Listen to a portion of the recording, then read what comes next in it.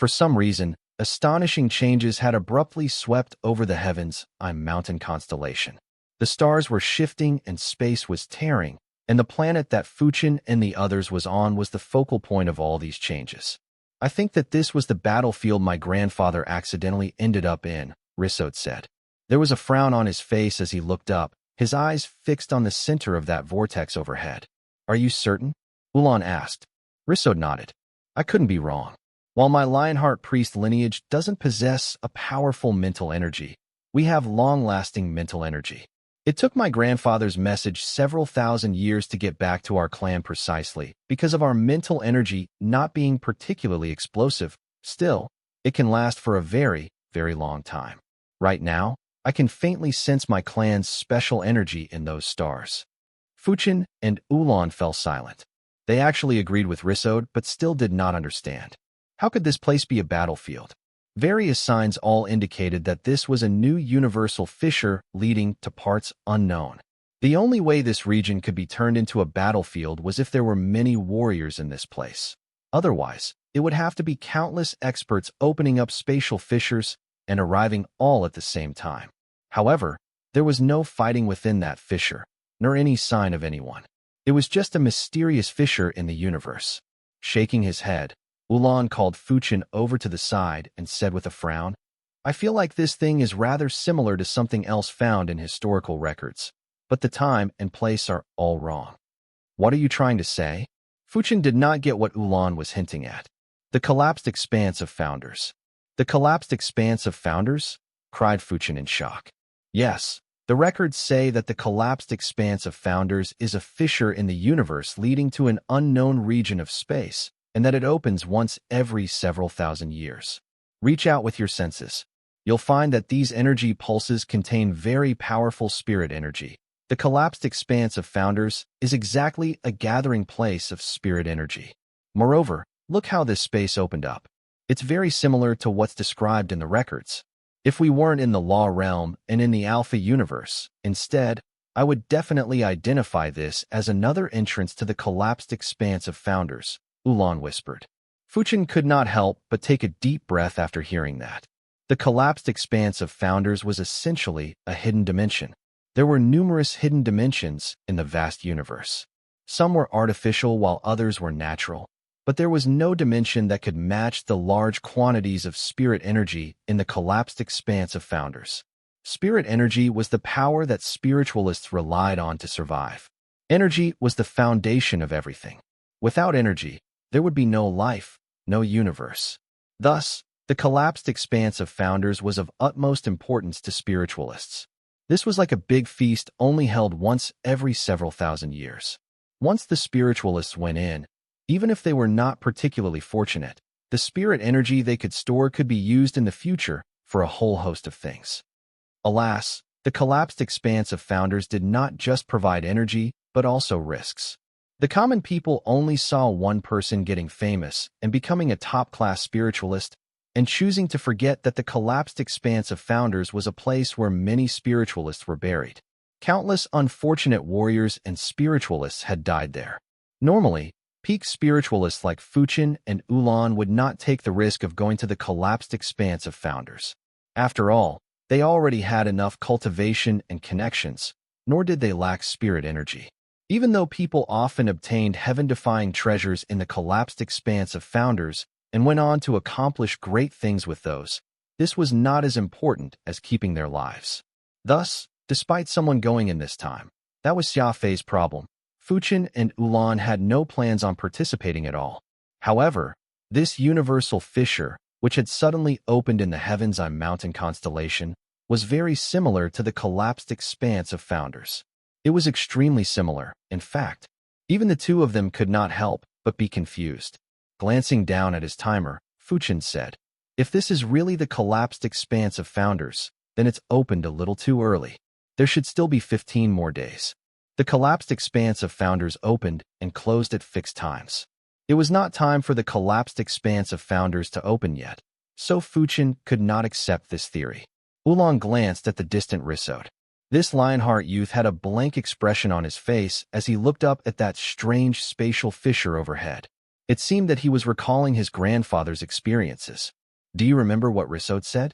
His grandfather inadvertently entered a battlefield full of warriors possessing powerful mental energy who were all fighting one another. How's that any different from the collapsed expanse of founders? Only that place could attract so many spiritualists, causing them to fight over spirit energy and treasures, Ulan said. Fuchin was startled. He dropped his head and muttered, I still can't believe it. Why would the Alpha Universe's collapsed expanse of founders be linked to the law realm? Did no one notice all these eons? The two talked about the matter for ages, but reached no answer. Nonetheless, that mysterious spatial fissure truly was overhead, growing larger and larger. Forget it. Let's wait for news from Xia Fei. If this is really the collapsed expanse of founders, we'll know after 15 days, Fuchin said softly. Rumble. Xia Fei formed a fist with his palm and thrust it into the air. This ended up unleashing a powerful spatial tremor. What's going on? You clearly hit empty air, but you actually appeared to have hit something solid. Oro exclaimed in surprise. Xia Fei had not been studying for long, but he had already emerged from the cultivation state, and his first strike left Oro stunned. What I struck wasn't air, but rather an energy node, Xia Fei explained, his eyes sparkling with excitement. An energy node? What's that? Xia Fei smiled and drew back his hand. Everyone knows that energy is the foundation of everything. Positive energy, negative energy, mental energy, they are different systems, yet they all require energy. Even the framework of this dimension is made of energy. So, Oro asked, even more curious. So all energy can be destroyed. While my strike just now seemed to hit nothing but empty air, it actually struck an important node of this dimension. Simply put, energy nodes are support beams. If a support beam breaks, even the sturdiest building will collapse, Xia Fei explained excitedly. Oro thought about it for a few seconds, and then his eyes flew wide open. If you can find these energy-bearing points, you can just attack them and break this dimension without much effort at all. That's called efficiency. In other words, this is a destructive kind of power. Xia Fei laughed heartily. Correct. All things are born from energy, and the origin of heaven legacy that this person left behind isn't something meant for creation, only for destruction. Oro chimed in. If you put it with your law of primal chaos, you can subvert and then destroy. In this way, you can easily destroy any dimension. That's incredible. Xia Fei shook his head. You're too short-sighted. It's not just dimensions, it's everything. Even warriors have important energy nodes. I just need to find this node, and then use the law of primal chaos to deliver a palm strike at it. Even a dragon would be crawling at my feet. Xia Fei's excitement was clear on his face, but he quickly noticed the peculiarity in his words. He had started to mention the immemorial dragon. Perhaps because of that ancient scene he had witnessed, the legendary dragon had cast a shadow over his heart. Oro naturally did not know what Xia Fei had seen and only thought that he was happy about his newly acquired power. Although Xia Fei was still unable to create dimensions like Fuchin or Ulan, he could destroy them. This was quite a decent ability. Tell me, what's going on with this origin of heaven? Why were you able to discover invisible energy nodes after only one night? Oro asked. After a pause, Xia Fei replied solemnly. Understanding someone else's legacy is very difficult. You've got to start from why it was created and who created it. I've only learned a bit so far, but for some reason, the way I look at the world has become a little different. How has it been different? In my eyes, the world is now covered in lines. Take this dimension as an example. It has countless lines making up its framework, and the intersections of these lines are energy nodes. The more complicated the node is, the more important it is. Even your body is the same, Xia Fei said. Oro lowered his head and looked at his tummy. He had been rather well as of late and had been in a very good mood, so his slightly bulging belly was apparent. Xia Fei chuckled. Your node is on your back, where your crotch links with your spine. If I were to punch you there, you'd be in for a tough time. Do you want to try? Xia Fei asked, his eyes shining. Oro pouted. Xia Fei wanted to use him as a test subject? He would never agree to that. What about Furball? Where's that guy's energy node? Furball has been sleeping this whole time as if he's unconcerned at all, Oro said. Xia Fei smiled. He's always been like that. He knows that I won't die, so he can sleep in peace, but Furball doesn't have any nodes. He's just a giant lump of energy. The sleeping furball seemed to have sensed that someone was talking about him and unhappily grunted before turning over and continuing to play dead. There's also ocular cognition. I discovered that if I use the skill of the origin of heaven through ocular cognition, I can see even finer lines, like the blood vessels in a human body. In short, my understanding of energy composition is much greater than before. In my home planet, there's a theory of acupuncture points. This is a detailed study of the human body, which declares that there are certain important points on it that can lead to death if touched. Of course, for high-level warriors, the body is invincible, and only energy can exterminate energy. I'm thinking that this origin of heaven is meant to target those high-ranked warriors with far too much energy to find their critical points and fatally wound them. Xia Fei said excitedly. Theoretically, the origin of heaven truly was a higher level of acupuncture, allowing Xia Fei's attacks to no longer be blind. Speed-type warriors usually relied on their speed to unleash a flurry of attacks that could usually catch their enemies off guard, with several hundred punches coming in a split second. However, with the origin of heaven to identify energy nodes, one punch was enough to achieve the same effect. Adding to that were Xia Fei's speed, movement technique, and the law of primal chaos. The power he could unleash was simply unimaginable. Oro looked around and felt that nothing else would keep them here. So he said, "We can go back now, right? You've already gotten the most valuable thing." Xia Fei smiled and shook his head. "No, it's definitely not everything." He extended his hand and placed it on an energy node. Xia Fei's body let out a blinding halo. To be more precise, this was an energy halo. Vast amounts of energy poured out. Xia Fei was using this energy node to absorb the spirit energy stored in this dimension. 1 unit, 2 units, 10 units of spirit energy. Far too much energy was endlessly flowing into Xia Fei's 7th brain region. Huh. The sleeping furball suddenly jumped up, hugged his thigh, and gave him an adorable look as drool dripped from his mouth. This cunning little rascal. Spirit energy. An insane amount of spirit energy. Xia Fei was like a vampire out of the tales, feasting upon the spirit energy in the dimension. 1 unit, 10 units, 100 units.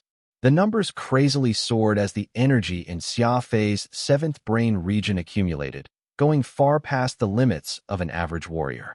Xia Fei had always possessed an astonishing control over energy. In this universe where energy was the foundation of everything, energy control was particularly important.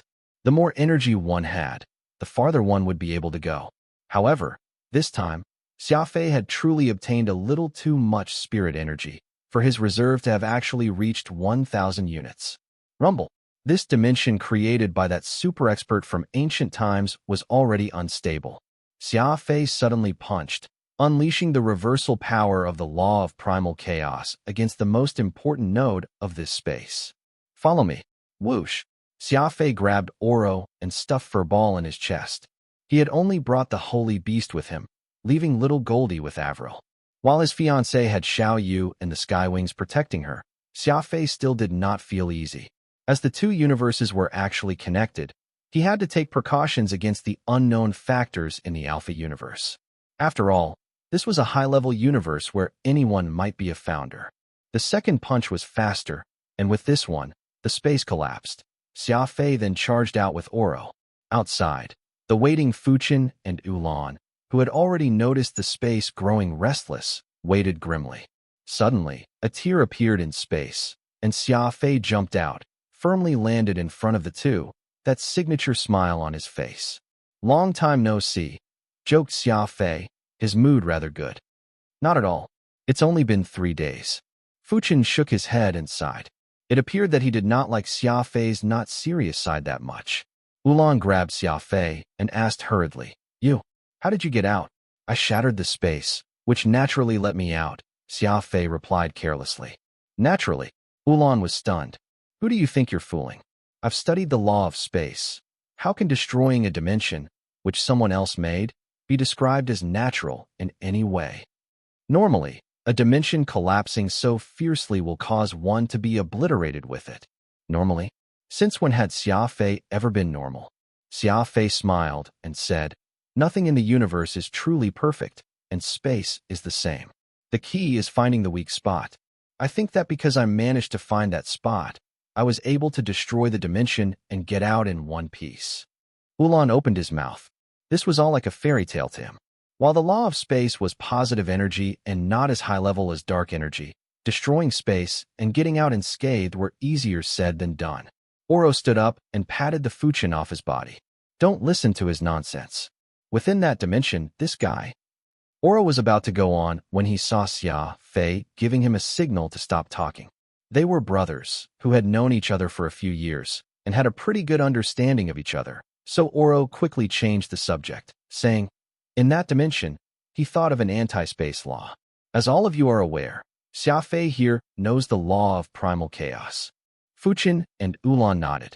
They understood that Xia Fei knew a reversal law, and so they decided that he had been able to break out of the dimension and return because of the law of primal chaos, thinking no more of the matter. Where's Xia Guanghai? And what's with this giant tear above us? Xia Fei asked. Ulan replied. Xia Guanghai got restless and went somewhere else to look around. He should be back soon.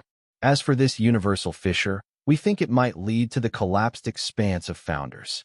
The collapsed expanse of founders.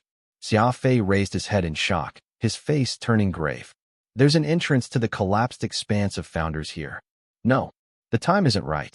There should still be 14 more days left. Ulan and Fuchin helplessly shrugged. Fuchin said, it's all speculation. We can't say anything for certain right now. More and more weird things were cropping up, causing Xia Fei's expression to turn serious. His mind began to spin.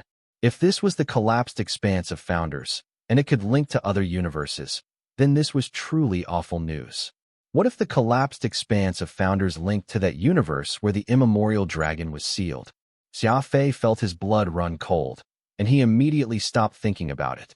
Fuchin notified Xia Guanghai, and they prepared to head back to the Silver Spectre to talk. On the way back, Oro whispered to Xia Fei, do you not trust Fuchin and Ulan? Getting the origin of heaven is wonderful news, so why not tell them? Xia Fei shook his head. Trump cards are best when no one knows about them. Also, while I trust Fuchin and Ulan, I don't trust them without reservation. There's only one person in the universe who deserves that. Who? Myself, replied Xia Fei coolly. Xia Guanghai got back faster than Xia Fei's group. Clearly, he had some worries on his mind, but still tried to appear cheerful in front of Xia Fei. In the command deck of the Silver Spectre, after Xia Fei gave a brief summary of what he had encountered, Xia Guanghai said, I tried leaving this planet, but I discovered that not only did the spatial storm show no signs of stopping, it's even intensifying.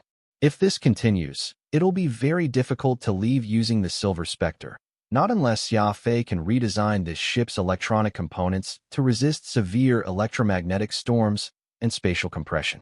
Oro was startled. You're saying that we can't leave? Why would we want to? Asked Xia Fei suddenly. Everyone turned to look at him. Only Xia Fei, Fuchin, and Ulan knew that the universal fissure might lead to the collapsed expanse of founders. While Xia Guanghai and the rest were very interested in this spatial tear, they also felt that the intensifying spatial storm was threatening their safety, which was why they had put their focus on the perimeter.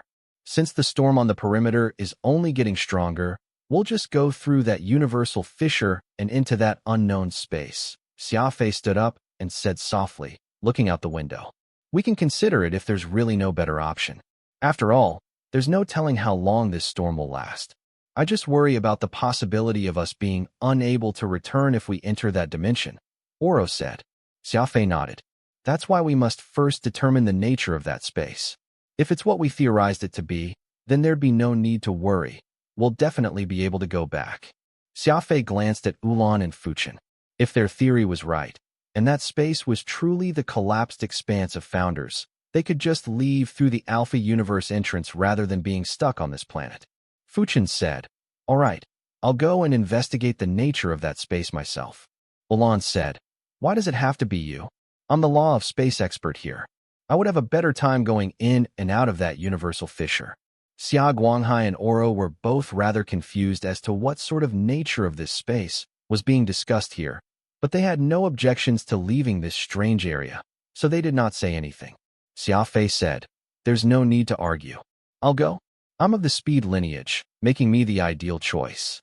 You guys stay in the Silver Spectre and wait for news. Once I confirm the nature of the space, I'll immediately give you all a signal, upon which you'll pilot the Silver Spectre into the tear. As for the electronic interference caused by the spatial tear, I have a way of dealing with it. No one objected. The storm was getting stronger, and everyone worried that it would get stronger to an uncontrollable level. The only choice would be to leave this planet. Xia Guanghai stood up and said, I'll go with you as backup. After all, you don't know if low-frequency signals can penetrate through the universal fissure. If there's some mishap, I can use my speed to deliver a message. Xia Guanghai's considerations made sense. This was an interspace transfer, and once electronic signals were rendered ineffective, there would be no way to contact the Silver Spectre, which would be terrible. Also, piloting the Silver Spectre straight in was too reckless, as Fuchin and Ulan would have no way of confirming the veracity of their theory. Xia Fei found this to be reasonable, so he agreed to letting Xia Guanghai go with him. After about half a day, Xia Fei finished adjusting the Silver Spectre's electronic systems. Electronic systems had natural flaws, and not even the best engineer could design electronic systems that had total immunity to disturbances. Xia Fei settled for the next best thing, strengthening the output so that the Silver Spectre could be overloaded when absolutely necessary to resist the intense storm. This was an emergency measure, and if the overload state went on for too long, the electronic systems would start to burn out, which might cripple the ship, rendering it blind and deaf. Thus, they only had this one chance. Ready? Asked Xia Fei, looking up at the awesome universal fissure overhead. Ready. Xia Guanghai bent down and got ready to sprint. All right, I'll take the front and you'll follow. We're charging right through. Whoosh. Xia Fei suddenly accelerated toward the universal fissure. Xia Guanghai was right behind him. As both of them had super speed, they shot upward like two beams of light. Their high-rank suits of armor had the ability to travel through space, and they could traverse the air as if it were flat ground. Ocular cognition. Xia Fei activated his ocular cognition and carefully observed the energy nodes, trying to find the most effective path in. While this universal fissure was visible, it was not as easy to go into as it seemed. One must first break the seal on it.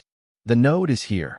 After a momentary pause, Xia Fei accelerated toward the node in question. He just needed one punch to open the way for him and Xia Guanghai.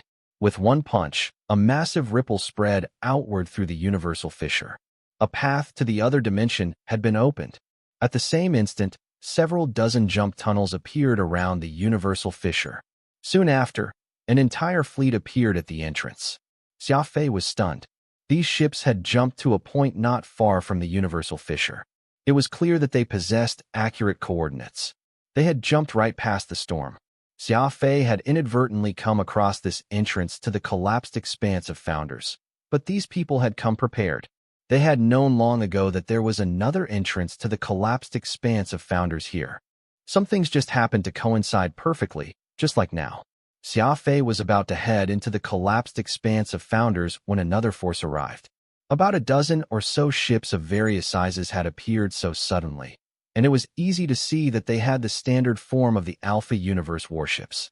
They were also equipped with rather advanced cloaking devices and overload protectors to resist the electromagnetic storm. The open cosmic gate had made it easier to go between the two universes. The goal of these people, who had presumably worked around the defensive line of the cosmic gate and infiltrated into the law realm, was undoubtedly the collapsed expanse of Founders. Perhaps because they had not expected to run into Xia Fei's group at Heaven's Eye Mountain. These warships froze for a moment. With his ocular cognition, Xia Fei could see the startled faces of the people in their respective command decks. Their eyes were even filled with confusion. Silver Spectre, leave at once. After a brief second of confusion, Xia Fei shouted. Fuchin and Ulan, who were both aboard the ship, broke out of their stupor and started up the Silver Spectre. By then, Xia Fei had grabbed Xia Guanghai and was shooting toward the universal fissure. Whoosh! In front of him was an endless sea of stars, but there was also a formidable spirit energy pressing down on him. Scatter! Ordered Xia Fei loudly. He and Xia Guanghai shot off to the left and right, using their speed, which exceeded 10 million meters per second. In a flash, they had positioned themselves behind the universal fissure. Rumble. Mere moments after they had gotten their footing, laser fire pierced through the fissure. The enemy had started attacking. After all, the Alpha universe was more advanced than the Law realm. The moment these warships started firing, they unleashed impressive firepower, brilliant beams of light sweeping through the river of stars. Xia Guanghai swallowed. These guys clearly were not nice people. If Xia Fei had not chosen the right time to dodge, the results from this barrage would have been utterly tragic. Outside the fissure, the Silver Spectre started up. As the fastest ship in the universe, possessing the greatest horsepower, when it launched, the flames from its thrusters could slice through half a planet. Whoosh! Oro piloted the ship into the universal fissure as Xia Fei had commanded, not caring at all about the dozen or so warships in front of him. The warships turned rather slowly. Now that Xia Fei was inside the fissure, these ships began to turn to deal with the Silver Spectre, but by this time, the Silver Spectre had launched and was approaching at astonishing speed. Charging right through. Right through. Oro stared as he shouted. These warships on the other side were like a shield wall, and the Silver Spectre needed to tear an opening in this shield wall to get through. Oro knew that this ship of Xia Fei's was very sturdy, but he had never piloted it before, so he was unsure what would happen if he charged at high speeds into the enemy warships. Rumble. Oro nervously closed his eyes, and the Silver Spectre shuddered. When Oro opened his eyes again, he saw that the Silver Spectre was completely unharmed, whereas an enemy cruiser was cut straight through as if it had been hacked open by an axe. Wonderful! This ship is truly divine. Oro shouted happily. Whoosh! The Silver Spectre followed Xia Fei into the universal fissure, upon which Oro pulled hard on the brake, causing the Silver Spectre to decelerate. Let's go back. Xia Fei waved at Xia Guanghai and said. Whoosh! The two were speedsters and could move as fast as lightning. They instantly boarded the ship, and then the Silver Spectre accelerated to maximum speed, quickly escaping the range of the enemy ships. The Silver Spectre, the command deck. Xia Fei and Xia Guanghai came in from the corridor and exhaled. Well now, it seems like there's no need to inspect the nature of the space now, as we all decided to come in. Oro mumbled as he piloted the ship. Why didn't we fight with them? Do you really think we couldn't take them? Xia Guanghai asked Xia Fei. It was Xia Fei who had made the decision to retreat. While the Skywings were no fools, it was not their style to fall back without putting up a fight. What was the composition of their force that they had to take a step back? They had 4 founders, and 3 of them were spiritualists, with Fuchin and Ulan being top-class spiritualists, and Xia Fei being a battle maniac. Even Oro, whose cultivation level was not very high, was a master among masters when it came to the law of darkness.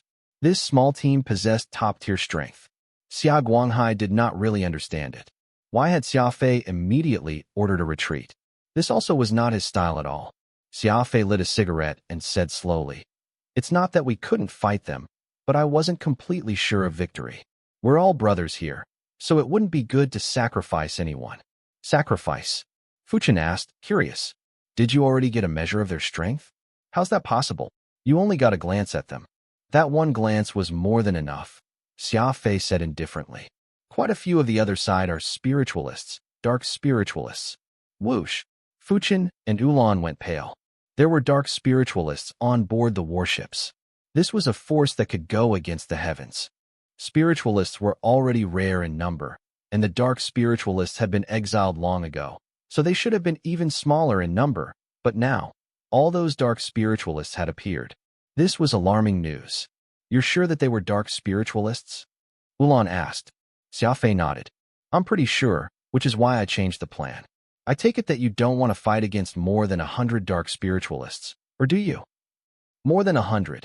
Fuchin and Ulan were rendered speechless. They thought about Shu Yuha and Nanshatsi. They would never believe that the gathering of so many dark spiritualists had nothing to do with those two. There's no need to think. This place is definitely the collapsed expanse of founders. Xia Fei lit a cigarette and said uncaringly, You guys probably remember Shu Yuha saying that the dark spiritualists will make their comeback with the opening of the collapsed expanse of founders and teach the Alpha universe a harsh lesson. What we've seen today is probably the source of their confidence. He glanced at the time and said solemnly, There are still 14 days and 3 hours until the collapsed expanse of founders opens, but the dark spiritualists have arrived early. Presumably, they're going to set up some traps so that when the Alpha Universe's warriors and spiritualists enter 14 days from now, they can commence a massacre. Everyone fell silent at Xia Fei's analysis. Behind that simple retreat order had been tons of data and analysis. In that situation, if Xia Fei had hesitated even a little, it would have been an absolute disaster. After all, the enemies had more than 100 dark spiritualists and had been intending to take on the entire Alpha Universe. One had to admire Xia Fei's decisiveness. He knew when it was time to fight to the death and also when it was time to retreat. Nonetheless, Fuchin and Ulan really did not understand how Xia Fei could determine the enemy's background with that glance. With his eyes twinkling, Xia Fei said, "The dark spiritualists calculated everything very well, but they didn't account for us. Just like them, we also arrived at the collapsed expanse of founders early. We can't let those dark spiritualists succeed." Fuchin and Ulan, both were grandmasters very concerned about the Alpha Universe, were deeply moved at Xia Fei's resolve to fight against the dark spiritualists to protect the Alpha Universe. When it came to these big questions of right and wrong, he would never show hesitation. Such heroic air. That's right. As members of the Alpha Universe, we have to do what's right when the time comes. That's what it means to be a hero. For our comrades, even death is worth it. The two spiritualists spoke passionately. Xia Fei frowned, saying in surprise, "What does this have to do with the Alpha Universe? I certainly don't care about them, but those dark spiritualists are our enemies, and since they're my enemies, I can't just let them have their way. Those who want it can act like heroes, but I don't at all."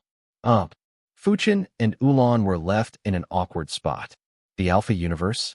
The welfare of the common folks? The bearing of a hero? None of this mattered to Xia Fei. Seizing every chance to strike at his enemy was his style. No matter what, Xia Fei's enemies could not be allowed to succeed. Outside the Universal Fissure, while the Silver Spectre had blasted through that ship, none of the people on the ship had died. One of them was a dark spiritualist who had once fought a decisive battle with Fuchin over the universe, Shu Yuha. His clothes had been burned away, revealing the close-fitting armor that Shu Yuha was wearing. Standing at the edge of the wreck, he looked out at the Universal Fissure and coldly chortled. Surprising. Truly surprising. To think we would meet again. An elder came from another ship, crossing the empty void as if it were solid ground. In just a few steps, he had arrived at Shu Yuha's side. This man with hawkish eyes was none other than the dark spiritualist leader, the mysterious figure known as Nenshatsi. "Yuha, do you recognize those people?" Nenshatsi asked darkly. "Not only do I know them, I fought with them not too long ago. There's this very interesting young man called Xia Fei with them." "Right. He's also among those people guarding the cosmic gate." Shu Yuha bowed and reported, showing extreme obedience to Nenshatsi. Oh, Nenshatsi seemed to have little interest in Xia Fei. Instead, he thought of Fuchin and asked, "I remember you saying that he's with the sect master of the Orthodox spiritualist path. Then Fuchin is also on that ship, yes?" "It's very possible, but Fuchin is no longer the sect master of the Orthodox spiritualist. Those incompetent sect brothers and disciples of his have long driven him out and chose to seek shelter with the Spiritualist Association." Shu Yuha replied respectfully. Nenshatsi made a sinister smile and snorted. "Humph. The Orthodox spiritualist lineage that had always thought of themselves was the best still ended up joining the Spiritualist Association, anyway. What a pity.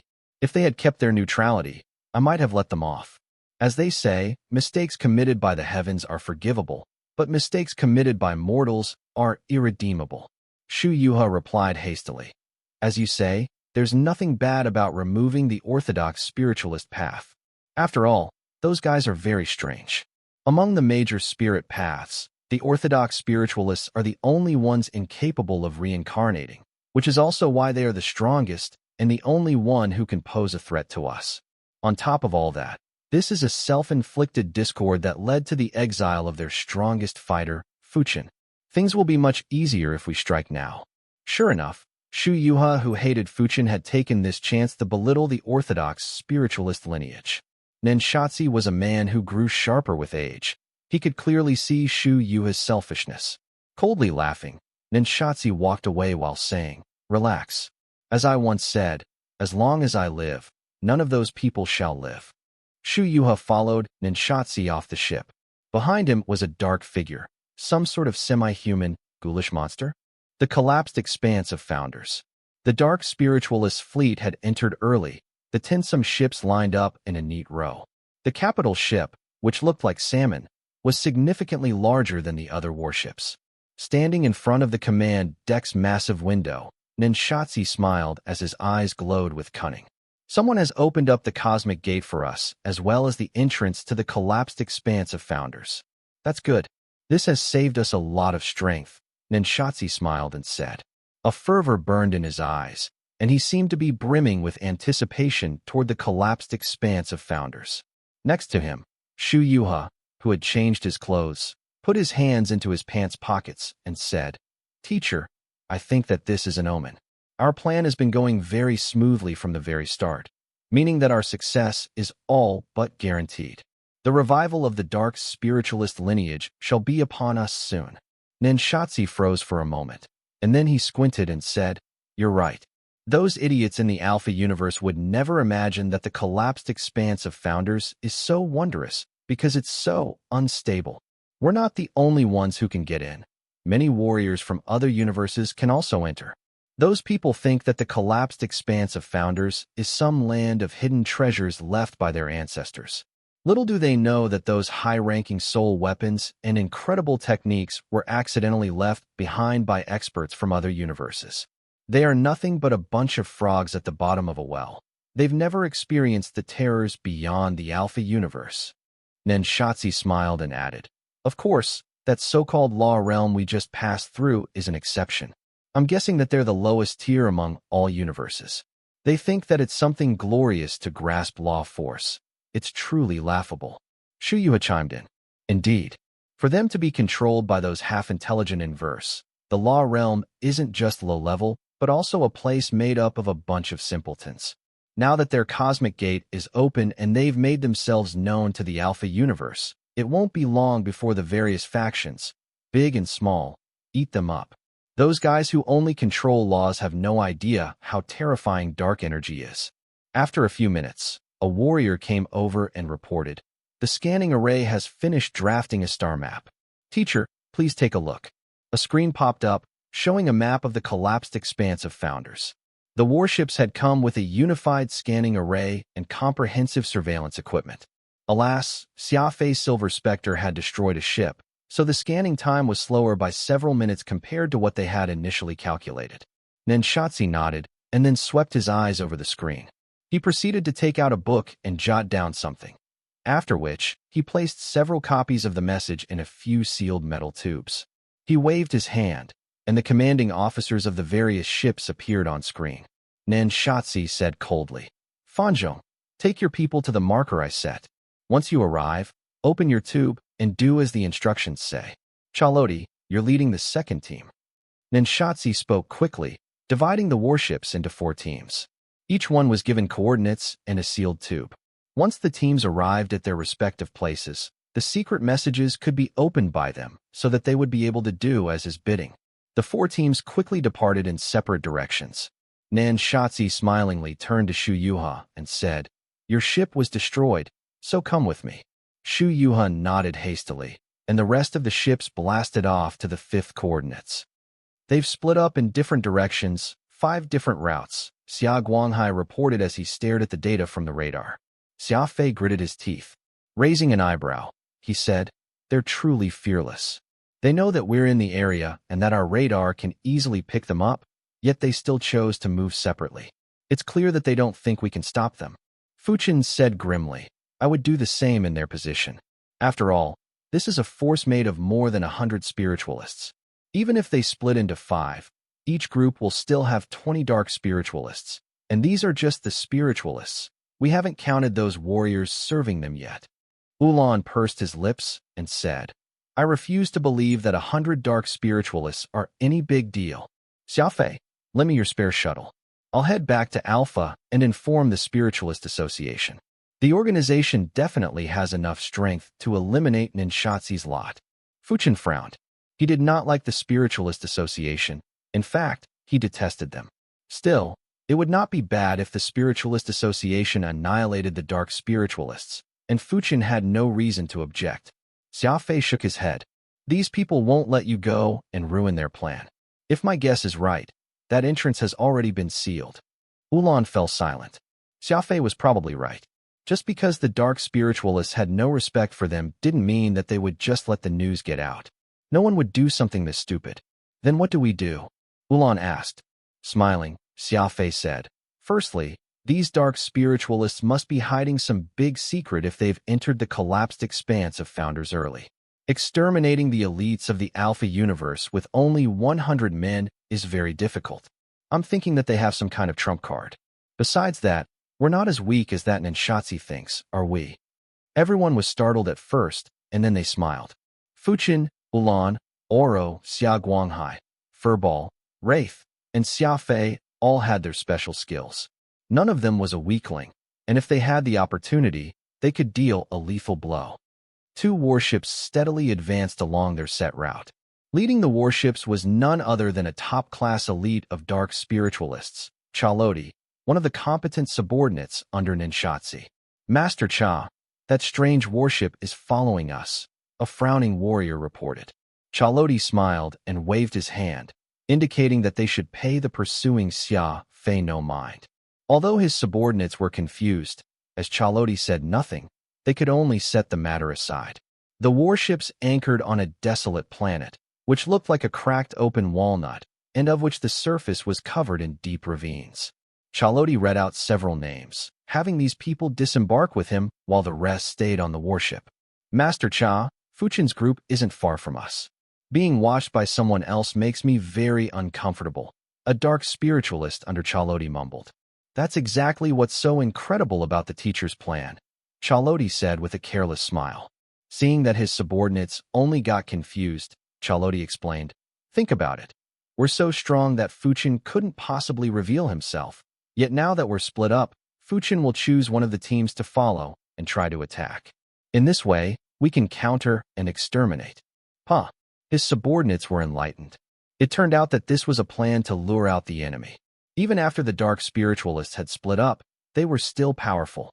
Their team was still far above the level of Fuchin and Xia Fei. The Silver Spectre was very fast, as anyone could see. Trying to capture Xia Fei in the vast collapsed expanse of Founders would be extremely difficult. Thus, it would be better to split up and make him think that there was a chance to exploit. As long as Xia Fei's group attacked, they would be throwing themselves into the net. After all, the entire strength of the dark spiritualists had been brought here. This team alone had more than 100 spiritualists alone. Upon understanding this, everyone laughed. Here I thought that the teacher was having us find something. So it's just to eliminate Fuchin's group. Chaloti shook his head and said solemnly, it's true that we'll be eliminating Fuchin, but the teacher does want us to search for something while we are at it. At this moment, a terrifying roar came from a canyon. It was so loud it made their hair stand on end. This is the collapsed expanse of Founders. Instead of calling it a paradise for spiritualists, it's actually more accurate to call it a paradise for various monsters, Chaloti said. Before leaving, Ninshatsi had told his main disciples about the collapsed expanse of Founders' secret, and so he was not too alarmed. All kinds of absurd things could happen in the collapsed expanse of Founders. Some warriors would evolve from soul masters to spiritualists, several spiritualists would become mortals, and others would ascend several ranks. Of course, the most frequent occurrence in the collapsed expanse of Founders was death. Every time this place opened, a baptism of blood would take place. It was said that a system existed within the collapsed expanse of Founders, which decided whether a sapient life form should evolve or die. As for the exact details, either nobody understood or nobody was willing to divulge the secrets. Thus, these dark spiritualists were full of fear for the collapsed expanse of Founders, afraid that some mishap might turn them into mortals overnight, perhaps even seal their 7th brain region. At that time, they would not have anywhere to cry. Soon after, a door appeared in front of the dark spiritualists. It was right in the wall of the canyon, brazenly standing there without any sort of cover. It was 10 meters tall and made of a bronze metal covered in green rust. The door's front side had 2 fangs resembling a jaguar's carved in it, the sharp lines capable of burying deeply into neck arteries. Everyone frowned, wondering what this place was and why Chaloti had brought them here. Chaloti smiled. He took out the metal tube Ninshatsi had given him and glanced at the orders written. Gate of the Azure-Winged Tiger, blood right. Whoosh! Chaloti produced a blue flame in his hand and burned the letter to cinders. He looked at the dark spiritualists behind him, thought for a few moments, and then said, Lu Bao, how long have you been with me? It's been 171 years since I entered the sect. The golden-haired Lu Bao bowed and replied, Oh, time really does fly. Come here. Lu Bao nodded, cautiously came over to Chaloti's side, and lowered his head. Chaloti placed a hand on Lu Bao's head and smiled. Go in peace. I'll take care of your family from here on. Lu Bao was startled, wondering what his master meant. Suddenly, his head exploded like a watermelon that had been hammered. Brain matters and blood gushed out at the same time. The vast majority of such splashing onto the bronze gate, onto those fangs. Rumble. With the completion of the blood rite, the gate of the Azure-Winged Tiger opened. The bronze gate opened slowly, and a chilling wind blew out from within. The eyes of those dark spiritualists around Chaloti widened in shock. Chaloti smiled.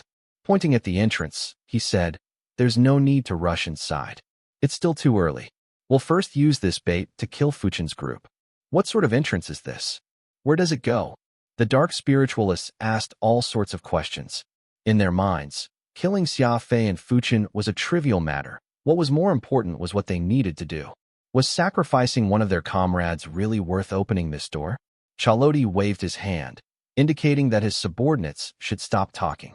All of you listen up. The collapsed expanse of founders is so mysterious precisely because of all of such entrances. These entrances are linked to an absurdly abstruse system. Not just the Alpha universe. Sufficient evidence shows that at least one other completely different universe is using this system. Teacher expended much effort to gather all the necessary conditions. Select the entrances with the greatest possibility of success and enter them early. Everyone should now understand why we entered the collapsed expanse of founders 14 days early, taking a detour to our neighbor, the Law Realm. Yes. Chaloti's words were very simple, but they shook his subordinates to their core. Chaloti added lightly, I know that you have many questions. You can ask them now while we still have time. I'll do my best to answer them. But you must understand that not even the teacher himself fully comprehends the system. After all, it's too mysterious and too powerful, far above our ability to comprehend. Where will we be sent? Someone asked immediately. Anywhere, Chaloti replied. What will happen once we enter the system? Will we get a lot of treasures? With a sinister laugh, Chaloti replied. Anything. Over the many years, some people have become famous while others have died violent deaths, but there's been no record of a group of more than 2 people emerging victorious. I'm sure that you don't need me to tell you this, but people are inherently selfish. If there's only one treasure, yet you and I find it at the same time, I'll definitely kill you without question and take it for myself. The person who had asked the question frowned slightly, but did not object. Chaloti was completely right. The dark spiritualists did not share particularly strong connections with one another. None of them had even given a second glance to that junior of theirs who Chaloti had killed to open the Azure-Winged Tiger gate. In their minds, he had died because he was not strong enough. After a brief pause, Chaloti swept his gaze across his juniors. Remember, a general's success is made on a mountain of bones. Teacher has endeavored to provide us with the best of conditions. 14 days. A whole 14 days before those idiots of Alpha. This is a huge chance. According to the teacher's research, all those people who had become strong managed to do so because of the system's rewards. But there are records that the rewards are limited. The number of people who can rise out of the collapsed expanse of founders has never surpassed 3. What I mean is a true ascendance to heaven with a single jump. I'm talking about Han Ziyu, Qiu Xingbang, and even that dog chairman, Big Dipper, of the Spiritualist Association. They all came out from the collapsed expanse of founders. Even more of them are those old monsters who retired from the public view ages ago. This time, our dark spiritualist lineage has all the advantages. We'll definitely take all 3 spots, and then no one will be able to stop us. Chaloti spoke passionately. It turned out that the dark spiritualists had never intended to fight the Alpha universe fairly. Just like in a race, the person who got to the finish line first would be acknowledged as the strongest. Nanshatzi's goal was to have all his subordinates get to the finish line. If the collapsed expanse of founders could let a group of warriors rise up, granting them numerous benefits, then the dark spiritualists wanted to take everything. The dark spiritualists grew excited. The opportunity was right before their eyes, and all they needed to do was go in and do their best. That would be enough for them to become divine figures. Alas, they had momentarily forgotten about Xia Fei's group, that it was not just the dark spiritualists who had entered early. The same scene played out at 5 other points in the collapsed expanse of founders. Through varying methods, 5 gates were opened, and the dark spiritualists waited quietly. It would be only a few more hours until they could go inside. As Chaloti had been followed by Xia Fei, his group had the responsibility of killing Xia Fei and Fuchen. However, Chaloti did not consider this to be a big deal. He had 20 dark spiritualists and more than 300 warriors on the 2 warships. Killing Xia Fei was something easily accomplished. The minutes continued to go by, but there was still no sign of Xia Fei. The dark spiritualists began to grow anxious. After all, only a few minutes were left until the great feast began. Everyone knew that the people who went in first would have a better chance. Moreover, Nenshatsi had expended considerable effort to find these 5 entrances with the greatest hope. Nobody wanted to fall behind others. Even among fellow dark spiritualists, the competition was fierce. Fuchen still isn't showing up? Someone stomped their feet and asked. Impossible. We're right here, the door is open, and there aren't many of us. There's no way that he won't be interested. Chaloti shook his head and said. In truth, he was not too confident. It was very possible that Fuchen had considered his chances not to be good and decided not to attack. There were still soul warriors on the warships. They were not dark spiritualists, so they did not have the right to follow Chaloti in. The original plan was to send these soul masters into the system at the very last phase to see how lucky they might get. It would be great if someone among them emerged victorious, and it was fine even if they died in the process. After all, the Alpha Universe was a place where spiritualists reigned. Why don't we also call the warriors over? Chaloti wondered to himself. Everyone was selfish. Those soul practitioners left on the ships had had their souls branded by Chaloti to prevent betrayal. They were essentially his slaves. If one of them managed to survive, they would automatically be a powerful general under him. Sending them earlier would only benefit him. Alas, Chaloti did not dare to disobey Nenshatsi's orders. It would be terrible if Fuchen followed their trail and also entered the system early. As Chaloti mused to himself, somebody suddenly whispered, There's not much time left, but the teacher wants us to deal with Fuchen. Isn't this a little selfish? Chaloti gasped at those words. He had not been so suspicious before, but there were now only a few minutes until the system activated. If they kept waiting like this, he and his subordinates would definitely enter the system later than the other teams, which meant that they would be running an unfair race from the very start. Chalodi's face darkened in anger. He roared, Cut the nonsensical chatter. Our teacher is the most peerless individual in the universe, and it's not our place to doubt his venerable self.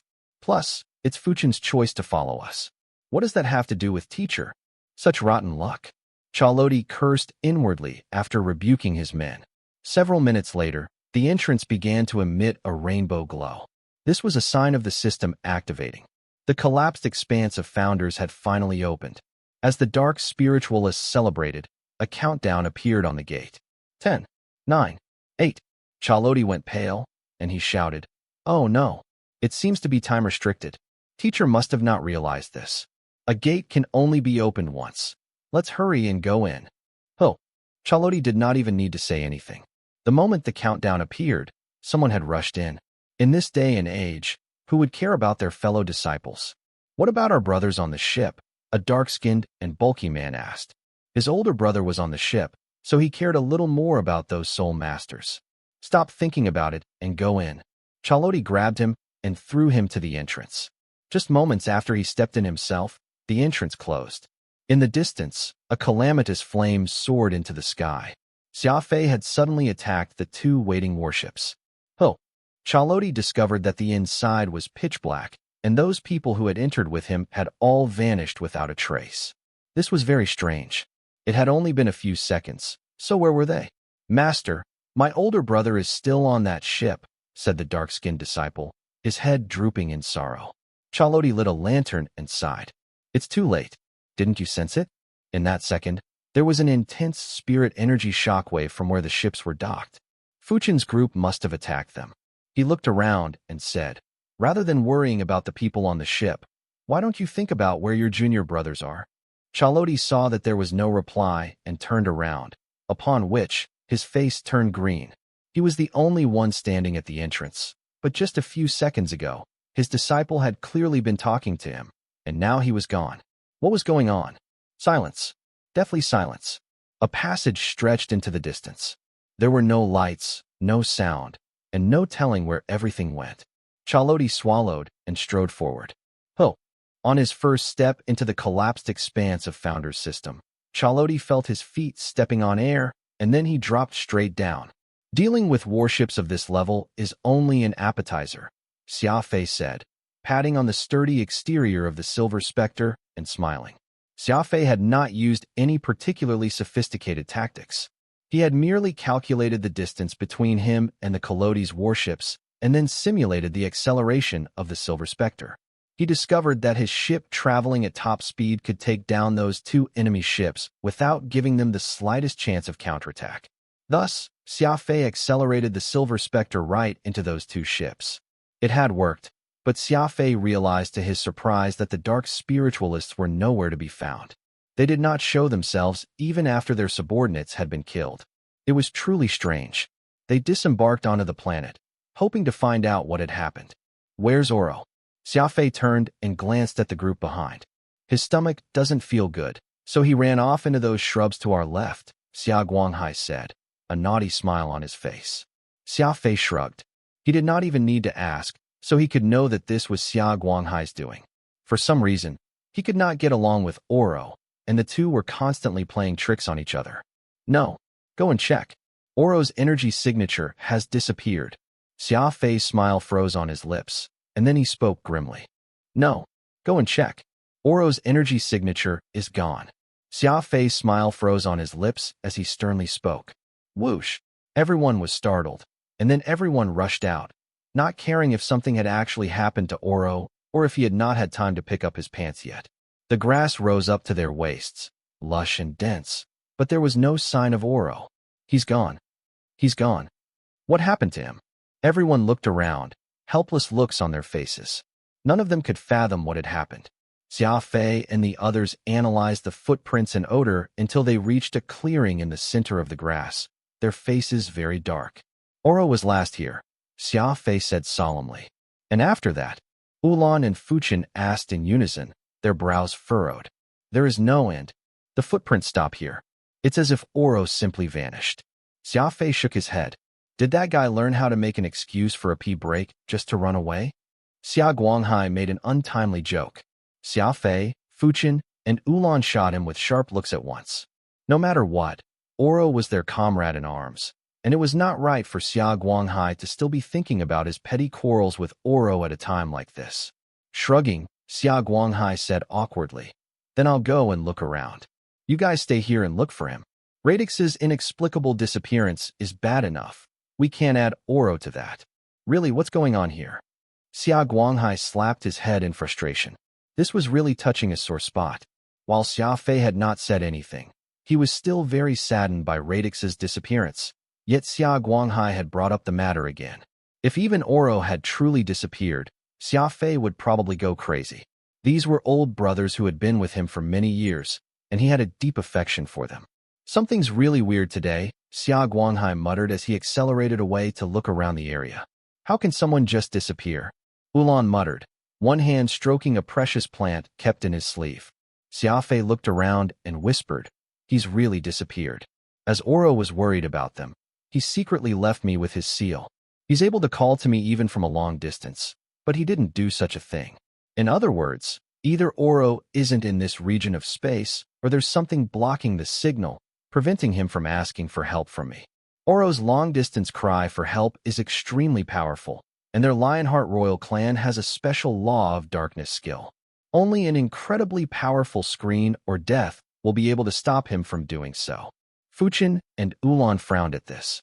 Remember, this is the collapsed expanse of Founders, a place where anything can happen at any time. I think that Oro's sudden disappearance is no accident, and it may not be an isolated incident. Xia Fei nodded. He had already mentally prepared himself for the consequences of entering the mysterious collapsed expanse of founders. However, the consequences had come too quickly and without the slightest warning. In the blink of an eye, Oro had disappeared. This was definitely not a good omen. Be it Xia Fei, Fuchen, or Ulan, they all possessed incredibly powerful senses. If they said Oro was gone, then he was gone, and there was actually no need to check. Even so, they searched the area for 2 whole hours until all of them had thoroughly lost hope. Forget about it. We have to be forward-looking. Oro is no ordinary person. That guy was imprisoned in the eternal ice plains for 10,000 years and still didn't die. And he was still getting by just fine even after I turned him into a human. This time should be no exception, Xia Fei said with a smile. Fuchen did not know what to say to that, and all he could do was pat Xia Fei on the shoulder. Everyone could tell that Xia Fei was just saying this for their sake. After all, this was the collapsed expanse of founders, where they had to keep up their confidence at all times. The three went up to the Azure-Wing Tiger Gate, the same one at which the dark spiritualists had disappeared. Strangely, while there had been a door here once, when Xia Fei's group arrived, they found only a smooth wall, with no trace of any door. The life signs radar clearly indicated that the dark spiritualists had disappeared in this area, Xia Fei said, kicking at the corpse on the ground. They were fighting with one another? Ulan said, staring at the corpse. Xia Fei shook his head. This person was ambushed. An experienced warrior would never expose the back of his head to an enemy, yet this man was attacked from the back by spirit energy, obliterating his brain and killing him. Someone must have struck him by surprise while he wasn't paying attention. Ulan sighed.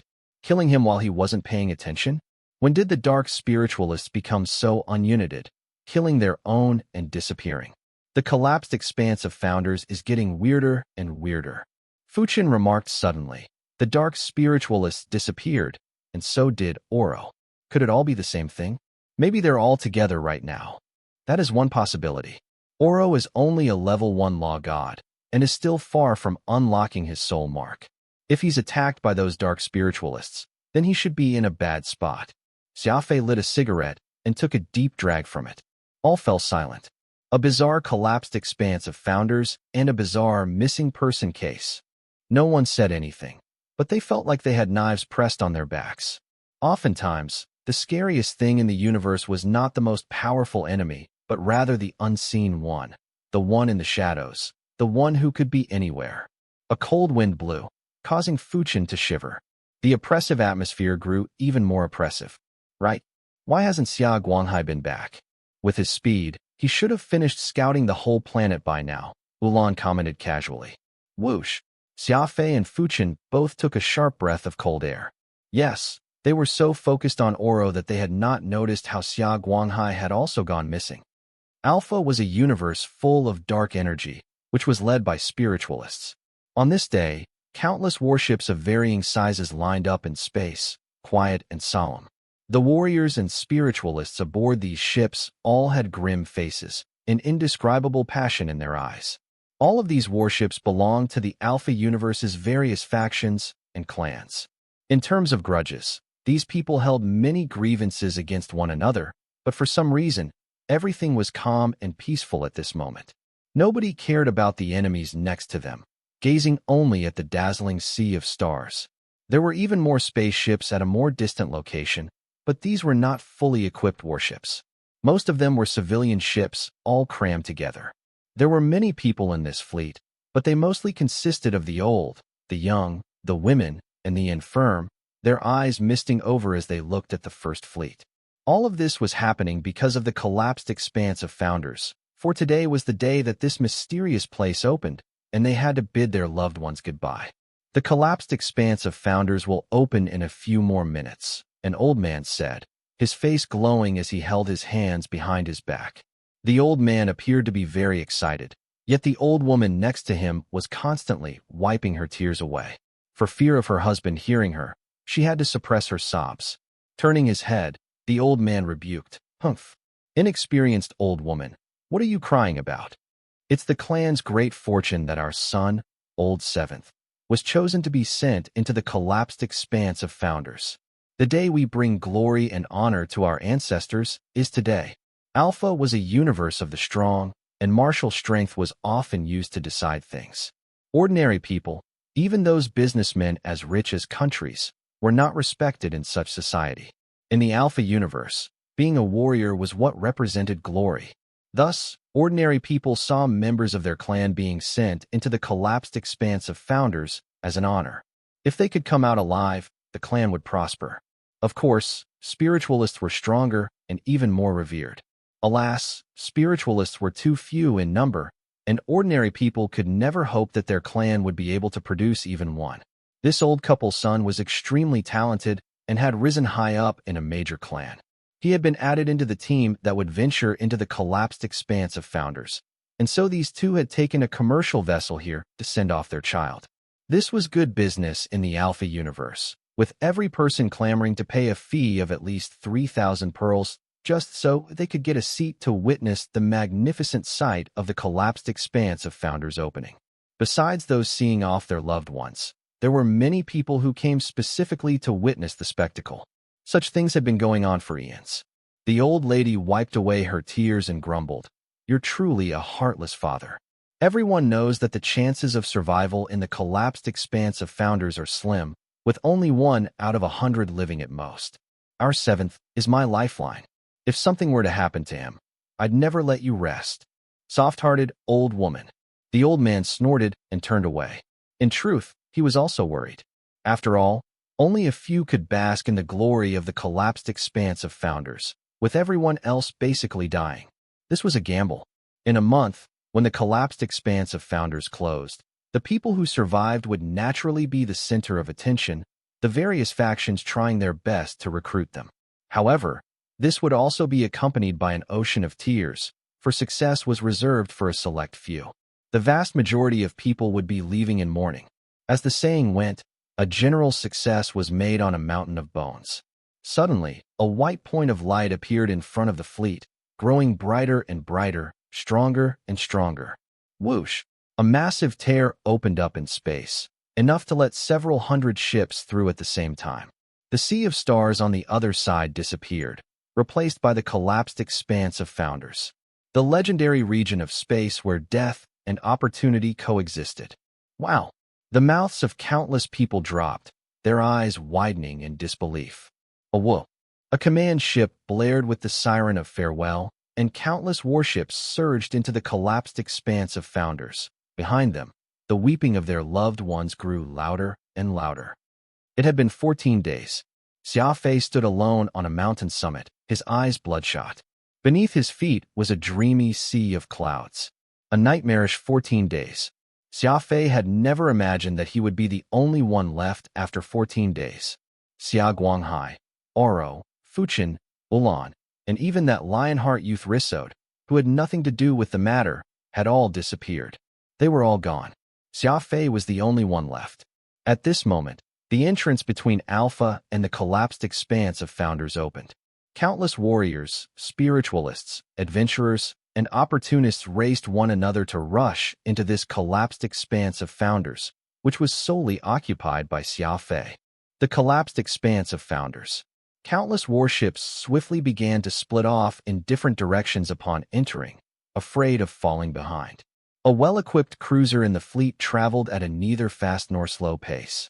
Everyone tactfully kept their distance, for the word night was written on the ship, which was a clear danger signal. In the Alpha universe, there was only one clan with the Night surname, and that was the Venus of Eternal Night. On this subject, the Night clan's people were more inconspicuous compared to the other proud major clans, but they were very stubborn people, and some of them simply refused to be on the losing side. Ordinary clans could not afford to offend the Night clan, so they kept their distance. If people were to learn what sort of force the Night clan had dispatched this time, they would probably keep even more distance. The collapsed expanse of founders was a very dangerous place, and the treasured direct line of descendants was rarely sent inside. But this time, the one in control of the Night clan's worship was none other than the famous Anzu Knight. In Xia Fei's eyes, Zesser Knight was a little girl who did not understand anything. This Anzu Knight was none other than her older brother, but was only 3 years older than Zesser. In the command deck, Anzu Knight smiled softly. He had a very fair and clean appearance, so it was no surprise that he had a rather feminine name. Even more incredible was that Zesser Knight was next to him. The two adored babies of the Knight clan's venerable master had both come to the perilous collapsed expanse of founders.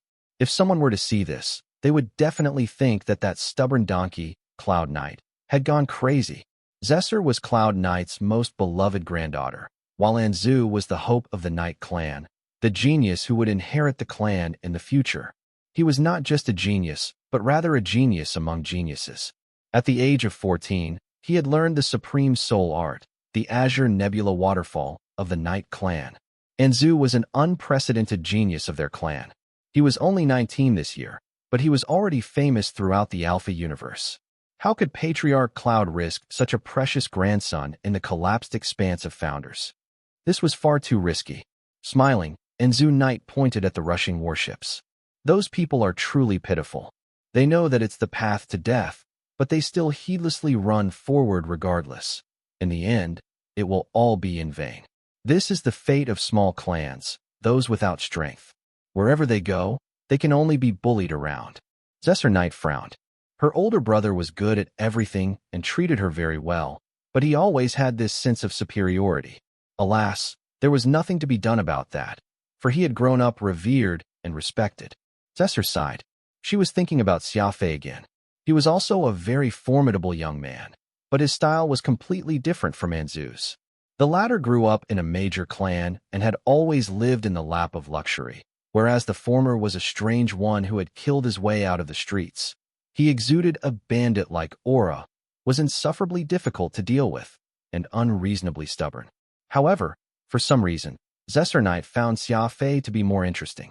Alas, he had no interest in her whatsoever. She would grow sullen whenever she thought of how Xia Fei had just left her in that secluded canyon. In this day and age, very few people would dare to abandon the Knight clan's young miss. In fact, numerous signs would stand in line just to meet her, but Zesser cared not a bit for any of them. The only people she had an eye for were 7th young Master Xiao and Xia Fei. Alas, both of them turned out to be eccentrics, refusing to see her. 7th young Master Xiao was one thing, but Xia Fei was even more vicious, straight up abandoning her. There's no need to rush. We'll just slowly make our own way through.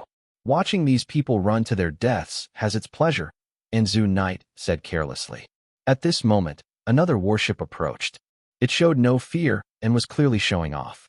This ship was also a cruiser, but it was even more well-equipped than the Knight clan's ship. On the ship was written the word Qiu. Anzu Knight gnashed his teeth and glared. Qiu Yang. It must be Qiu Yang. Check that right now. Did Heavenly might send Qiu Yang or not? Anzu was so enraged that he had even lost his composure. This Qiu Yang, whom Anzu Knight spoke of, was the son of one of the leading luminaries of the Alpha universe, Qiu Xingbang. Qiu Xingbang had emerged from the collapsed expanse of founders and had ascended to the top in a single night, establishing the Heavenly Might Spirit School. Normally, schools were places to educate people, and no matter how famous they might be, they could not compare to those powerful clans that had stood for ages. But Qiu Xingbang's Heavenly Might Spirit School had managed to do just that. Not only that, it managed to outcompete countless top-class clans, too. For this school was the only place besides the Spiritualist Association to have produced spiritualists. One of Anzu's subordinates inquired, "Young master, Heavenly Might couldn't have possibly sent Qiu Yang. After all, he's Qiu Xingbang's son. There's no such thing as impossible." Anzu Knight refuted firmly. "Qiu Yang and I have never gotten along.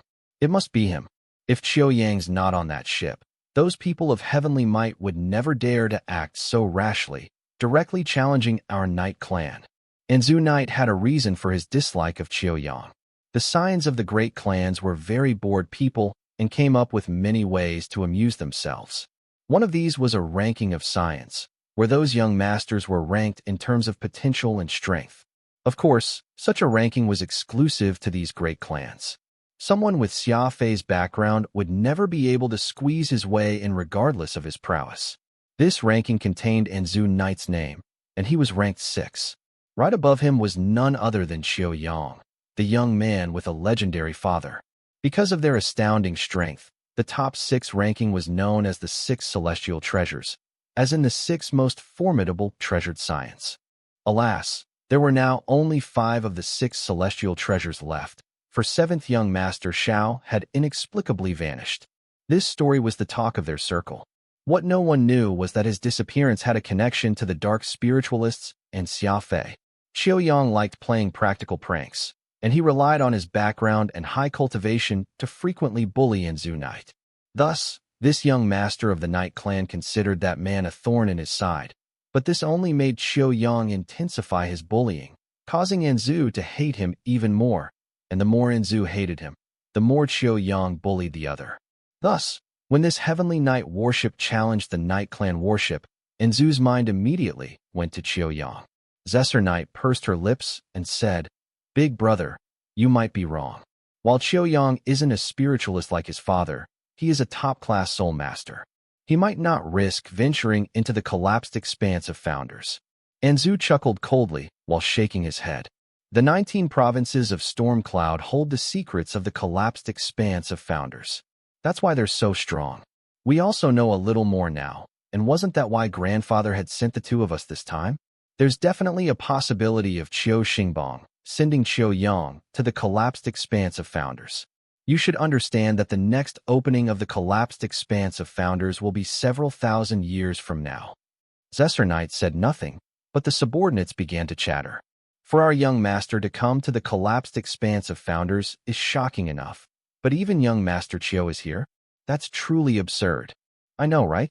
Who could have expected all the top-class individuals of the universe to be making their way here? Isn't this known as a wicked place, where countless warriors die every time it opens? As they talked, a shocked voice cried, "Xiaoyang! It really is Xiaoyang. He's signaling us." Anzu Knight was startled and hastily ran over to the communications console. He found that Xiaoyang had sent over a picture of his face with a bizarre smile on it, and a few words. "Worthy little brother, I trust you've been well?" Zing.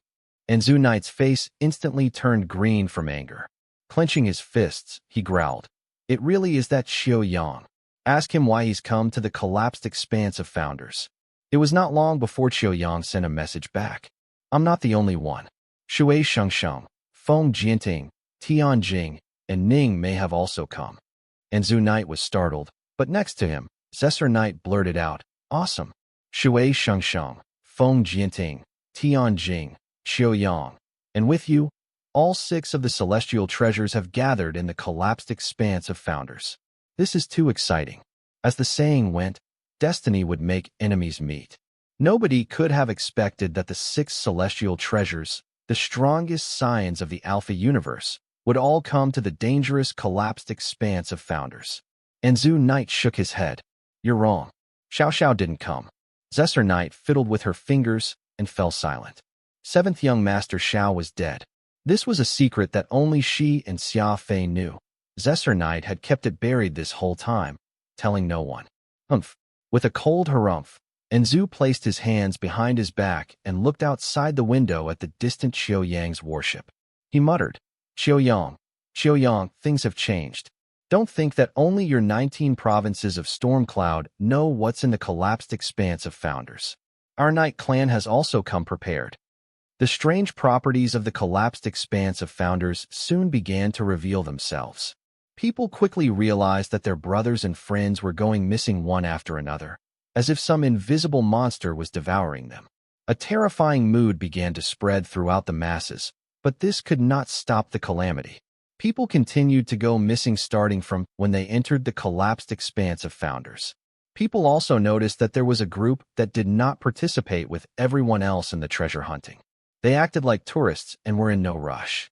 They did not even disembark from their ships, quietly sipping tea in their rooms. This was the case for Anzu Knight and Xiaoyang. Their warships were all proceeding to the same coordinates, not even glancing at any of the other planets. Unlike the others, they were in no rush to go exploring. On that silent planet, Xia Fei stuffed his hands in his pockets and walked around, his eyes sharp and bloodshot like those of a madman. Furball, who quietly nestled in Xia Fei's embrace, would occasionally sigh. He was very smart. He knew that his master was in an awful mood and was not to be provoked at this time. Several warships had already arrived on the planet, and large numbers of warriors appeared in front of Xia Fei. "Hey, young chap, you got here early. Have you found anything useful?" A dark-faced man blocked Xia Fei's way and shouted this. "Rumble." Xia Fei said nothing and directly punched that man, obliterating him, before glaring at the others around him. "Forget about him. He's crazy," someone whispered, causing everyone to run off. "Hey, where'd you go? You were just here.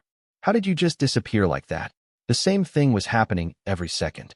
Xia Fei gradually began to understand that there existed many mysterious holes in the collapsed expanse of founders which sucked people.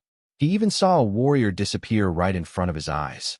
Many doors also existed here, and as long as the proper method was used, these doors would open, but they would quickly close again and not open or reappear thereafter.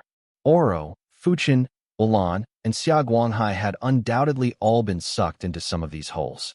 In the distance, a door opened. A group of warriors stared at it in wide-eyed shock, not daring to enter, but an inconceivable power sucked in these warriors, not even giving them time to shout. Whoosh! Xia Fei's eyes flashed, and he accelerated toward that door. Others did not dare to enter the unknown, but he desperately wanted to go in, for it was only in there that he might encounter his lost brothers. Xia Fei had just reached the entrance when a powerful force suddenly repelled him, bouncing him away. Standing up, Xia Fei patted the dust off his body and lit a cigarette, his expression grave. It was bizarre. This was not even the first time this had happened. Everyone else did not want to go in and was pulled in by some mysterious powerful force, whereas Xia Fei could not get in even though he wanted to. 7 days went by in the blink of an eye. Plush! The white dragon's screech let out a howl, and in a silver flash of light, it cleaved a warrior in half, sending blood and gore flying out. Xia Fei put away his saber, his expression callous. He could no longer keep track of how many people he had killed. He just felt that these people were annoying, and so he killed them at the slightest displeasure. Kill, kill, kill. Killing anyone who made him unhappy, anyone who spoke a little too much, and anyone who had a good soul weapon. Reason? Xia Fei was the most unreasonable guy in the universe, especially when he was in a bad mood. Alas, no matter how many people he killed, it would not make him find any trace of Oro or Fuchin. Xia Fei still could not get into those strange doors. Those black holes had devoured countless warriors, but they refused to devour Xia Fei. The more this happened, the worse Xia Fei's mood got, and as time passed while Xia Fei killed everyone, the planet became deserted, and he was once more left alone. Putting away the white dragon's screech, Xia Fei looked at a sparse little forest in the distance. "Come out. I know you're there." As he spoke, a delighted little face appeared in the forest. Making a face at Xia Fei, Zesser Knight smiled and said, "Everyone was saying that a madman had appeared here, but it turned out to be you." Xia Fei did not answer, instead asking, "Why did that person with you leave?" Zesser frowned and said unhappily, "What are you thinking? That's my big brother. You killed all our Night Clan's people, so someone asked my big brother to take revenge, but when I saw that it's you, I had my brother leave. Do you want to fight with my big brother? While you're very formidable, you may not be his match." Zesser Knight appeared to be very proud when talking about her big brother. The Night Clan was very powerful, and it had numerous vassal clans under it. There happened to be some Night Clan people and those whom Xia Fei had killed over the last 7 days, so the matter had been reported to their master. And Zhu and Zesser, these two siblings, had come over to take revenge, but when she saw that it was Xia Fei, Zesser was both delighted and surprised. "You can only know who is stronger once you fight with them," Xia Fei said coolly. He ignored Zesser Knight and walked into the distance. On the way here, Zesser had been feeling angry at Xia Fei for abandoning her, but when she saw him, she immediately could not help but follow him, even if he was planning to ignore her. "Looking at how glum you appear, do you hate me that much? I haven't even blamed you for abandoning me in the Outer Star region last time." Zesser chattered. Xia Fei's face was truly a little ugly, and the killing intent he radiated left this lady rather uncomfortable. Xia Fei stopped and glanced at Zesser Knight. 1. I'm in a very bad mood right now because my friends have all disappeared. 2. You're very annoying, and I truly am starting to hate you a little. Xia Fei was no kind-hearted protector of the other sex. He was in a bad mood, so he naturally treated Zesser Knight rather gruffly. Zesser pouted, and almost broke into tears. I'm not targeting you specifically. Xia Fei turned his head and kept walking. This place is truly bizarre. It's best if you leave quickly. Your old man must have gone crazy to have sent you to a place like this. Zesser Knight gritted her teeth and followed Xia Fei. Raising her willowy eyebrows, she asked, "Are you making me leave because you care about me?" "Whatever you'd like to think," Xia Fei replied without thinking. As he spoke, he could not help but turn to glance at Zesser Knight. Xia Guanghai and Oro had all inexplicably vanished, and Xia Fei was a little worried that this lady would also vanish in the blink of an eye. It was not a particularly rushed turn of the head, but Zesser seized upon it. She had a very pure heart, so she felt that this action confirmed her judgment. She felt that while Xia Fei was a little harsh when he spoke, he actually did understand how to be tender to the other sex. Whoosh! Zesser Knight grabbed Xia Fei's sleeve and whispered, I'll tell you all of it." In actuality, the collapsed expanse of Founders has many doors and many vortices, but being sucked in right now isn't actually the best time. Only the 14 days before the collapsed expanse of Founders opens, and the 14th days after it does, are the ideal times. Your friends must have not been lucky to have been drawn into the God-Demon system so early. Xia Fei was startled. "What did you say? What system?" "The God-Demon system," Zesser said solemnly. "Why do you think grandfather sent me here?" "It's because, this time, our Knight clan received accurate intel. This system isn't without a flaw. As long as one picks the right time and place, they can get around the most difficult barriers, giving them a big chance to escape from the collapsed expanse of Founders in one piece, even coming out with supreme treasure beyond imagination. It's best if you get back to your warship rather than walking around on the surface. It would be just awful if you got sucked into a vortex." Zesser Knight had told Xia Fei the secret of the Knight clan without a thought. It appeared to be no lie that girls were extroverted. Xia Fei's mind worked extremely fast, and he instantly made several important conclusions. 1. Getting sucked into a vortex was not a bad thing, only a spatial transfer. The people who came here wanted to enter the system. Those people who could not find an entrance were the actual unlucky ones. 2. Xia Guanghai, Oro, and the others had gone missing 14 days before the collapsed expanse of Founders opened.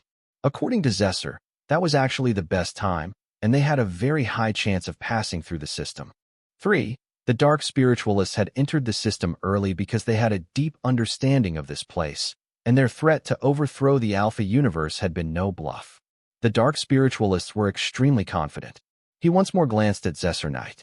This girl was too simple-minded, and there was no way a lie from her would be able to escape his gaze. Xia Fei was suddenly greatly soothed. His brothers might not have been in as dire straits as he initially imagined. On the contrary, they might be experiencing the greatest opportunity of their lifetime. "Thank you. You said this because you trust me. I promise you that I won't tell anyone else," Xia Fei said solemnly. Zesser Knight's face reddened, and she hastily said, "I know that your words can be trusted, but this isn't the time to talk. It's very lucky that you haven't been sucked into a vortex yet, so hurry back to your ship. Come out again in another 7 days. Remember, 7 days. Then you don't need to worry about me." Before leaving, my brother and I drank a potion that could prevent us from being observed by the system or taken away for a while. Xia Fei nodded with a bitter smile. "I accept your kind intentions. Farewell for now." Zesser Knight's explanation was very simple, but Xia Fei's analysis told him that the problem was not a simple matter of time. Everyone else was accepted by the system, and Zesser needed to use an anti-scanning potion to prevent herself from entering early, but he had been rejected by the system from the very start. Thus, while her method worked for ordinary people, it was useless to him. "Am I different from other people?" Xia Fei shook his head and muttered. Xia Fei was much more relieved after learning about the God-Demon system. In his view, this was also acceptable for Oro and the others. Xia Fei had always believed in price theory, and since they ran off into the God-Demon system, they had had a chance of growing famous in a single night, which was clearly an excellent opportunity. Although he had not spent a long time in the Alpha Universe, Xia Fei had still made some time to research the collapsed expanse of Founders. The opening of this space would always cause great turmoil in the universe. Take Spiritualist Association Master Big Dipper as an example. He was once a very mediocre spiritualist who had just been getting by in the Spiritualist Association. His abilities were such that only non-spiritualists cared about him. Those in the spiritualist circle felt that Big Dipper had no potential at all. This was precisely why the unwilling Big Dipper had joined other obscure spiritualists and had run off together to the collapsed expanse of founders. In a flash, he had become a top-class spiritualist. It was not even a month when Big Dipper had gone in as a level 1 spiritualist, yet when he came out, he was already a level 7 spiritualist, and then he used 30 more years to reach level 9, solidifying his status as a great master. Xia Fei had spent a lot of time looking through such information during his time at the Spiritualist Association, and there were many examples of this. It seemed that only those without potential and sought the highest status would enter the collapsed expanse of founders, and those people with astonishing talent would rarely choose to enter the collapsed expanse of founders. Even if they did enter, he had not found any examples of them getting stronger. Nobody knew what would happen in the future, but in any case, Oro and the others were not dead and had even obtained a chance. At least they had not gone missing without a reason. Whether they succeeded or not would depend on their luck. Alas, Fuchin and Ulan were both top-class spiritualists, so they probably would not have much of a chance to improve themselves. Xia Fei walked back to his ship as he pondered. It was proven that everyone except for him had gotten an opportunity to enter the god-demon system, so he planned to head back to cultivate for a few days. He would wait for the 14th day that Zesser Knight spoke of before coming out to test his luck again. Lighting a cigarette, Xia Fei curiously looked into the distance. Someone was standing where the Silver Spectre had been docked, their white clothes elegantly drifting in the wind. It seemed that this person was waiting for Xia Fei.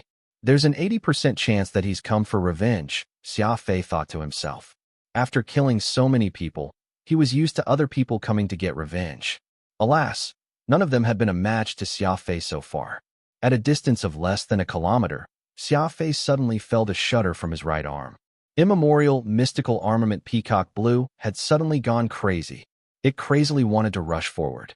Peacock Blue was not the cunning furball, and it did not know how to speak or act cute.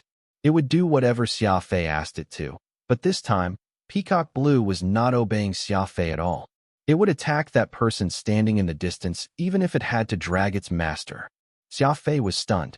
He realized that that person was in the same situation. It was Xia Fei's right arm, and also that guy's right arm. They were both unnaturally raised in the air, and the air groaned with thunder. An immemorial mystical armament. Xia Fei stopped repressing Peacock Blue, letting it grow crazily, its blue blades of grass beginning to extend to their maximum distance. It was like a massive beast that was protecting Xia Fei for fear of him getting hurt. At the same time, Xia Fei used his left hand to pull out White Dragon's Screech, and his body exploded with murderous energy. There was no need to hide anything, and Xia Fei showed a willingness to fight to the death from the very beginning. This was because Xia Fei clearly remembered what Aquamarine had said. When any of the 5 immemorial mystical armaments met, one side had to die. This was destiny. Moreover, he remembered Aquamarine saying that the plant type was the only non-combat immemorial mystical armament, the one weakest in battle. Xia Fei's speed was the speed of light. The moment he realized that the other person was controlling another immemorial mystical armament, he shot forward at maximum horsepower. Rumble. Peacock Blue grew crazily while Xia Fei pulled out the White Dragon's Screech, his eyes erupting with light and his body radiating a fearsome and murderous energy. The person on the other side clearly had not expected Xia Fei to have such an intense reaction. It must be understood that there was an entire kilometer between the two, but it appeared that Xia Fei planned to keep chasing until one of them was dead. Shui Shengsheng frowned. He had been quite confused as to why the nature-type immemorial mystical armament, which he had inadvertently obtained, had led him up to this strange ship. When he saw Xia Fei approaching from a distance, he had planned to ask about what was going on, but Xia Fei did not even give him the chance, shooting toward him like a cannonball. It was clear that Xia Fei had a sense of vigilance ordinary people simply could not understand.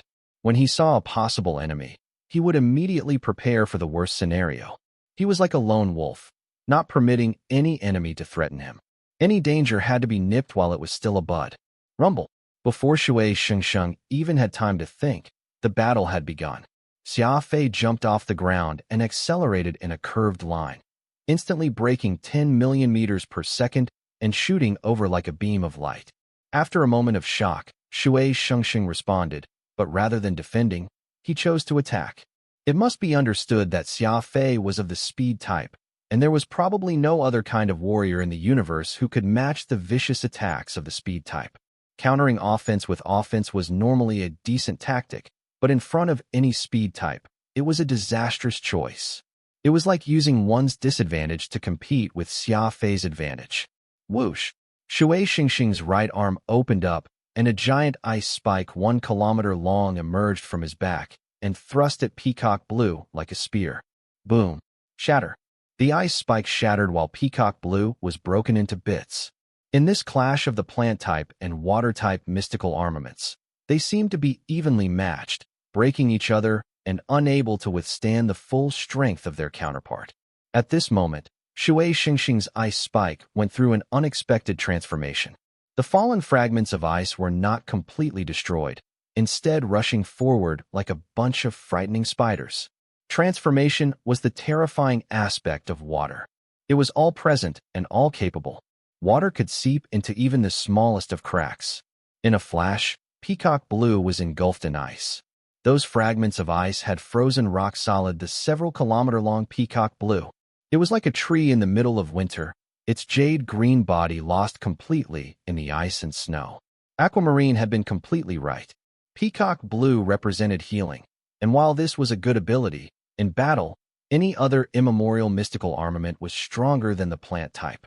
The clash between the two mystical armaments was not over yet, but at this moment, their masters entered close-quarters combat.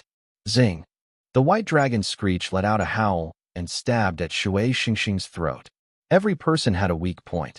Xia Fei's ocular cognition was not the same as it was in the past, when it could only strengthen his vision and allow him to see far. At present, it could see through the surface and into the essence of anyone or anything. Xia Fei could clearly see where Shui Shengxing was the weakest, so all of the places he attacked were the most lethal. Shui Xingxing's pale face froze at once. Xia Fei was moving so quickly that the sword was through Shui Shengxing's neck before he could even react. The ghostly white edge flashed gleamed with a lethal light. Xia Fei was rather surprised by how this battle had gone. He did not know Shui Shengxing, but he was able to slay a foe who possessed an immemorial mystical armament with a single strike. This was someone selected by one of the 5 immemorial mystical armaments, and these mystical armaments did not tend to pick their masters recklessly. Back then, when Xia Fei subdued Peacock Blue, although there had been no battle, Peacock Blue had still looked through his past life, and even Xia Fei and his hardy resolve had almost broken under those endless rounds of mental assault. From this, one could see that immemorial mystical armaments did not follow just anyone. They had their own requirements. A person selected by an immemorial mystical armament would not die so easily. Xia Fei was Xia Fei, so when his sword stabbed through the throat of his enemy, he did not celebrate. Instead, he began a complicated analysis. After a split second of thought, Xia Fei did something completely unexpected. He retreated. Whoosh! Xia Fei pulled out the white dragon's screech and jumped backward, retreating without hesitation. At this moment, Shui Xingxing's body went through an incredible transformation. His body of flesh became a current water, a frenzied whirlpool that sucked in everything within a 10-meter radius of him. Xia Fei's eyes flew open in shock. This was a life form turning into matter. He had never seen anyone who could turn themselves into stone, much less a lethal current of water. He could not even get close to this thing. Xia Fei could understand how life forms had souls and dark energy, but he could not wrap his head around the idea of flesh turning into water. This foe was clearly not an easy one. Fortunately, Xia Fei's mind worked differently from others, and he had seized that crucial second to escape from the trap unscathed. Falling into that water definitely would not have ended well. He could tell without even thinking that the water was the world of his foe. It was a very weird situation. If a pool of stagnant black water appeared in front of Xia Fei would believe it to have been created by someone who had mastered the law of matter. This would make things much simpler, but the situation had happened the exact opposite way. A person had turned into a pool of water. As the whirlpool had failed to catch Xia Fei, it came to a stop, and a person was pushed out of the center. Shui Shengxing. Looking curiously at Xia Fei, Shui Shengsheng asked. You're quite interesting. Even like that, you could still run away. Xia Fei did not answer, instead asking back, You used a substitute? Shui Shengsheng smiled and shook his head. You won't answer my question, so I naturally won't answer yours. How strange. Just a few seconds ago, I felt this strong urge to kill you. I presume that you felt the same. Xia Fei said nothing, but this had really been the case. Peacock Blue could no longer be held back, for it had gone completely insane, and Shui Shengsheng was channeling the feeling of his weapon. When two mystical armaments meet, one must die. In the distance, several people had arrived. They were none other than the knight's siblings and several elite bodyguards from the clan. The clash between Xia Fei and Shui Shengsheng had caused quite a stir, alarming these siblings. Shui Shengsheng, Xia Fei, Zesser Knight, and Anzu Knight blurted out in unison, each one saying a name. They then saw the scene that had just transpired, Shui Shengsheng setting up an excellent trap, and Xia Fei recognizing it and executing a beautiful dodge. Why are they fighting? No, Xia Fei might lose. Zesser Knight said worriedly. Anzu Knight had a very weird look on his face. He knew what sort of person his sister was, spoiled rotten from childhood. He had never seen her show concern for someone before. No, Anzu Knight denied. I won't let you get close. That's because Shui Shengsheng is part of the Serene Jadewater clan. It's too dangerous. I know, but Xia Fei doesn't know how formidable Shui Shengsheng is. Zesser frantically said. Anzu said sternly, Don't forget what grandfather told us. If you don't listen to me. Anzu stopped midway. He appeared to have something that Zesser really feared, for she did not run over. However, the concern on her face grew more and more serious. At this moment, a third person arrived. Unlike the knight's siblings, he came alone, without any bodyguards, unafraid and fearless. He was also constantly scratching at his head, as if he had lice. Qiuyang, how is it you? Anzu Knight shouted upon seeing the man. He had never gotten along with him. It's not as if this was your house, so why couldn't I come? Qiuyang asked casually. Anzu Knight was rendered speechless. He had a reason for hating the other. Qiuyang had more charisma, and he was never able to outtalk him. Little Shui is pretty good, even more powerful than before, particularly when it comes to his Shui clan's soul merge art. He's reached an unfathomable level with it, allowing him to react and merge into the water despite his opponent's speed. Even more interesting is that thing on Shui Shengsheng's right arm. It's some sort of intelligent ice. As for his opponent, he has a plant? Interesting. Very interesting. Alas, that's Shui Shengsheng, or else I'd really try to pick a fight with that weirdo with a plant growing from his arm. Zesser Knight became unhappy, her face turning dark as she rebuked. Qiuyang, he has a name, and that's Xia Fei. He's not some weirdo. Plus, he isn't weird at all. Qiuyang was startled, and then he chuckled. He's called Xia Fei? You know him? Zesser Knight nodded. It's fine. No matter what he's called, he'll still die. For his opponent is Shui Shengsheng, Qiuyang said softly. Zesser naturally grew even angrier, but at this moment, Anzu surprisingly agreed with Qiuyang. Yes, Shui Shengsheng is too strong. Xia Fei will definitely die. At this moment, a bald man appeared, his head so shiny and bereft of hair, it looked like a mirror. You're both right. That guy must die, the bald man shouted, not caring about what the others thought. The knight's siblings and Qiuyang both frowned. This guy was Tianjing, a very troublesome monster. Shui Shengsheng, Qiuyang, Anzu Knight, and Tianjing. 4 of the 6 celestial treasures had been assembled. Xia Fei knew that people had gathered behind him, but he was in no mood to worry about them. He was faced with a bizarre enemy that required 100% of his undivided attention. Fiend energy. Powerful fiend energy exploded outward. The Skywings would always use this method to boost their combat power in battle, and Xia Fei was no exception. After staring at Shui Shengsheng for a whole minute, Xia Fei suddenly put away the white dragon screech. This was Xia Fei's most powerful weapon now that he had lost the fiendish blade Nirvana. Had he gone crazy? Taking a deep breath and sheathing his blade, Xia Fei had just finished these 2 actions when confused voices came from behind him. Anzu Knight asked in surprise. Releasing a powerful aura is for the sake of unleashing even greater combat power. Why did Xia Fei put away his weapon? Doesn't he know that Shui Shengsheng has Chaos Water Swiftblade? Tianjing and Xiaoyang were also baffled. Xiaoyang had managed to keep his composure, but Tianjing, after he had gotten over his surprise, made a sinister smile. There's no need to keep watching. That guy can't possibly survive. His strange plant and bizarre sort of white bone might have been able to let him trade 1 or 2 blows with Shui Shengsheng. But since he's put away his weapon, he must be suicidal. Tianjing spoke in an unpleasantly scratchy voice, and Zesser Knight frowned at that. It was akin to chalk scratching against a blackboard, truly very grating to the ears. So you're saying that you understand what Xia Fei's trying to do? Xiaoyang tilted his head and asked. You're all top-class members of the circle, but you couldn't tell? Tianjing asked, the disgust apparent on his face. I really don't. Brother Tian, please enlighten us so that our confusion can be dispelled, Xiaoyang asked breezily. The knight's siblings were already sick of Tianjing, but Xiaoyang did not seem to care about how nasty the man was. Tianjing smugly spoke in his unpleasant-sounding voice that Xia Fei must be thinking that the plant on his right arm is stronger, so he's decided to gamble everything on it. The white bone sword is a weapon, and so is that plant. Given his weak cultivation, it must be very difficult to control 2 weapons. That's just how things are for people with low cultivation and lacking abilities. Trying to control 2 weapons at once might only make his actions even clumsier. Speaking of which, he's quite smart. He knows that he's not that powerful, so he's decided to focus all his energy on using 1 weapon to fight against Shui Shengsheng. Sighing, Tianjing added, what a pity.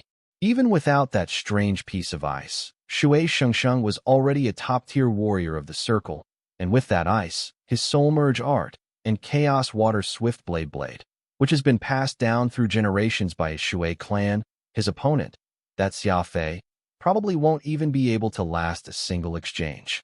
Tianjing's argument sounded reasonable, and Anzu Knight pondered on it. Zesser Knight clenched her fists, her face going pale. Xiaoyang shook his head and smiled. I basically think the same. It seems that your head has gotten a little better over the years. Not bad at all. Xiaoyang was not old, but his words were like that of an old man, as if he were Tianjing's senior. Everyone in the circle knew that Tianjing was the strongest warrior, but nobody would deny that Xiaoyang had the sharpest tongue. Xia Fei definitely won't die. Zesser Knight gritted her teeth and yelled this. Tianjing and Xiaoyang were both startled and wondered what was wrong with Zesser. Trust me, he'll not only die, but also die very gruesomely, Tianjing said, his eyes chilling. On the battlefield, Xia Fei putting away White Dragon Screech had put Shui Shengsheng on his guard. You wish to die? Fine. I'll grant you your wish, Shui Shengsheng said in disdain. Whoosh. Xia Fei had put away his own weapon, but Shui Shengsheng pulled out a white dagger. This was no ordinary dagger. Shui Shengsheng, Tianjing, Feng Jianting, and Zhu Knight, Xiao Xiao, and Xiaoyang were called the 6 treasures of the Alpha universe for a very important reason. Each of them held a top-class soul weapon passed down through generations in their respective clans. The blade's phantom flew 10 kilometers, and Chaos Water Swift Blade rapidly drifted. This knife was none other than the famous soul weapon of the Serene Jadewater clan, Chaos Water Swift Blade. Xia Fei did not know the dagger, but could sense its somber energy. This was clearly no ordinary item. Smiling, Xia Fei pulled away. This was not because he was scared. So what if it was a top-grade soul weapon? Xia Fei was a spiritualist. He could make soul weapons.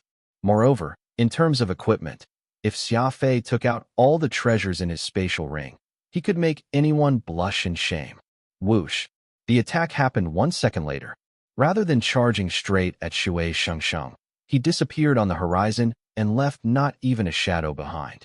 He ran. He actually ran? The spectating warriors went all agape. This certainly was not something they had anticipated.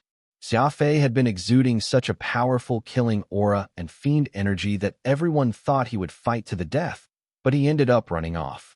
What was up with that? Look, he's over there. He's run to the sky. Anzu Knight pointed at the sky in shock. Xia Fei had appeared in the air, tens of thousands of meters above the ground. Peacock Blue wildly flailed about on his right arm, while he kept his left hand hidden behind him. Xia Fei had not run away at all. Rather, he had executed a strategic maneuver so that he could attack from the sky. Shui Shengsheng frowned rather impatiently, apparently not thinking anything of the fact that Xia Fei was going to attack from the air. In his view, this was simply pointless. His hands trembled, and then Chaos Water's swift blade disappeared. The earth began to shudder fiercely. Rumble. Like an erupting volcano, a geyser of water rocketed into the sky. The water-type immemorial mystical armament did not attack in the form of ice this time, and, instead, used its true form. It looked like a giant fountain from a distance, but it was so powerful and majestic that it shook the earth and nearly blotted out the sky. Even more frightening was that this water-type mystical armament was mixed in with numerous lethal daggers. They were no longer than the length of a palm, and the blades were sharp and thick, like axes that could be used to cleave mountains. Serene Jadewater was a top-class faction of the Alpha Universe, and the clan's sole weapon, Chaos Water Swiftblade, lived up to its name.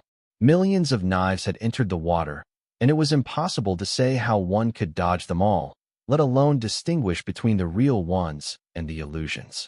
He's finished. Done for. He has no idea how powerful Chaos Water Swiftblade is. Each of those blades is real. Tianjing got very excited, his eyes flashing as he shouted. On the side, Zesser Knight turned even paler. All of this took place in the span of a few seconds. As Tianjing was smugly crowing, Xia Fei suddenly accelerated downward. Soul Eye go. Xia Fei took his left hand out from behind his back and threw out a golden soul eye. Rumble. There was a resounding clap of thunder. The soul eye started to change the moment it left his hand. Light disappeared as the world was plunged into darkness. And in this dark night, the golden eye tumbled and expanded. In the blink of an eye, the eye was 1 kilometer in length. It was like a devil out of hell, looking down upon the world as it floated in the sky.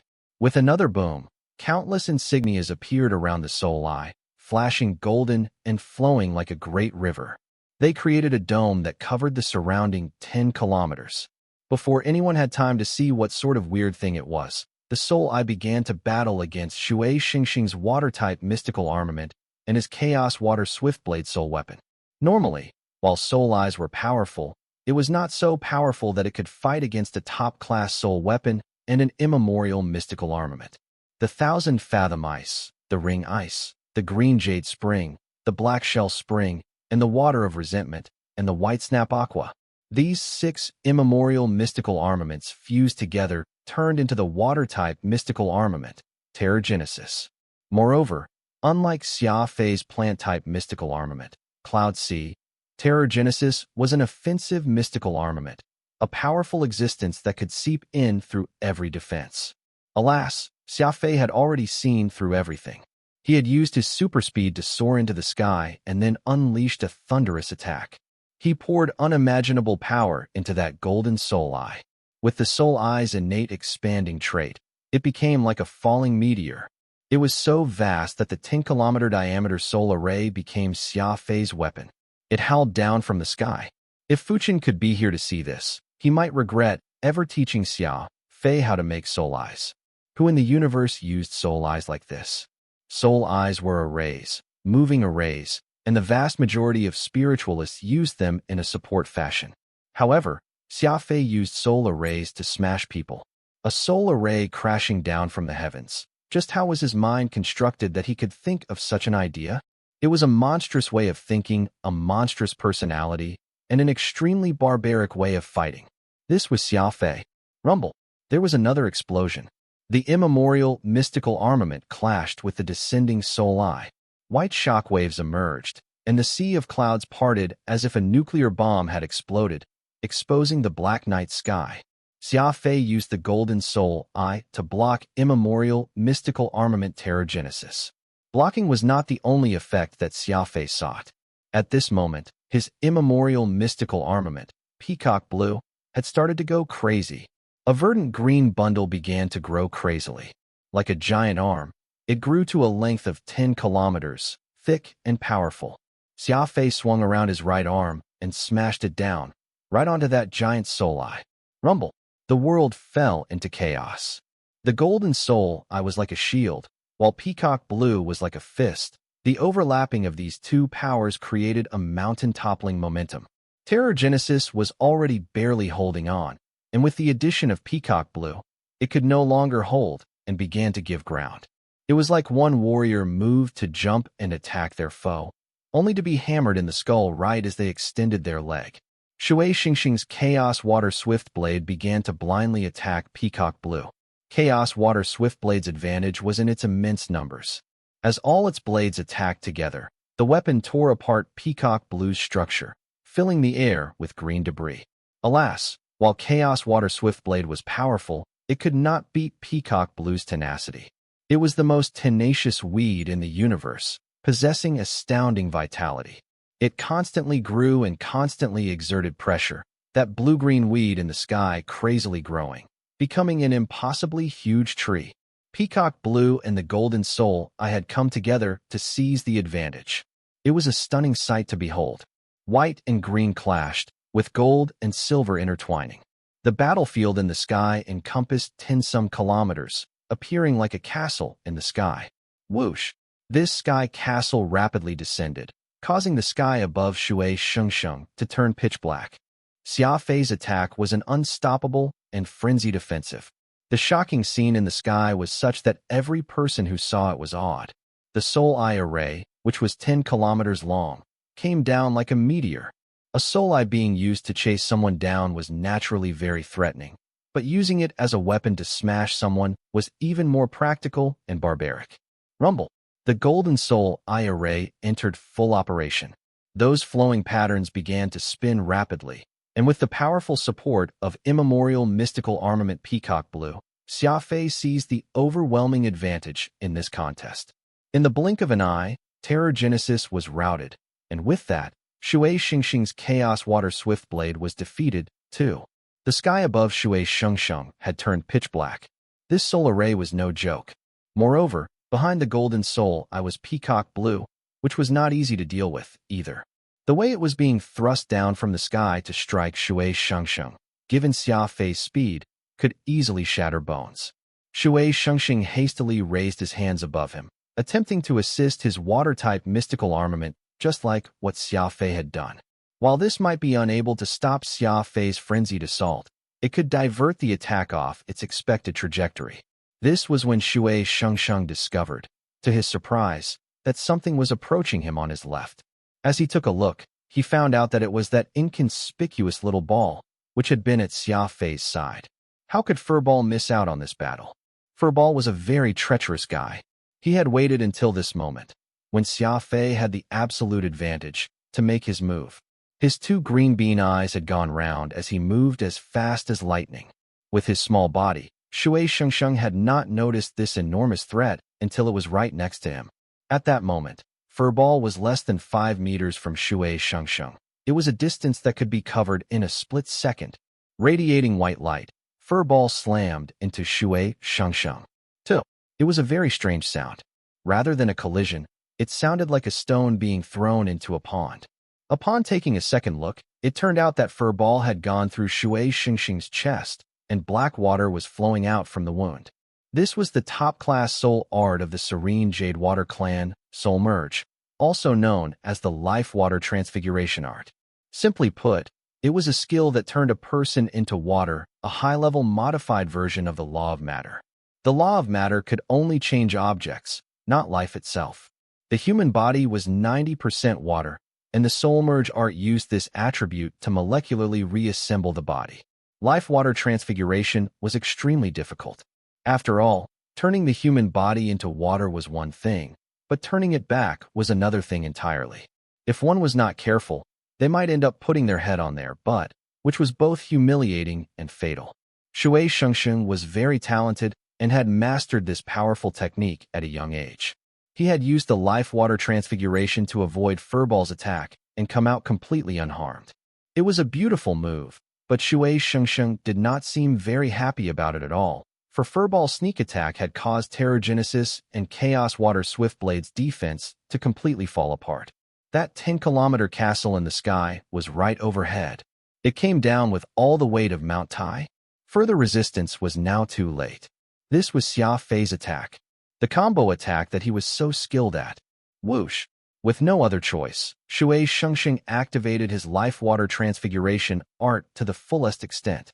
The ground instantly turned into a lake, and he fled underwater. Rumble. The massive soul eye smashed into the lake, sealing off the entire area. The greatest function of the life-water transfiguration art, besides offense, was its ability to hide underwater and avoid enemy attacks. Alas, Xia Fei's soul eye was just too huge, so huge it had far surpassed the pool created by the life-water transmigration art. In this way, Xia Fei had sealed his opponent underwater. In other words, Shui Shengsheng was trapped in the soul array. Golden light exploded. The golden soul eye array rapidly began to turn and tighten.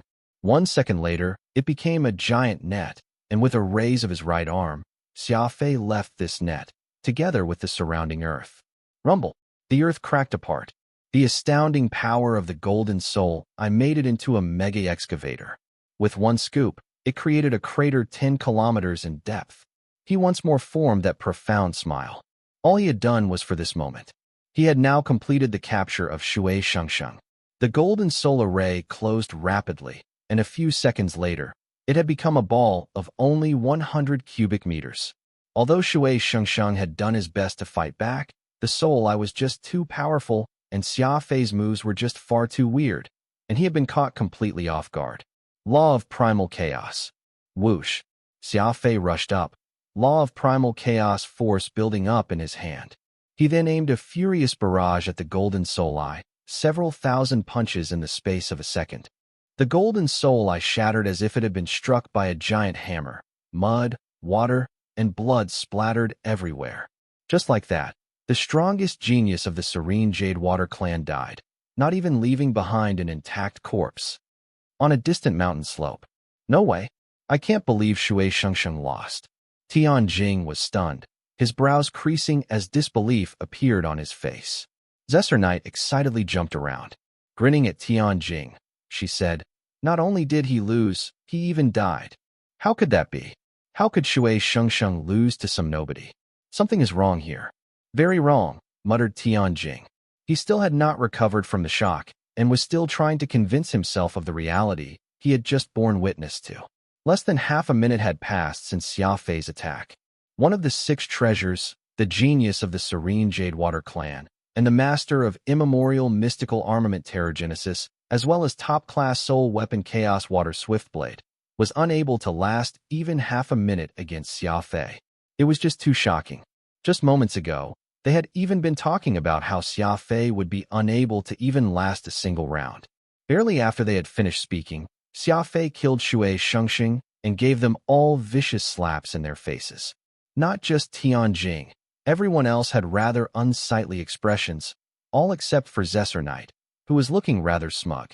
Qiuyang swallowed heavily and then said gravely, I must admit that Xia Fei is very strong. Could he be stronger than Shui Shengsheng? He was a level 7 soul hunter, the strongest genius of the Serene Jade Water clan. I really can't understand it. How did Shui Shengsheng lose to the extent of dying? And Zhu Knight said in frustration. The children of big clans rather held their pride dearly. Before this, he had been very pessimistic about Xia Fei's chances, and so Xia Fei's victory had brought shame on Anzu Knight.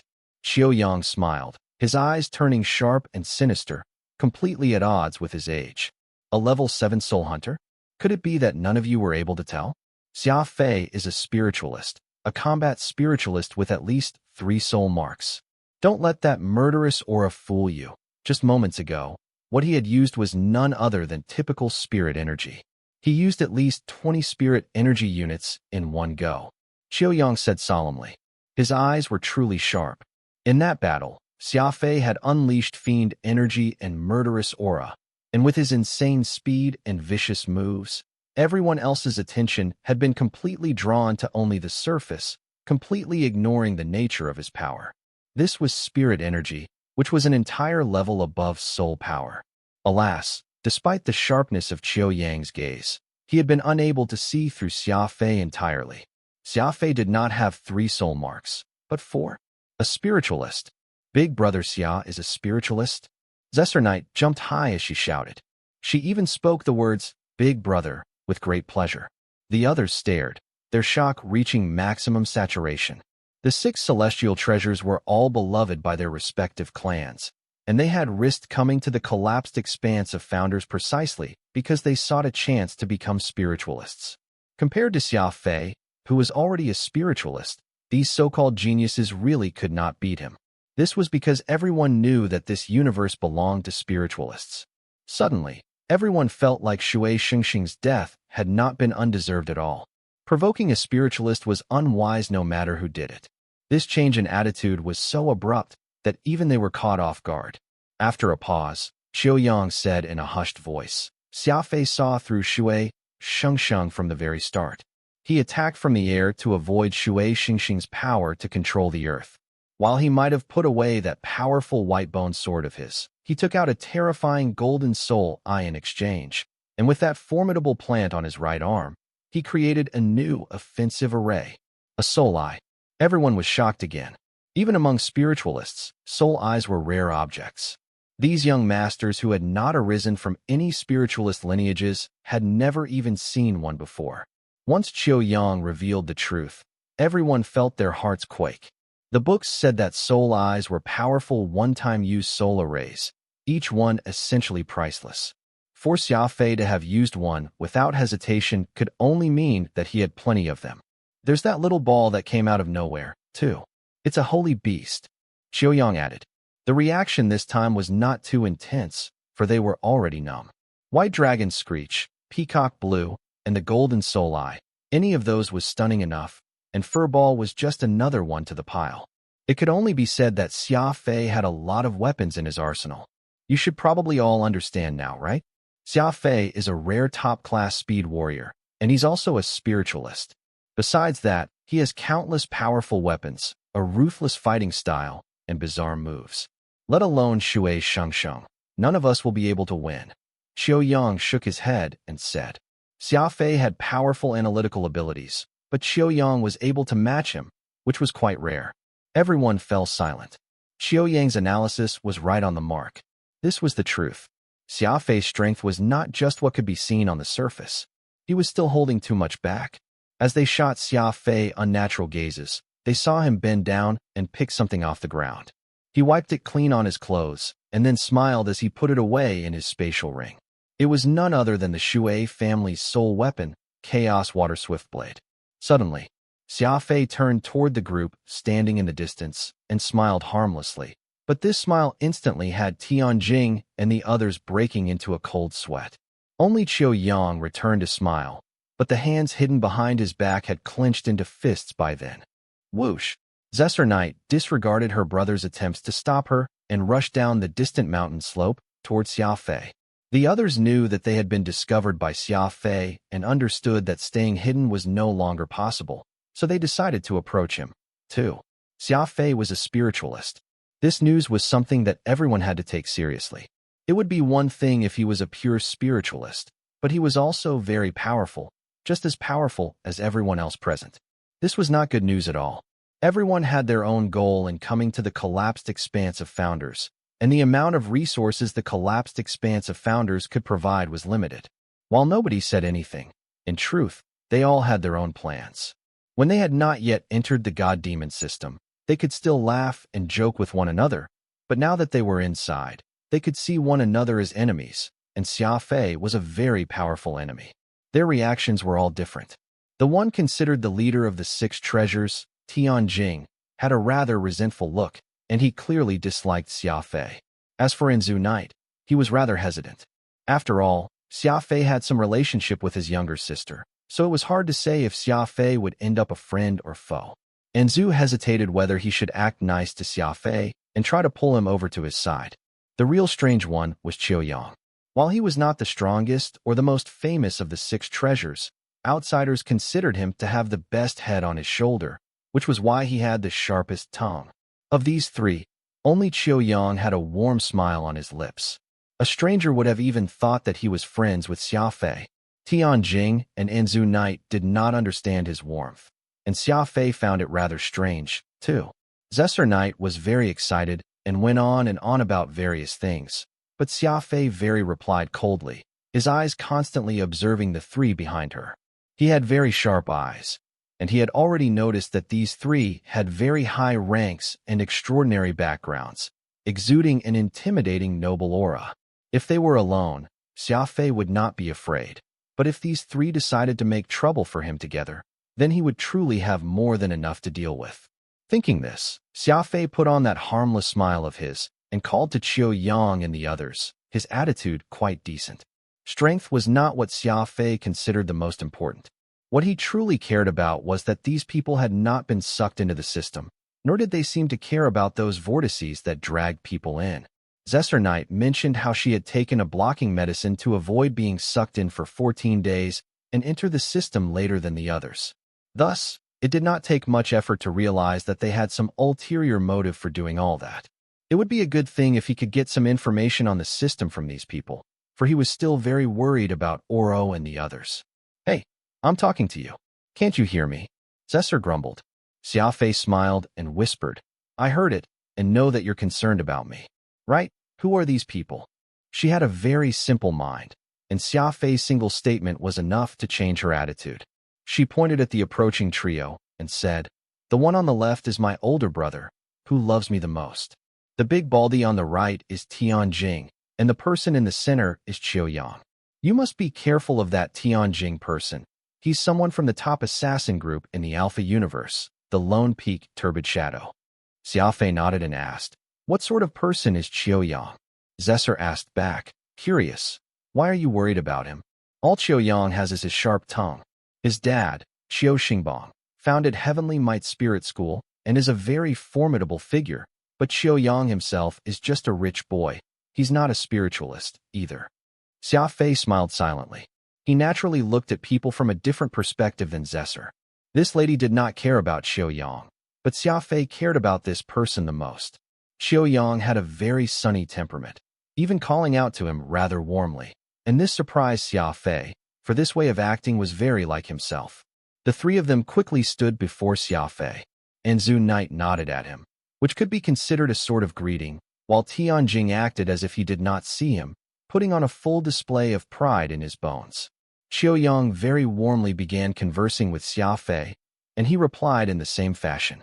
It was akin to two foxes holding a conversation, both sides under a mutual understanding. Smiling, Xia Fei said, "Oh, so that guy was called Shui Shengsheng, and he's with you? It's a pity that he tried to kill me, and I had to behave in kind.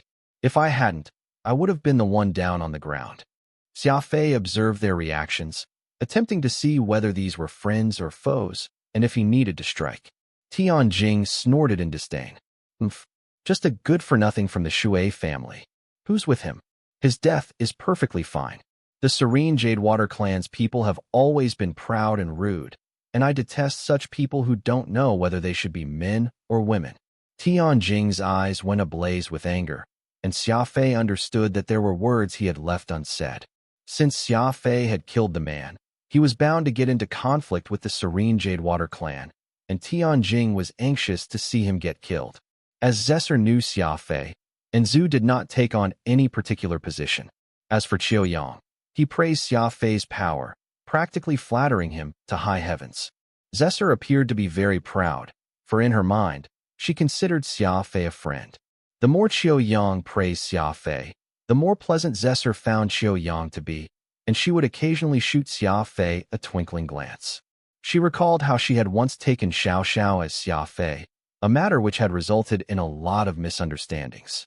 In today's battle, Zesser had seen Xia Fei's movement techniques and speed with her two eyes, further confirming her judgment that the one controlling one-armed Xiaoxing had been Xia Fei. Her love and admiration surged up once more. Changing the subject, Qiuyang sighed and patted Xia Fei on the shoulder. "Brother, though we are meeting for the first time, I feel like I've known you for ages and can't help but like you. No matter what, there's something I have to tell you. You've gotten into real trouble this time." "Oh, Brother Qiu, please instruct me." Xia Fei feigned shock, his expression even more exaggerated than Qiuyang's. When it came to feigning civility and adapting to the situation, the plotting Xia Fei had finally met a real opponent. The words and actions he and Qiuyang displayed all seemed exceptionally sincere. Shui Shengsheng is really nothing. The actual problem is his Shui family being extremely formidable. Serene Jadewater is one of the grand clans of Alpha. Let me make a comparison. Your Aurora clan belongs to Chaos Society, and Serene Jadewater's strength is comparable to the entire Chaos Society, Xiao Yang said solemnly. Xia Fei nodded. This was surprising news. Even a top-class clan like Night was only a member of Chaos Society, yet Serene Jadewater was on par with Chaos Society put together. Was this not enough strength to defy the heavens? Anzu Knight looked away. Of the 6 world treasures, not only was he at the very bottom of the ladder, his clan was also the weakest. It was one of the points that always left him particularly sore. Even so, Xia Fei did not act too afraid. What he had the most in this life was trouble, and this was just another on the pile. There are no such things as impervious walls in the universe. There's bound to be someone who saw you killing Shui Shengsheng. There are 4 of us here. Even if I don't say anything, someone will talk eventually. When the Serene Jadewater clan finds out, brother, your chances of survival will be slim, said Xiao Yang with heartfelt concern. Vicious. Xiao Yang was truly vicious. Xia Fei's eyes erupted with light. It had been a long time since he saw someone so vicious. This guy's one statement had obliterated the relationships between the group. Even Anzu Knight immediately put up his guard against Xia Fei when he heard these words. Yes, if news got out, it would be very bad for Xia Fei. Xia Fei definitely did not want anyone to know that he had killed Shui Shengsheng, so the best solution was to kill all witnesses, silencing anyone who had seen this battle. Whether or not Xia Fei actually intended to do this, now that Xiao Yang had said, everyone believed that he would silence the witnesses. This was where Xiao Yang was vicious. Tianjing and Anzu Knight had clearly started to suspect Xia Fei. Only Zesser was still standing there like a fool. Xia Fei also faced a dilemma. These people had already begun to suspect him, and they might attack him at any moment. He was not the type to sit back and wait for death, so he must attack first. Xiao Yang's words had turned the calm situation into a tense one, with danger at every step. Little Zesser, come here, Anzu said with a frown. What are you doing? Zesser tilted her head and asked, still unaware of what was going on. Just come over here, Anzu said sternly. He glanced at Tianjing, and the moment that their gazes met, the two asked each other if they wanted to team up in killing Xia Fei right here. It was a very grave mood. If Anzu Knight and Tianjing worked together, Xia Fei would definitely be in trouble, and there was still Xiao Yang. He was the one who had stirred this distrust.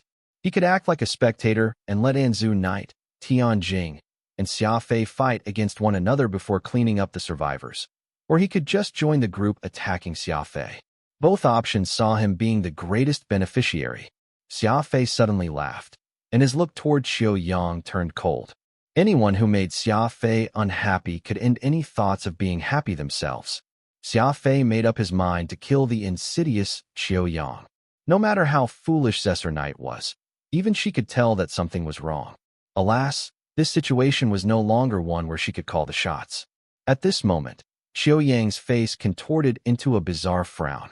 He then pulled back Tianjing and shot a look at him. Tianjing was startled, and then his entire attitude changed, and he deflated. In any case, Brother Xia, it is best if you take care of yourself. We naturally won't speak about this matter, as the major clans are the most selfish existences of all, always wishing the worst for others. You killing Shui Shengsheng isn't really a bad thing for us. Xiao Yang and Tianjing left. After some thought, Xia Fei decided not to stop them. This was truly bizarre. Xiao Yang had been the one to start this all, but just when he was about to succeed, he had backed out, thereby also becoming the one to resolve everything. Xia Fei did not understand what he was trying to achieve. The Knight's siblings and Xia Fei were the only ones left. He lit a cigarette and said lightly, I'm a little tired, so you guys should leave, too. Though she was a little reluctant, Zesser remembered that Xia Fei had not taken the anti-scanning drug, so staying outside was not good for him. Thus, she once more reminded him to stay on his warship and not to leave unless he had to before returning to her brother's side. Xia Fei boarded his ship, and as the ramp of the Silver Spectre was pulling up, his face suddenly erupted with large beads of sweat, and he seemed to be in great pain. Hobbling to the command deck, Xia Fei pulled up his pants leg and went pale in shock. Xia Fei's leg was in terrible pain, causing his face to become caked in sweat. He had actually been restraining this intense pain while saying goodbye to the Knight's siblings. Returning to the command deck with a cold face, he exhaled and rolled up his pants leg. A scar had appeared on his left leg. It was about the size of a fingernail and shaped like a rhombus. It was like a black piece of ice, radiating endless coldness that pierced through his bone marrow. Xia Fei had sustained many injuries in his lifetime, and he could no longer keep track of them all. But this time was completely different, for this one was none other than Terror Genesis of the 5 immemorial mystical armaments. The 6 waters of Terror Genesis had not followed the script. Xia Fei had believed that when he defeated Shui Shengsheng and Terror Genesis, he would get the chance to merge the water-type mystical armament with his plant-type mystical armament. But after his opponent was slain, Terror Genesis simply disappeared. Zesser Knight and the others had seen Xia Fei pick up chaos water from a distance, but this had entirely been an accidental discovery. Xia Fei had actually been searching for Terror Genesis, only to spot Chaos Water's Swiftblade, which had survived the law of Primal Chaos's attack. Thus, Xia Fei decided to pick it up and make it his own. It was also at this moment that he began to feel a stabbing pain in his lower leg, as if an insect had gotten into his pants and taken a bite on his leg. It was not very painful at first, but at this point, the pain had gotten so bad that even Xia Fei and his incredible resolve could no longer endure it. Thus, he hastily shooed off the knight's siblings and returned to the Silver Spectre for treatment. As a master of one of the 5 immemorial mystical armaments, Xia Fei knew that this injury had been inflicted by Terror Genesis. As for why the water-type mystical armament had unexpectedly not resisted and, instead, silently attached itself to Xia Fei's body, he did not know. In short, the immemorial mystical armament did not follow the script. It was clearly of the water element, but Terror Genesis spent more time in its ice state. This was very strange. Had the sudden fusion of the 5 immemorial mystical armaments caused a huge shift in nature? The water-type mystical armament was ice, so what about fire? Would it be lightning? What of earth then? Would it be stone? Xia Fei had always been good at thinking, and even though his body was in immense pain, he thought of so many things at once. The 5 mystical armaments were not existences of the universe he knew. They were too powerful and too mysterious, forcing him to think carefully about them. Xia Fei grabbed several dozen bottles of medicine, all of them meant to repress pain, and downed them all at one go. What Xia Fei needed to do was hold out against the intense bouts of pain. Very far from the Silver Spectre, on the other end of the planet, Qiuyang stood next to a lake and entered it slowly. The water was soon up to his waist, at which point, a wavering figure appeared on its surface. Upon a closer look, it turned out to be the face of a middle-aged man. Why did you stop me earlier? If you hadn't, I would have surely succeeded. You said before that I should eliminate anyone with the ability to compete against me. So why did you suddenly change your mind right as I was about to do so? Qiuyang frowned as he asked the image. The reflection's mouth opened and closed, a raspy voice coming out. Flaunting your intelligence too much will just hurt you sooner or later. Did you think that Xia Fei couldn't see through your plan? You were inciting Anzu Knight and Tianjing against Xia Fei, but if a fight really broke out then, Xia Fei would most likely target you at all cost. Qiuyang spoke carelessly. Since I started it, I was naturally confident that I could contain him. You're too cautious. The reflection in the water was Qiuyang's father, none other than the peak spiritualist who had emerged from the collapsed expanse of founders and founded Heavenly Might Spirit School, the Alpha Universe's illustrious Qiuxingbang. Qiuyang was not meek at all even when speaking to his father. He did not address him with any honorifics, seemingly showing little respect for his father. This was not at all how he acted normally. While everyone knew him as a scion who flaunted his wealth, he was always polite and courteous. Alas, the people did not know about Qiuyang's other side. In private, he would even order around his father and was arrogant and conceited to the extreme. Qiuxingbang was rather angry, but he still restrained himself and said, in short, don't try to touch Xia Fei during this time. He hasn't taken the anti-scanning medicine, but he's been safe and sound in the collapsed expanse of founders for 7 days. There's a very high chance that the system has designated him as part of the Fiend Clan and subsequently rejected. Fiend Clan. Again with the Fiend Clan, Qiuyang said coolly. Those fiends were forced into extinction long ago. How could Xia Fei have some connection with the Fiend Clan? What if he's actually been accepted by the system? You said before that inside the system is a one-way path. If anyone runs into another, they must fight to the death. Wouldn't it be better for me to deal with him earlier while I could borrow external help? With me not doing it then, he's bound to trouble me in the future. His ability to calculate and plan, along with his ruthlessness, are all on par with me. You're underestimating the God-demon system, which is linked to the collapsed expanse of founders, too much. The system will intentionally avoid making the warriors with the greatest potential meet too early. There are tens of millions of paths, and there's no telling who will be sent where. Back then, I was just a nobody law god. But because I walked the correct path, I experienced a skyrocket advancement and ultimately became the champion inside the God-demon system, which has led me to my current status. It is now your turn. I have already created the best conditions for you. Tianjiang and Zhu Knight, Feng Jianting, Shui Shengsheng, and Zesser Knight are all much inferior to you. If they enter the system with you, you'll definitely be able to dominate. As for Xia Fei, he won't have a chance. Qiu Xingbang was very smug as he spoke of the past. It turned out that Qiu Xingbang had planned everything. Even leaking the secrets of the system to others had been for the purpose of turning them into stepping stones for his son. Shui Shengsheng is dead, Qiu Yang said nonchalantly. There are only 4 of us now, so there's still one missing. I certainly don't want the substitute to be Xia Fei. Qiu Xingbang smiled. You've forgotten about Zesser Knight. Old Cloud Knight's precious granddaughter will be the perfect replacement for Shui Shengsheng. This situation is even better than what I initially envisioned. I hope things go the way you say they will. Qiu Yang dropped his head and inspected his face in the water. The creases at the corner of his eyes made him sigh. All because of you. I've held myself back for more than 1,000 years, and I've even been forced to call little babies who aren't even 20 years old my fellow comrades. At times, I even have to play the fool. It's all because of that crazy plan of yours. All right, I'll trust you, but this will be the last time, Qiu Yang said sternly. More than 1,000 years. None of the 6 celestial treasures was more than 30, but Qiu Yang was actually a 1,000-year-old monster. What a terrifying plan. Qiu Xingbang had his 1,000-year-old son, Qiu Yang, pretend to be a young man precisely for the purpose of him being able to interact with the young science in the Alpha universe. And when the collapsed expanse of founders was about to open, he had leaked its secrets to the Night Clan, Serene Jadewater Clan, and others. This was so that those young masters would serve as sacrificial lambs for Qiu Yang. How much patience did this plan require? There must be some heaven-shaking secret behind all this. Or else why would this sinister father-son pair endure for more than 1,000 years? Smiling, Qiu Yang stroked his chin and said, Xia Fei really does seem to be in his 20s. For that kid to match me in terms of scheming is a very interesting fact. Straightening up, he said solemnly, I have a prediction. When I first saw Xia Fei, I had an intense desire to kill him.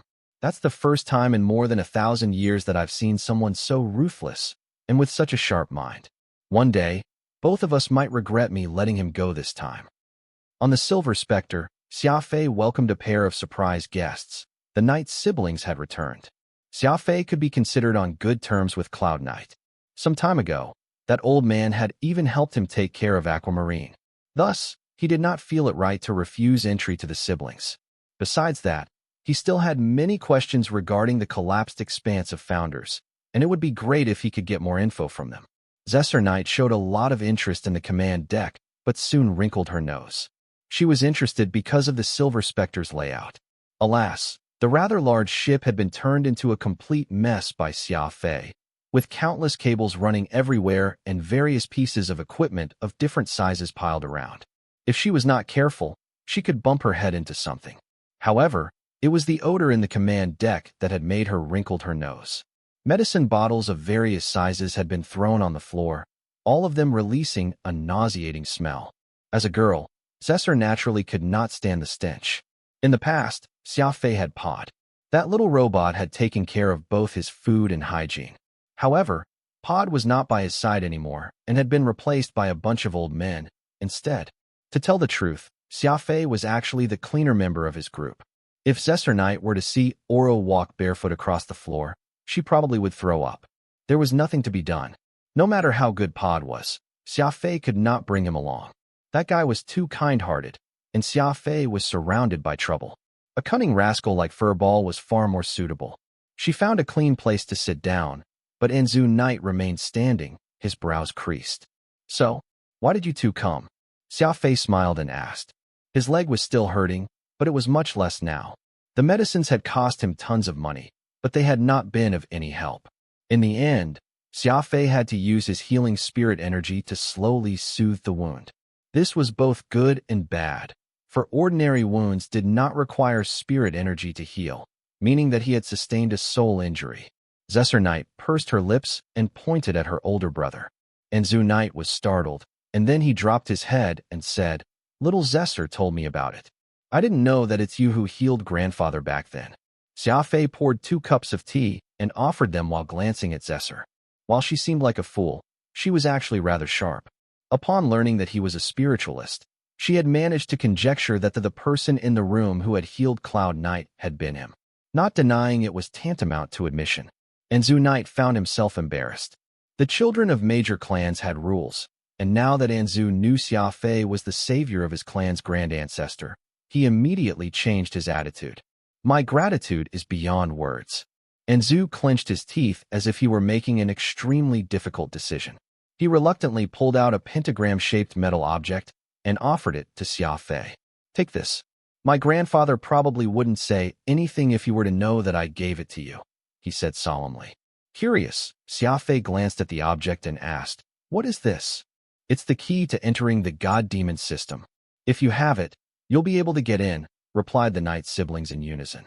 "This thing can get me into the system?" Xia Fei was surprised and then inspected the item in Anzu Knight's hand.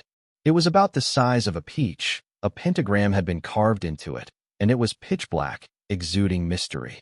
Anzu Knight said sternly, "This is called the Pentalink Evenstar. It's the key to unlocking the system gate. In the collapsed expanse of Founders, besides those vortices that suck people in, there are many doors. Each one has a name and a special method to open it.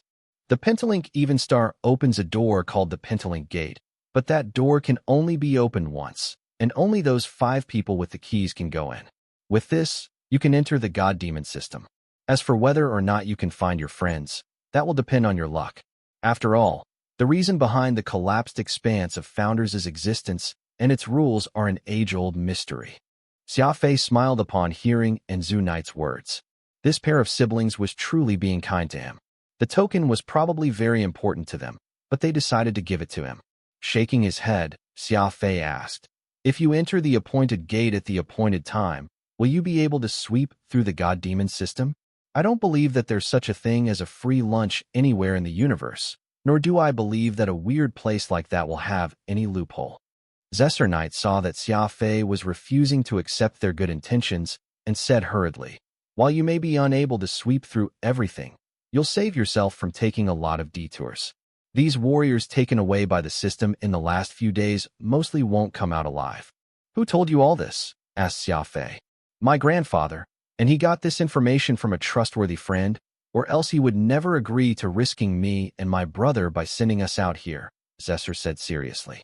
"Your Knight clan is very big, and so you must have numerous elite warriors under you. Why is it that your clan just sent you two, and not anyone else?" Xia Fei countered. He had always been a very paranoid person. He believed that people had to advance on their own strength, and stories about money falling out of the sky were something only used to deceive children. It might be because my older brother and I have the highest cultivation among the youths in our clan," Zesser mumbled somewhat unconvincingly. This truly was rather fishy.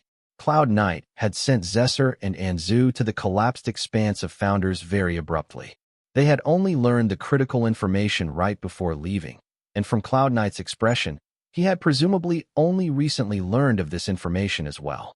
Cloud Knight had spoken in a tone that would accept no objections. It was as if none of the other youths in the clan fit his conditions.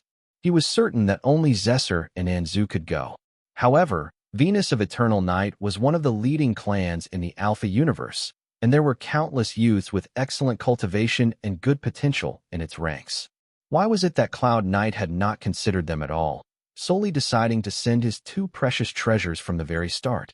Had someone else chosen Zesser and Anzu instead? Xia Fei had given a very simple analysis, but it had aroused the suspicion of the Knight siblings. Smiling, Xia Fei lit a cigarette and said lightly, "I'm no fool.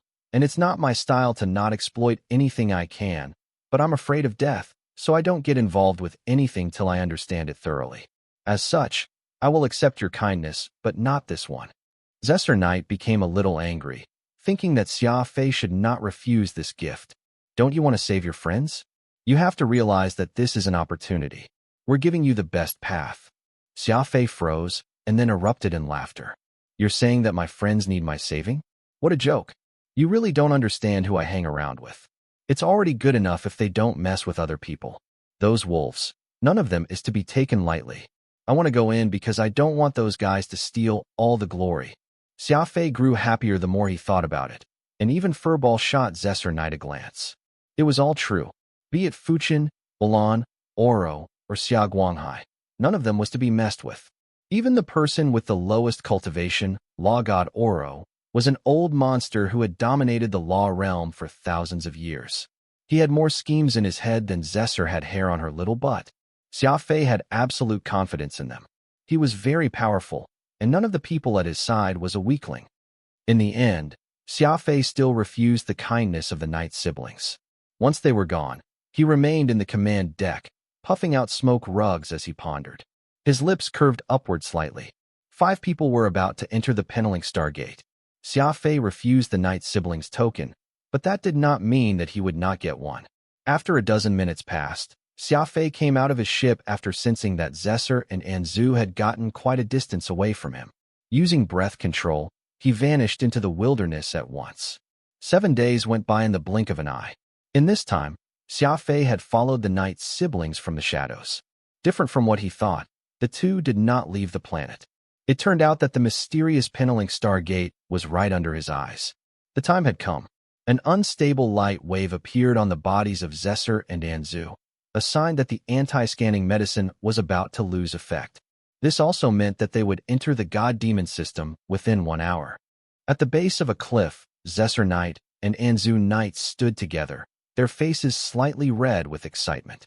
As for Xia Fei, he was hiding over 10 kilometers away, using his ocular cognition to surreptitiously observe the area. It would be a lie to say that Xia Fei did not want to go in, but as he did not understand the Penelink Stargate yet, he needed to act cautiously. Several minutes later, the bald Tianjing appeared from across the Knight's siblings. "How is it you? How is it you too?" Tianjing and the Knight's siblings spoke in unison, but none of them could answer the question, so they just awkwardly stood there. The pair of brother and sister had guessed that the various major clans would have their own shortcuts, but they clearly had not anticipated their acquaintance, Tianjing, to show up. "Should I kill the Baldy?" Xia Fei thought to himself, but he shook his head quickly.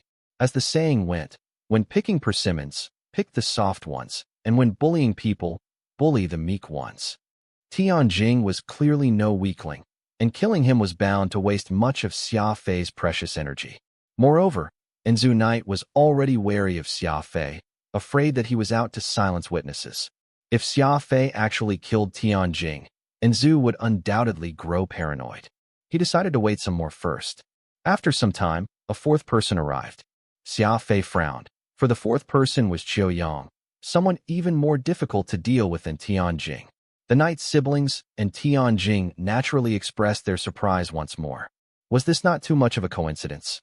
These people who knew one another all just so happened to gather together? It must be understood that they would all be enemies once they were inside. Even if they had mentally prepared themselves, the fact still left them rather uncomfortable. 10 minutes later, the halo around them had become extremely weak. It was only then that the 5th person finally arrived. Xia Fei did not recognize this last person, but the others were all shocked. This was Feng Jianting, the only one among the 6 celestial treasures who had yet to show his face. In this way, the 6 young masters with the highest potential in the Alpha universe, excluding the dead and missing, had gathered at the Penelink Stargate. While none of them said anything, all could not help but remark at how this could not be a coincidence.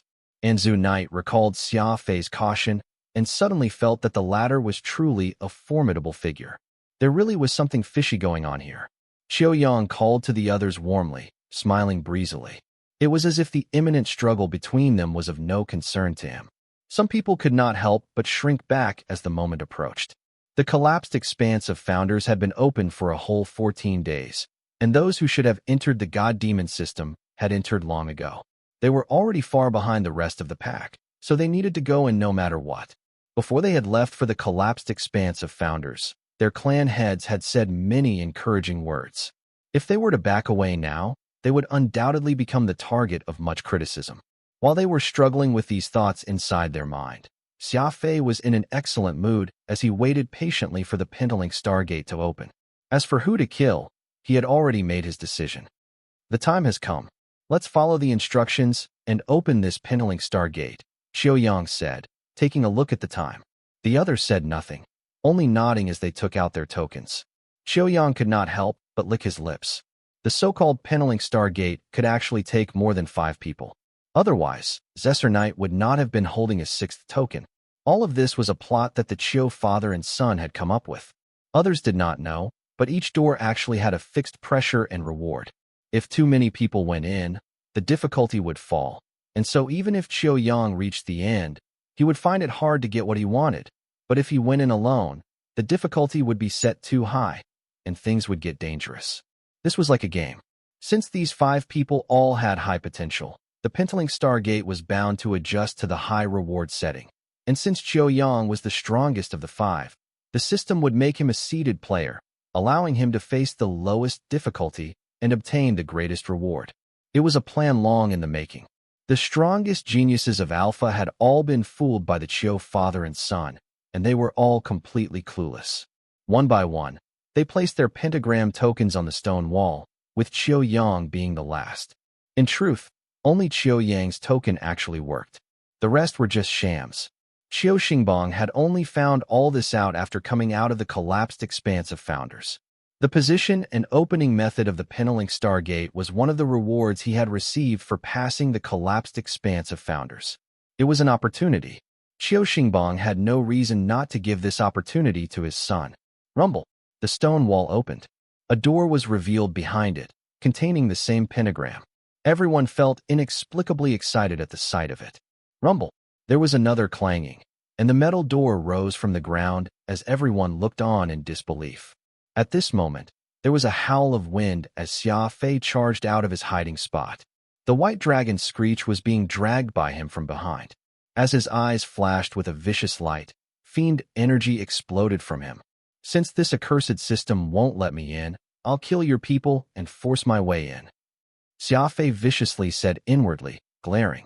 Xia Fei's sudden descent shocked everyone. On one hand, the Pendling Stargate was slowly opening. On the other hand, Xia Fei was murderously charging over. Everyone shivered instantly and then began to subconsciously put up their defenses. As the elite scions of top-rated clans in the Alpha universe, Xiaoyang and the others possessed rather high cultivation and had even learned the traditional offensive and defensive techniques of their various clans. All of them were outstanding in various ways. In the blink of an eye, they had finished setting up their protective barriers and armor of dark energy. Only Zesser Knight made no defensive measures, believing that Xia Fei definitely would not aim for her. It seemed like a complicated process, but battles between experts were highly abnormal, and everything happened within a very brief span of time. Xia Fei rushed toward the group like a beam of light. Only then did everyone realize that he was actually targeting just one person, Feng Jianting. His eyes erupted with light, and he appeared very confident. This was because the Xia Fei of the present knew the important trick that the Ghost Eye Fiend clan used to see through their enemies, energy surveillance. In Xia Fei's view, Feng Jianting was covered with flaws. When one thing rose, another thing fell. Feng Jianting came from the legendary Fufeng clan, which had risen because it had obtained some legacy from the Ghost Eye Fiend clan. Alas, Xia Fei had the full inheritance of the Ghost Eye clan. As they came from the same heritage, they countered each other. It was not a combat technique, but it was a technique that could dissemble anything that used energy as a core. A shocking scene played out. The white dragon's screech howled, and then turned into a white light as it accelerated with Xia Fei and flashed past Feng Jianting. The pitiful Feng Jianting's widened eyes were like those of a dead fish.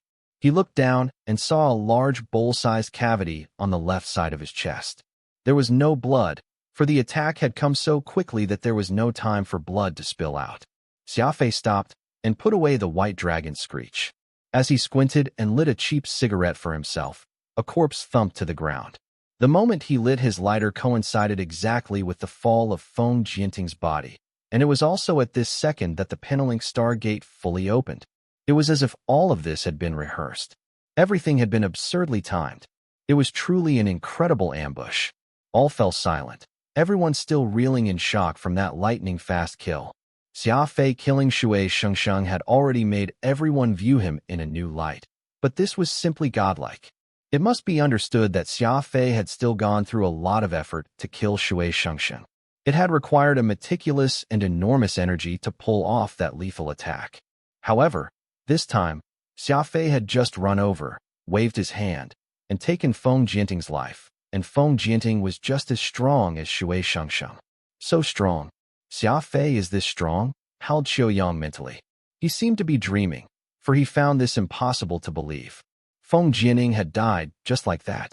It was no different from a stray dog. Had Xia Fei held back 7 days ago? Had his real strength already reached such a superb level? Smiling, Xia Fei breathed in the smoke of his cigarette and swept his cold gaze over the group. Regardless, the Penelink Star Gate was open. He was infinitesimally close to getting into the God-Demon system this time, but he wasn't sure if this door would actually let him through. Suddenly, Xia Fei felt a powerful force on his back. It was as if an invisible hand was pushing him into the door. It was such a savage and bizarre sensation that Xia Fei got pushed to the door before he could react. At the same time, the Penelink Star Gate began to reject him. This was an equally powerful force pushing him out. Xia Fei was squeezed between these two powerful forces, and he instantly found it hard to breathe, as what felt like a mountain weighed on his chest. Fortunately, it was a very brief moment, and after a few microseconds, before anyone could react, Xia Fei was gone. At the same time, on the ground, Feng Jianting's corpse broke apart. Experts of this level had seeds of life, and Xia Fei would not allow Feng Jianting to revive and get revenge. Thus, he had struck him with the law of primal chaos in the passing. As for what effects the law of primal chaos would have on Feng Jianting, whether he would change species like Oro or not, Xia Fei did not care. Not good. Xiaoyang was stunned and then rushed inside. In a flash, he had entered the Pentelink Star Gate, and his entry was very smooth, encountering no obstructions at all. As Xiaoyang looked around, he found that Xia Fei was already gone. There was no sign of him at all. At the same time, Tianjing and the Knight siblings ran in. Huh? Where did Xia Fei go? Zesser Knight's eyes widened as she exclaimed in disbelief. She had barely finished speaking when a beam of light engulfed her and whisked her away. Everything had happened far too fast. In the space of a few seconds, everyone was teleported to different places without even being given the chance to resist. This was the God-Demon system. Once one was inside, the system had say over everything. As Qiuyang opened his eyes, a bone-chilling murderous rage erupted from them. His eyes were red with bloodlust. He could have never imagined that Xia Fei would suddenly charge in, let alone that he was not actually the warrior with the highest potential. Qiu Xingbang had clearly told him before he left that the first person to disappear in the Penelink Star Gate was the seeded player and would be given the best path and best reward. Qiuyang knew that because Xia Fei had been the first to disappear, he had lost the chance to become the seeded player, but he really could not understand how he was not the second seeded player, for the person to disappear after Xia Fei had not been him, but rather Zesser Knight. Arg! He let out a howl full of grievance, and it was as if he had gone completely mad.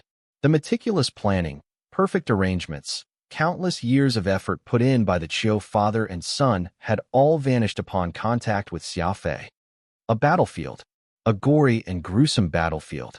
After around 5 seconds of weightlessness, Xia Fei felt his feet hit the ground, and he knew at once that he was in the middle of an intense fight. In his momentary dazedness, a crescent wind blade brushed past his ear with a howl, causing his heart to leap half a meter.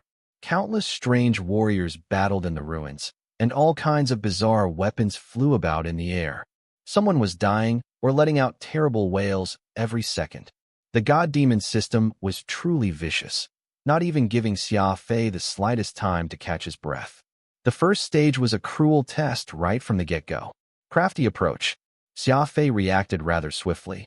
unleashing his full power at once. He dodged using crafty approach and speed while observing the battlefield. It was an inexplicably realistic battlefield to him. Some warriors were humans, and some were not. Some were founders and others had barely reached Lost Age. Some were using cold weapons, while others were not. Several were even using old-fashioned laser guns. Xia Fei could not see any problem in the variety of races, ranks, or weapons. The problem was that these warriors had no alignment. It was a chaotic brawl. Two people who were just working together to kill a common foe would turn against each other a second later. There were no friends on this battlefield. It was a meaningless melee. Plush plush. Several warriors closest to Xia Fei were felled instantly. He showed no hesitation, killing anyone he saw. Whoosh! Traveling in a beautiful curve, Xia Fei charged out. In his mind, remaining on this crazy battlefield was not a very smart decision. He needed to get out of these ruins so that he could calmly ponder what was going on. Alas, Xia Fei was on the wrong track. The god-demon system would not give him this chance. These ruins were endless, as were the fighting warriors. No matter where Xia Fei went, someone would always be trying to ambush him from the shadows. These were not fatal attacks, but they stretched his nerves taut and caused his brain to work overtime. Running out of energy was only a matter of time. Just when Xia Fei felt like he was making no progress, he suddenly spotted two children at the base of a shattered wall. They were hugging each other and weeping, their bodies shaking. Upon closer look, he found that this pair of kids was a pretty little girl and a fat kid with a rather strong and dignified face. They were both wearing rags and looked rather pitiful. Xia Fei was startled and then flew over to the duo. The two pitiful children raised their heads to look at him with tear-filled eyes as if they were begging for his help. The girl even wept as she hugged his leg like a kitten seeking attention. It was such a sad and heart-wrenching sight that even Furball could not take it, hiding behind his master so that he did not need to look at these pitiful kids. There was nothing to be done. War was always a cruel affair toward children. Plush, a shocking development. Xia Fei's eyes went cold as he swung his blade and killed the two kids on the spot. The pleading, pitiful, and surprised faces of the children as his weapon approached stirred no hesitation in Xia Fei, and that white-boned sword came down. Whoosh! At that moment, the ruins disappeared. The battle vanished, and everything fell quiet.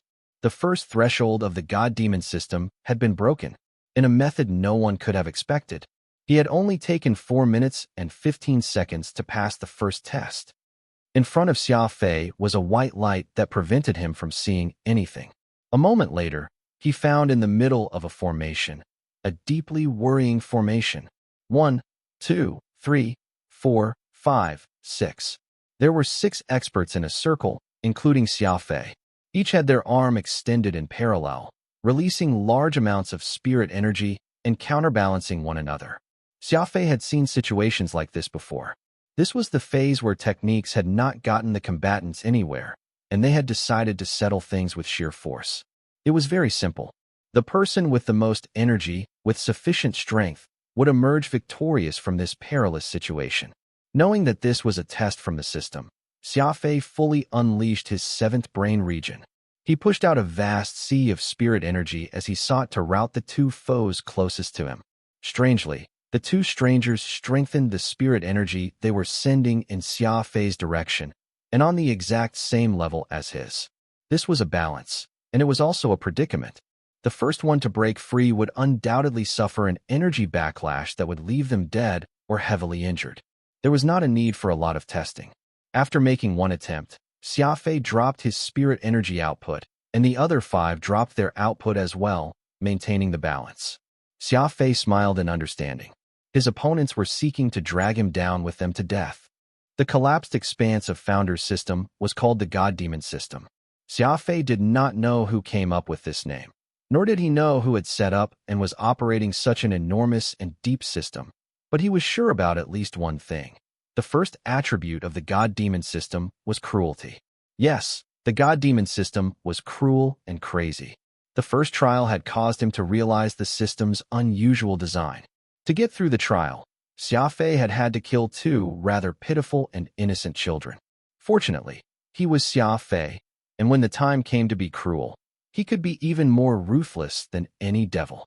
With one swing, He had taken 2 heads, and the first threshold of the god-demon system had been broken. It had only taken 4 minutes and 15 seconds, too. Xia Fei soon had to face the second trial. In less than a second, he was placed in a life-or-death struggle. This struggle had nothing to do with skill, only a contest where one's life was on the line. 6 people had formed a circle of energy, which was linked to their lives, attacking and defending against one another. For a warrior, particularly a speedster like Xia Fei, this was the worst method of combat possible, since speed warriors were all about being agile and flexible, constantly changing their position to catch their enemies off guard. However, Xia Fei had no chance to use his speed now. This was a case of leading by a hair. If he made his move, the equilibrium of the circle would be broken.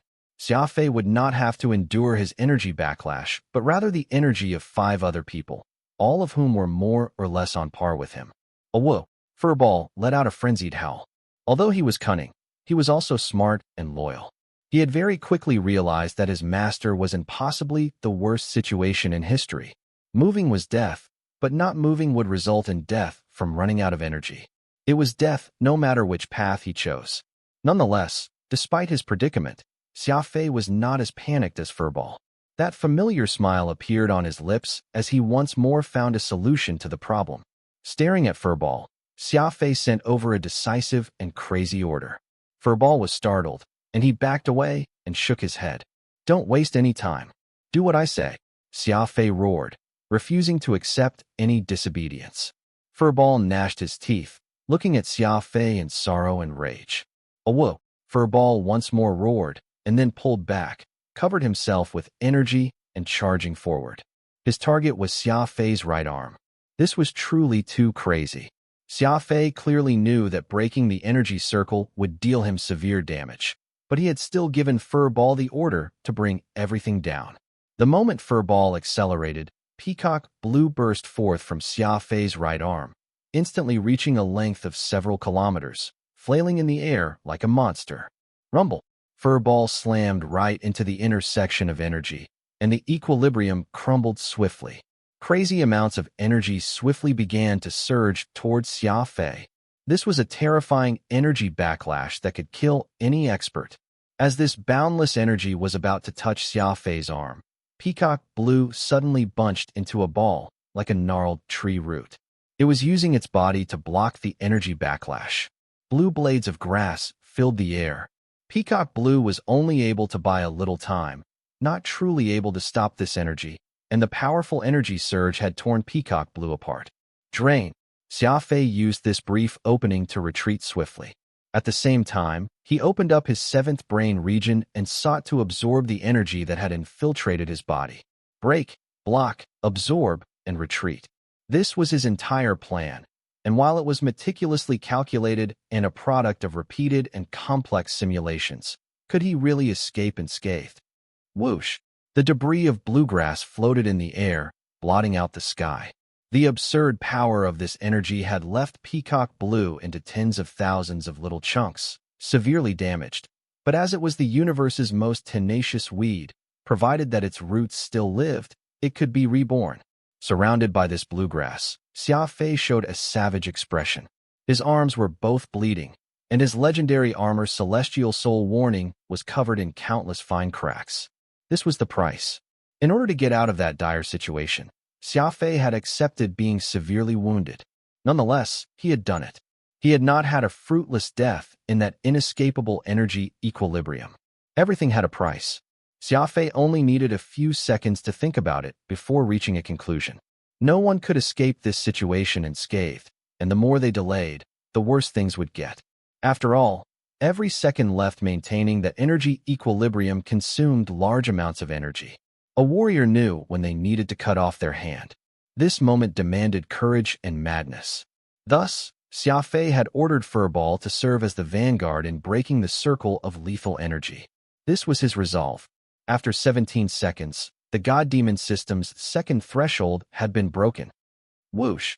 His surroundings disappeared again, but this time, the system did not take Xia Fei to the 3rd trial at once. Instead, it paused for around 2 seconds. This was very strange. It must be understood that the god-demon system had been pressuring Xia Fei from the very first second. It had moved from one scene to the next without giving him even 1 second to catch his breath. Not just Xia Fei, even the people in other trial grounds experienced a temporary pause, but it was very brief and did not earn much attention. In a place not far from where Xia Fei was, there was a chart. On this chart were various dark red bars, each pillar indicating a warrior in the system. The chart was huge, and the dark red bars were of varying heights. Tall bars meant that the person was quickly passing through trials, while short bars meant that the person was having a tough time advancing through. The bars disappearing meant that the person had died. The last 5 names on this chart had no points at all, indicating that these people had just entered the system. After a brief pause, the numbers under one person's name began to rise crazily, the numbers climbing higher and higher, and that dark red bar rising to heavens. The speed was simply unheard of. After going through what seemed like a spatial tunnel, Xia Fei found himself on the earth that he was so familiar with. The streets were thronged with people, and everything was just as lively as before. Those little food stalls were even awash with alluring aroma. Everything was familiar and realistic. Xia Fei felt no excitement toward his old home. His face darkened, and killing intent rapidly began to form around him. Xia Fei, it's really you. You're finally here. We've been waiting almost a month. This place is really awful. I can't get out no matter what I do. Xia Fei, you might have a way of bringing us out of here. A second later, Oro, Xia Guanghai, Fuchen, and Ulan rushed out of the crowd, their eyes glowing with excitement. However, Xia Fei seemed to be very angry, his bleeding arms beginning to tremble. I'll bring you all right. Bring you to death. Xia Fei roared suddenly, the veins on his forehead bulging. Rumble. The white dragon's screech roared as he charged at Oro, showing neither fear nor hesitation. Xia Fei actually did not have too many friends. He was always very cautious, and he believed in the darker side of human nature. He would not trust anyone unless he had known them for a few years and gone through life and death with them. This was precisely why Xia Fei cared a lot about the friends he did have. Now, the god-demon system was trying a mental battle, attempting to use Xia Fei's friends to stir up his emotions so that it could shake him to self-destruct. This made him very angry. This was not the first time he had run into such clumsy methods. Entering someone's mind, stealing their most precious thoughts, and then hitting them while they were down. Xia Fei had only one reaction to this: frenzied revenge. Every person had their sore spots, and this was the worst one of all for Xia Fei. Plush. Xia Fei instantly killed the 4 illusions. Yet the god-demon system appeared not to have noticed how contorted his face had become at this point, for it still simulated Avril and Xiao Yu emerging from the crowd. Whoosh! Xia Fei jumped in the air, his eyes exploding with light. Ocular cognition. The ultimate secret of the Ghost Eye Fiend clan, energy surveillance, was activated at full power. Countless imperceptible white lines appeared, connecting these various human figures. The god-demon system was using these energy lines to control the movements and forms of these illusions. There were countless lines, and it was difficult to find the control mechanism for all of the illusions. However, through observation, it was not hard to find out that the illusions were concentrated at the base of the old city wall, in an area covering a radius of 5 kilometers. Whoosh! Xia Fei descended from the sky like a shooting star, at the same time switching out the white dragon's screech for a pair of unremarkable leather gauntlets. Twin Ring Roar. The most brutal offensive weapon in history. The Twin Wing Roar had no other goal except to deal the opponent a fatal strike. There were no techniques. The only technique the Twin Wing Roar had was an iron punch. Rumble. A flurry of punches descended. Several thousand in a split second. The wall collapsed, and the earth fissured. It was very difficult for Xia Fei to find the node in a 5-kilometer radius circle, so Xia Fei decided not to look for it, and just destroy everything. There was a deafening boom of thunder. Xia Fei had opened a huge wound in this city, causing countless pieces of debris to fly in the air. Before this debris could land, new debris was sent in the air. The Twin Wing Roar's power was immense, and there was also the frenzied assault of Peacock Blue and Furball.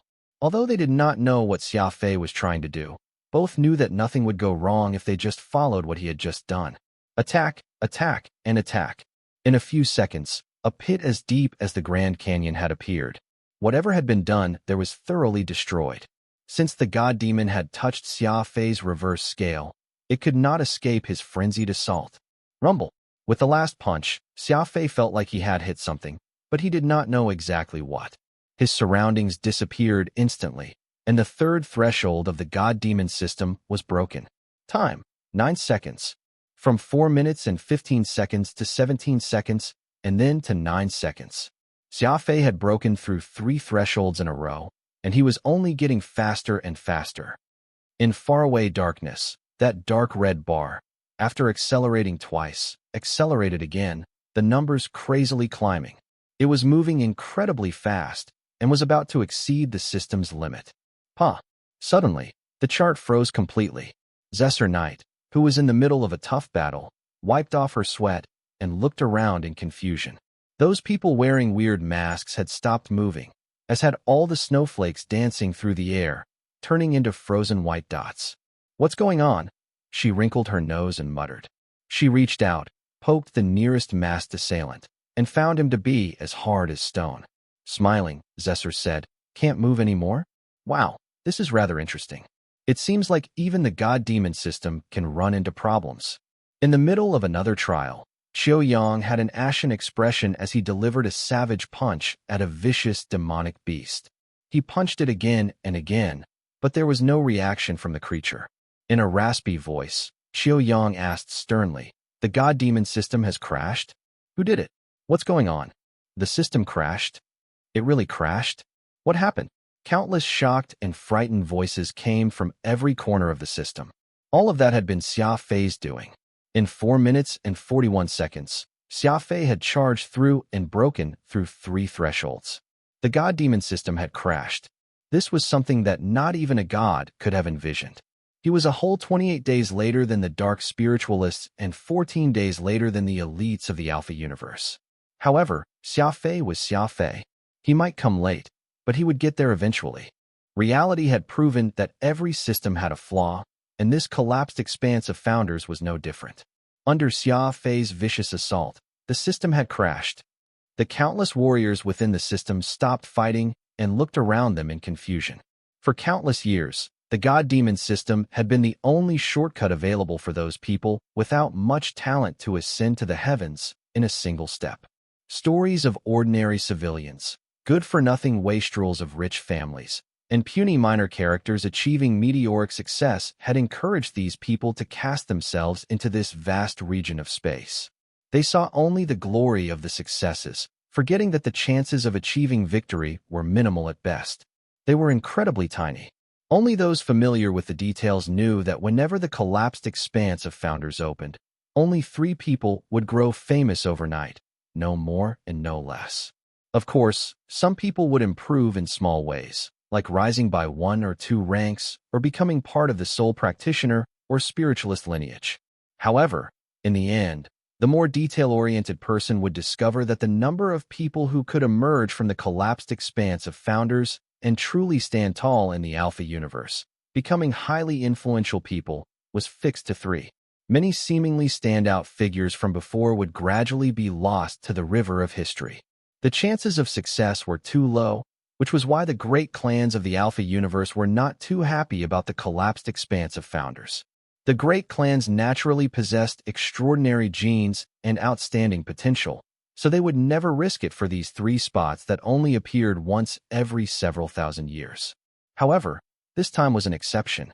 The most outstanding young scions of the Alpha universe and Xia Fei had come to the collapsed expanse of founders, and even the long-forgotten dark spiritualists had joined in, creating a storm within the collapsed expanse of founders.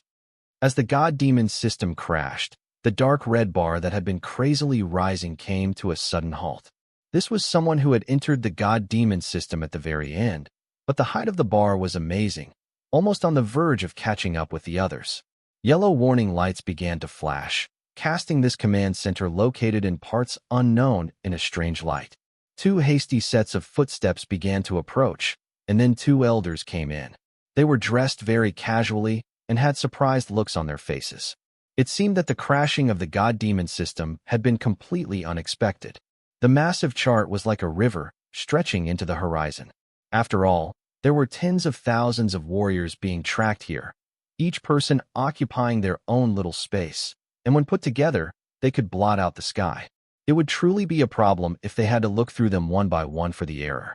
Fortunately, the God-Demon system had a rather advanced AI, and a very long arrow pointed the way, the two elders rushing off to the end of the chart. Whoosh! The two old men had reached the middle of the chart in a flash. Alas, the arrow was still going. Whoosh! In another flash, the two of them arrived at the 75% point of the chart.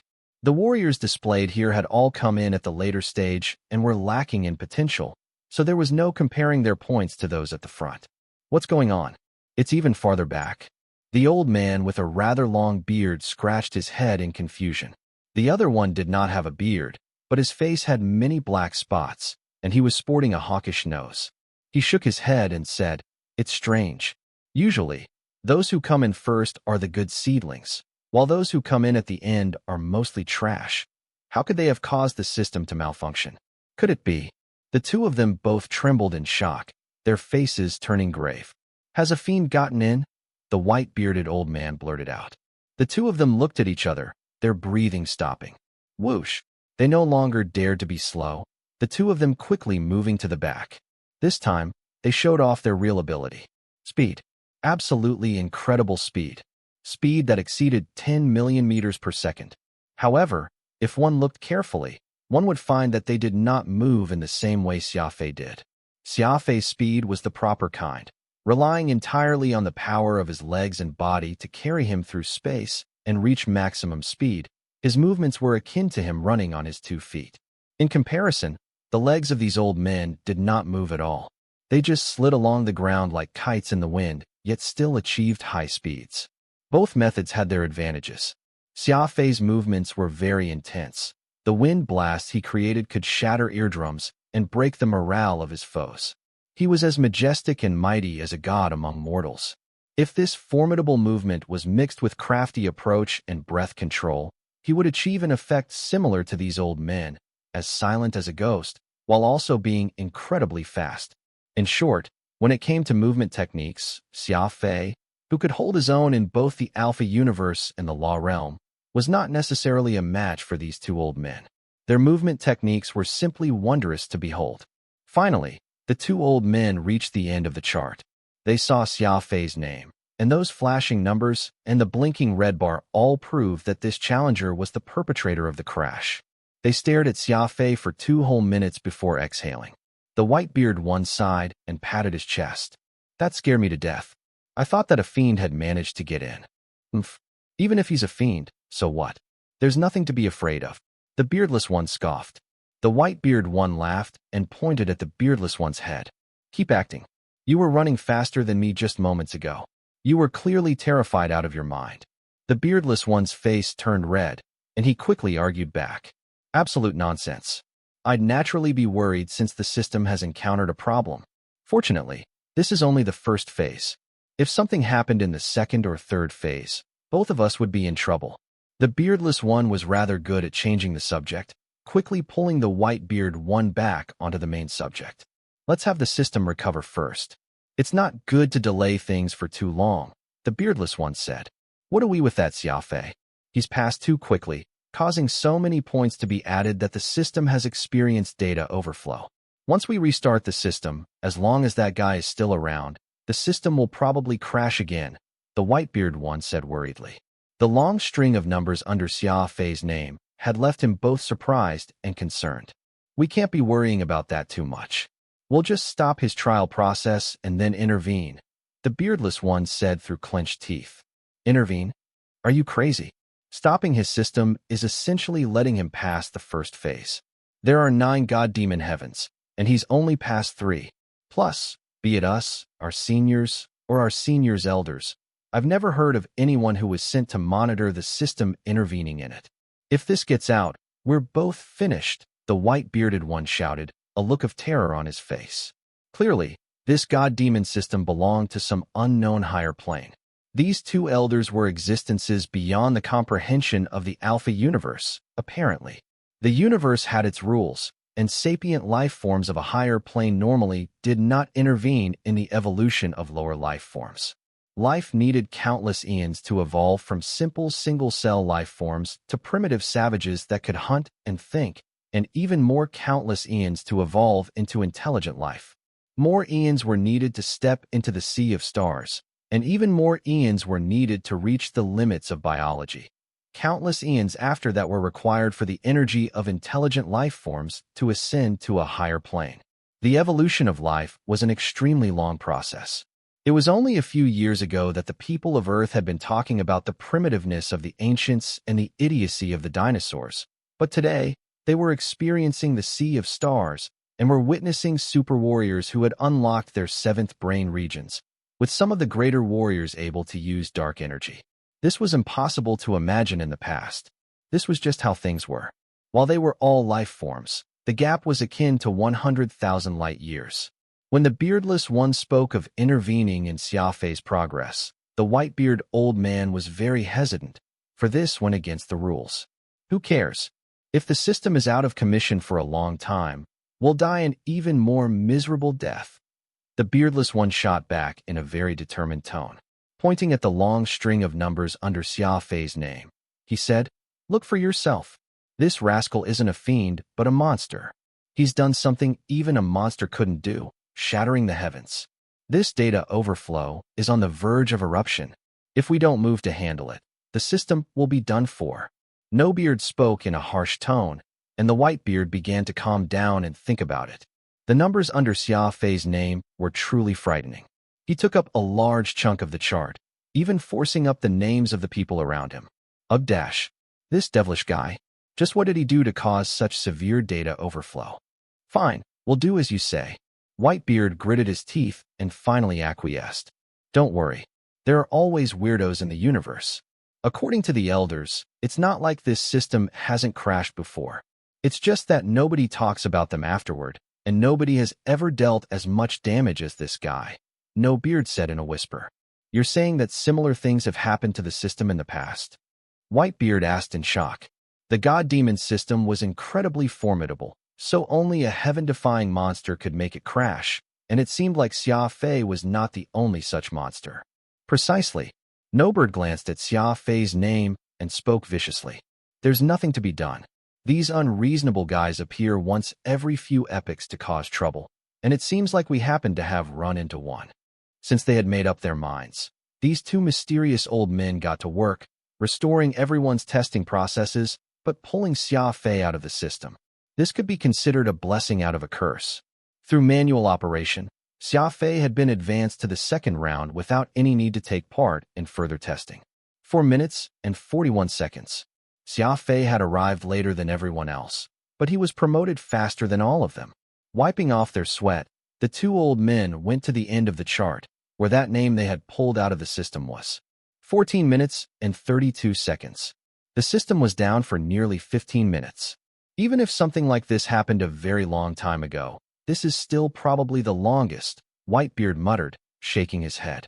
Probably, No Beard replied weakly. Waving his finger in the air, Whitebeard said, Let's see what this monster did. Whoosh!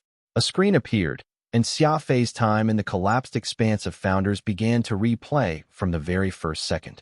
The two of them followed Xia Fei as he worked through the tests, and the more they saw, the more alarmed they became. Xia Fei had no idea that, besides bringing himself trouble, he often got other people into a lot of trouble as well. No wonder this Xia Fei was rejected by the system, who made him dabble in so many fields, even learning a few fiend arts. His blood is also a mess. It seems like one of his ancestors had a connection with the fiend lineage, though not one that's too serious. This little blood wouldn't have posed a problem.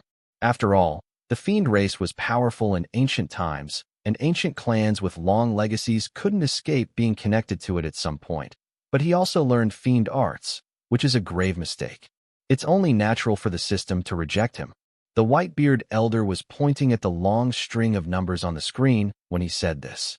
Xia Fei had learned numerous things in his lifetime, so it was hard to say which two Whitebeard was referring to. They were actually from the fiend race. This was something that Xia Fei could never have imagined. He did not even know what the fiends were. The beardless old man snorted. I only want to know how he managed to get in even after the system rejected him." The two of them fell silent, both shaking their heads. The screen showed very clearly that Xia Fei had been rejected by the system all this time. Even when he killed Feng Jianting and tried to get into the Penneling Star Gate, he had still been rejected, but in the blink of an eye, he had somehow gotten in. Did something go wrong with the system? Impossible. The 5 higher universes have been operating on this system for countless years, and something like this has never happened before.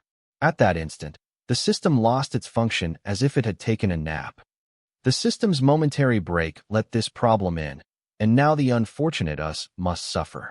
We've clearly lost out because of Xia Fei, but we can't do anything to him. In his view, Xia Fei was a huge problem. He was clearly a human, yet he had somehow learned the skills of the fiends and almost caused a system breakdown. They were not the owners of the system, and they only had the authority to deploy countermeasures, not to edit the system records. If they removed Xia Fei, someone might come to inspect and find out easily what had happened. Sighing, Nobeard said, "Forget it. Since the trouble has entered, let's just keep watching." Whitebeard nodded, and the video continued to play.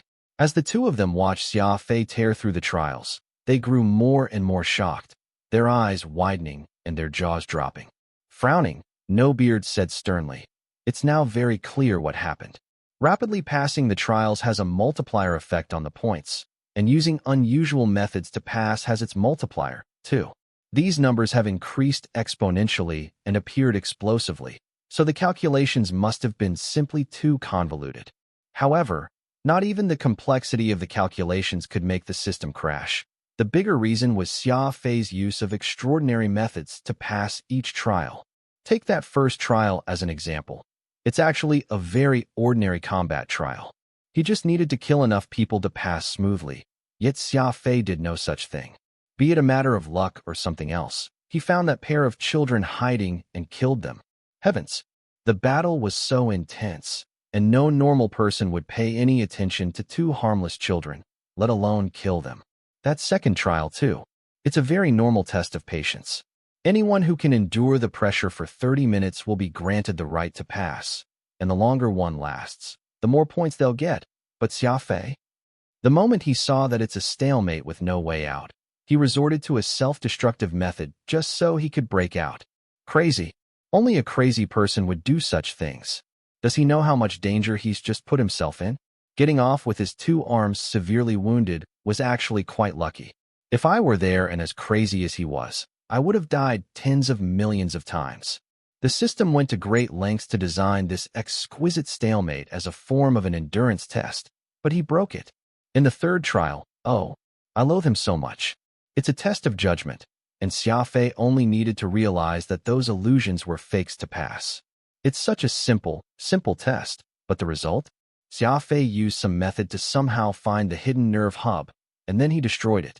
According to the normal process, destroying a hub is extremely against the rules. The system should have immediately expelled him. The problem was that he had attacked too quickly, too viciously. If he had kept attacking, he would have started attacking the system itself. Following the principle of avoidance, the system decided to let Xia Fei pass in order to protect itself. The system is intelligent. It originally didn't plan to let Xia Fei pass, but because Xia Fei was too violent, it had no choice but to let him through. Otherwise, the system itself would have been finished. This is something that has never happened before. How should Xia Fei be scored? How many logical calculations would the system have to go through to reach a result? Considering that the system is already under immense pressure from how fast Xia Fei got through the first 2 tests, when a problem appeared on the 3rd test, the system couldn't keep up. The number of calculations needed to score Xia Fei surpassed all the other 890,000 warriors put together, and that's how the system crashed. Nobeard grew more agitated the more he talked, and by the end, he was yelling and waving his fists in the air. He clearly hated to his bones the unconventional Xia Fei. In truth, Xia Fei's methods would leave anyone angry, turning simple tests into complicated ones, but that was just how he was. Xia Fei was like a stubborn cockroach that had an extremely intense desire to survive. He preferred to use his own methods to resolve problems. Following the rules? He had never followed the rules in his life. Stomping his feet, Nobeard turned around and walked away, muttering, It's no good. I have to find out what's going on, or else my head is going to explode. Xia Fei was very bored, for the system had suddenly stopped. Unlike the others, who were still in the middle of their tests when the system had paused, with everything else around them frozen, Xia Fei had been thrown into a dark and silent space. Whoosh! Two beams of white light shot over, and two blurry figures appeared. They were none other than the mysterious elders Whitebeard and No-Beard. Xia Fei, who had just lit a cigarette, seemed not to care about their abrupt arrival. "You are Xia Fei?" No-Beard straightened up and asked. "Yes, who are you?" "The operators of the God Demon system." Xia Fei asked back. "The God Demon system? That's a pretty good name. Unfortunately, it's not accurate," Whitebeard said. "Don't think too much about who we are. First, we have something to ask you." Seeing that Xia Fei had no reaction, No-Beard asked, "In the test, why did you kill those two innocent children?" Xia Fei chuckled. "Innocent? If those two were innocent, then there's probably nothing in the world that isn't innocent. Two little children in the middle of a battlefield? That just doesn't make sense. Plus, they were silently observing the battlefield. If an ordinary child was left on the battlefield, they would be scared to death while frantically looking around. Those warriors killed anyone they saw, so why didn't they attack those two kids? There's definitely a problem there." Whitebeard frowned and asked curiously, "Maybe those two kids were the bolder and more curious sort, and the others took pity on them. You think that everyone is as ruthless as you are?" Xia Fei replied calmly. "There's a tattered backpack on the ground, and there were several books inside. The one on the very top was a physics book. That's a little too early for a little kid, right? The book was light yellow and green, indicating that it had been coated in poison. When I got close, that girl hugged me while the boy went for his backpack. So, do you need me to go on?" Whitebeard and No-Beard were both rendered speechless. Xia Fei's analytical abilities were just shocking. In that brief moment, Xia Fei had noticed many strange details.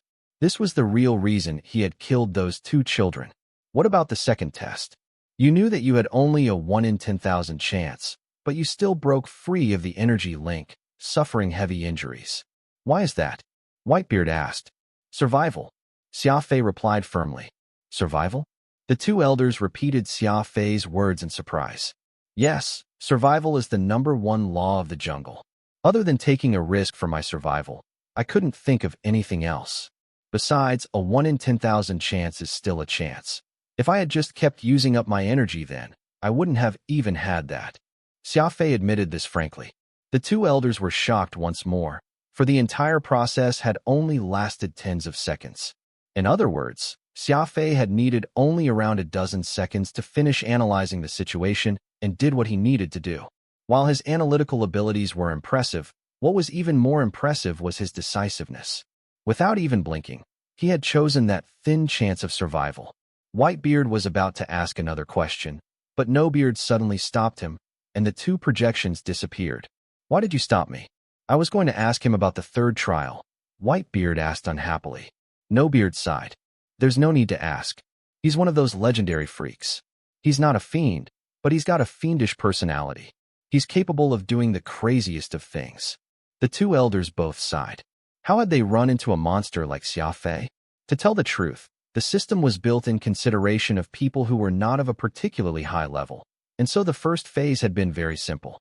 They were all basic tests for combat power, judgment, perseverance, intelligence, and so on. Alas, Xia Fei was an extremist, making these simple things very complicated and catching even the system off guard that it crashed.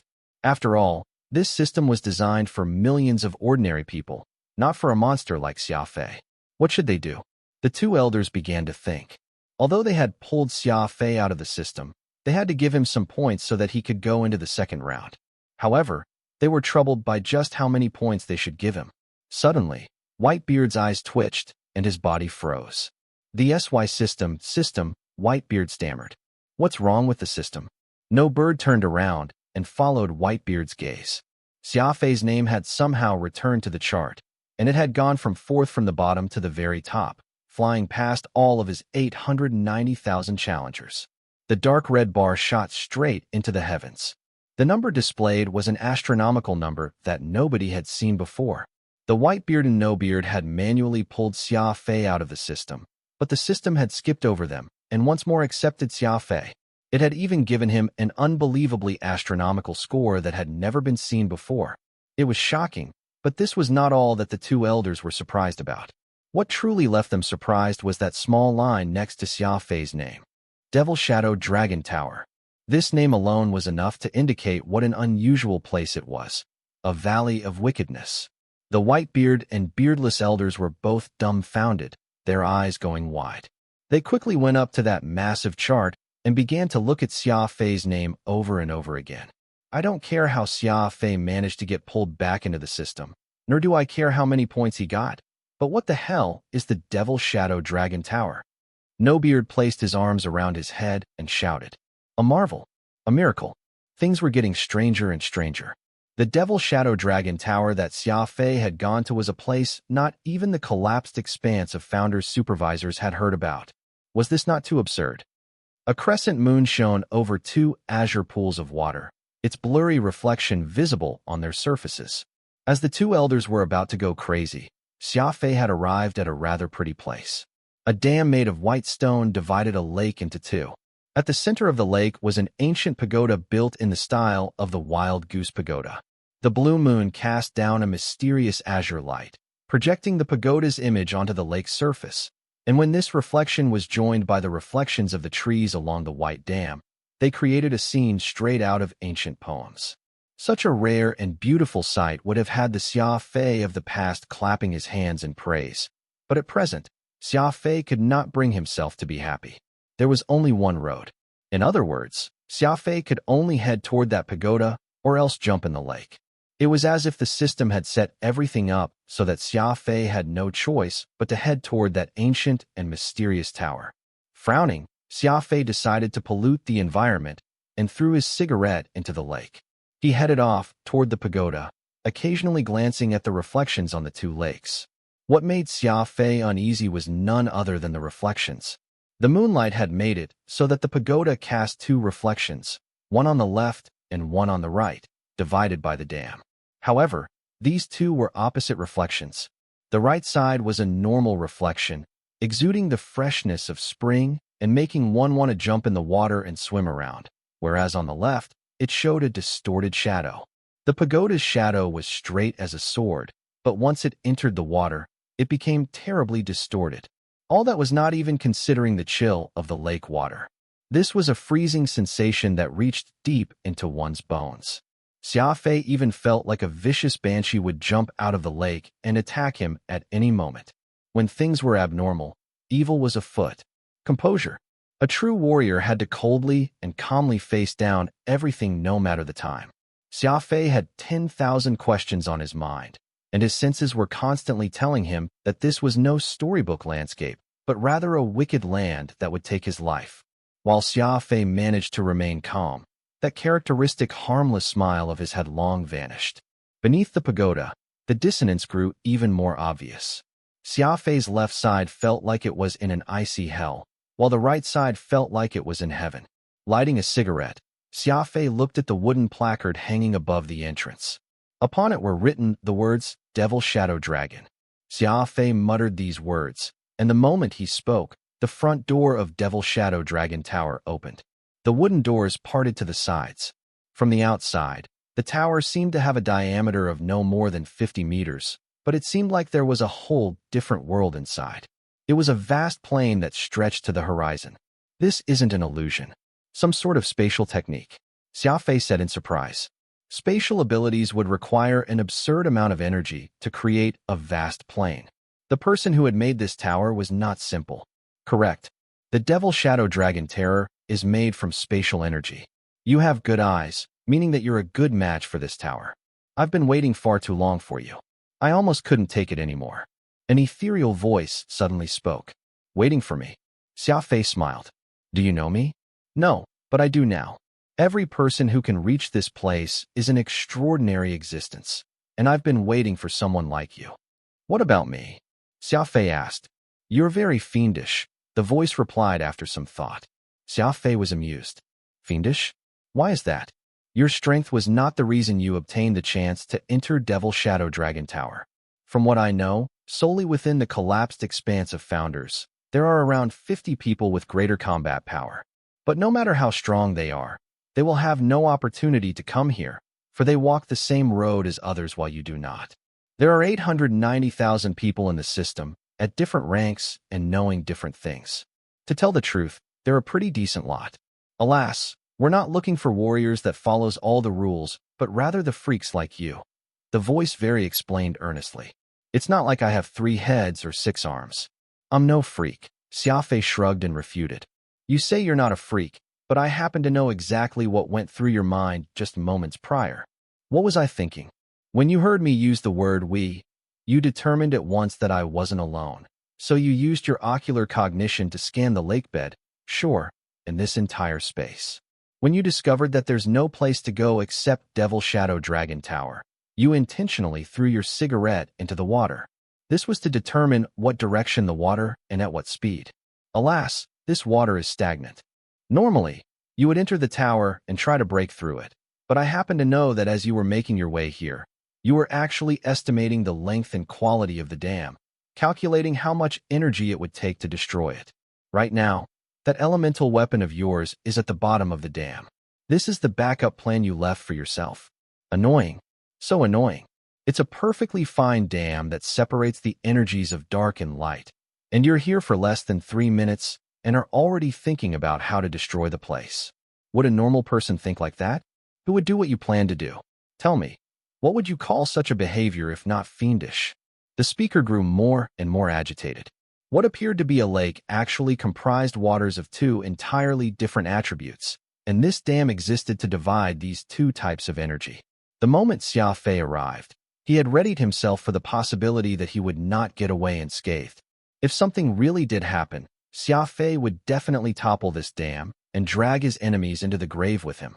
As such, Xia Fei had casually thrown that cigarette, but into the water not because he did not care for the environment, but because he was investigating a very small detail. In that subtle act of his, Xia Fei had actually made numerous preparations.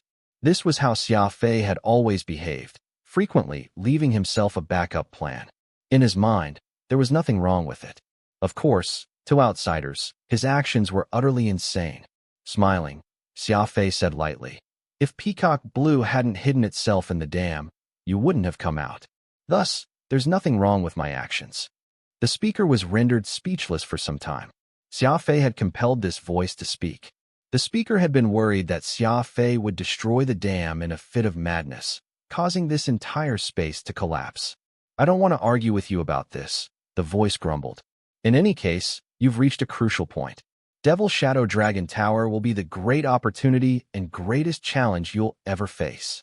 Devil Shadow Dragon Tower was initially erected here so that people could appreciate this gorgeous sight before taking on the challenge, witnessing this world being divided into light and dark. You've finished appreciating the view, and you've experienced the powers of light and dark, so prepare to take on this fiercest of challenges. At the mouth of a volcano, lava surged in great waves, geysers of heat shooting into the sky. 2 warriors wiped their sweat from their foreheads as they searched the black rocks, but it seemed like they could not find what they were looking for. Weird. Where's the body? I clearly killed him, and his body rolled down the summit. It should be around here. Could the corpse have been burned up by the lava? The 2 were looking at each other in confusion when, suddenly, 2 white and fair hands emerged from a nearby ball of darkness. They moved quickly, seizing the necks of the warriors. Whoosh! The veins on the arms bulged, indicating that their owner was exerting incredible strength to smash their heads together. Brains splattered, the skulls cracking open like melons. "Dared to ambush me? This is what happens." "Ha!" Oro cursed, his face pale as he emerged from the darkness. The law of darkness was his specialty, and he knew all about ambushing people from the darkness. Unfortunately, Oro was now a human, not a tall and formidable lion. Such a crude and barbaric voice contrasted very heavily with his scholarly demeanor and could easily stir up feelings of revulsion. Oro was about to leave after killing these 2 when his body suddenly turned red-hot, as if it had been set on fire. Boom! A soul mark had suddenly appeared inside Oro, and his 7th brain region exploded with a pounding headache. A soul mark had appeared. It was a signal that dark energy had been unlocked. In other words, Oro was now a founder. Oro was so excited that he became speechless. Unlike others, he did not have a seventh brain region that was 100% open. Many people had said before that Oro, no matter how talented he might be, would forever remain at peak law god. The flaws in his seventh brain region had limited his potential. However, today, in the mysterious collapsed expanse of founders, Oro had completed an inconceivable reversal. Founder? I'm a founder now too. Ha ha. Ha ha ha. Throwing open his arms, Oro raised his head and laughed. The collapsed expanse of founders was brimming with death, but it also brimming with opportunity. Oro's improvement stood out a lot, but he was not the only one. Xia Guanghai and Ulan were all getting decent grades, and even that little Lionheart priest, Risod, had also improved a little. However, because their ranks were already high, or because their potential was too low, their improvement was not as dazzling as Oro's. Reality had proven that all of the people at Xia Fei's side were built differently. Even in the higher-level Alpha universe, they were still fierce. They were lucky, unlike Xia Fei, who had been inexplicably sent to the Devil Shadow Dragon Tower to face an unknown fate. However, Xia Fei was already numb to it, having had the propensity to run into new trouble every so often. In some place, there was a dark and dank water prison. An old man had been locked up in this water dungeon. A giant claw, like that of an evil dragon, had kept him pinned on a giant and cold rock. Around him was black and stagnant water. Countless white and wicked eyes coldly stared at him from it. What sort of crime had this old man committed, which resulted in him being locked up in such a hellish place? If one got closer, one would find that this old man seemed to be rather familiar. It seemed like he was Fuchin. 3 people stood in front of Xia Fei, their backs to him. They all exuded carefree and impressive auras. Xia Fei frowned. He had not noticed any people here when first entering the Devil Shadow Dragon Tower. These 3 had seemingly come out of nowhere, but from the angles they were standing at and their postures, they were probably illusions. Only 3 people have walked out of Devil Shadow Dragon Tower in all its history. If you do it, you will be the 4th, the voice continued excitedly. It sounded like it was very proud of those first 3. Xia Fei did not respond, instead looking around warily. These plains were vast, and while they seemed calm, he kept feeling that something was hiding in the grass. Even the lazy furball had opened his eyes wide, showing a rare curiosity. You sound so excited. Do I get something good out of getting out of this dumb tower? Xia Fei asked absent-mindedly. Something good? The voice chortled in disdain. You should think about how to survive first.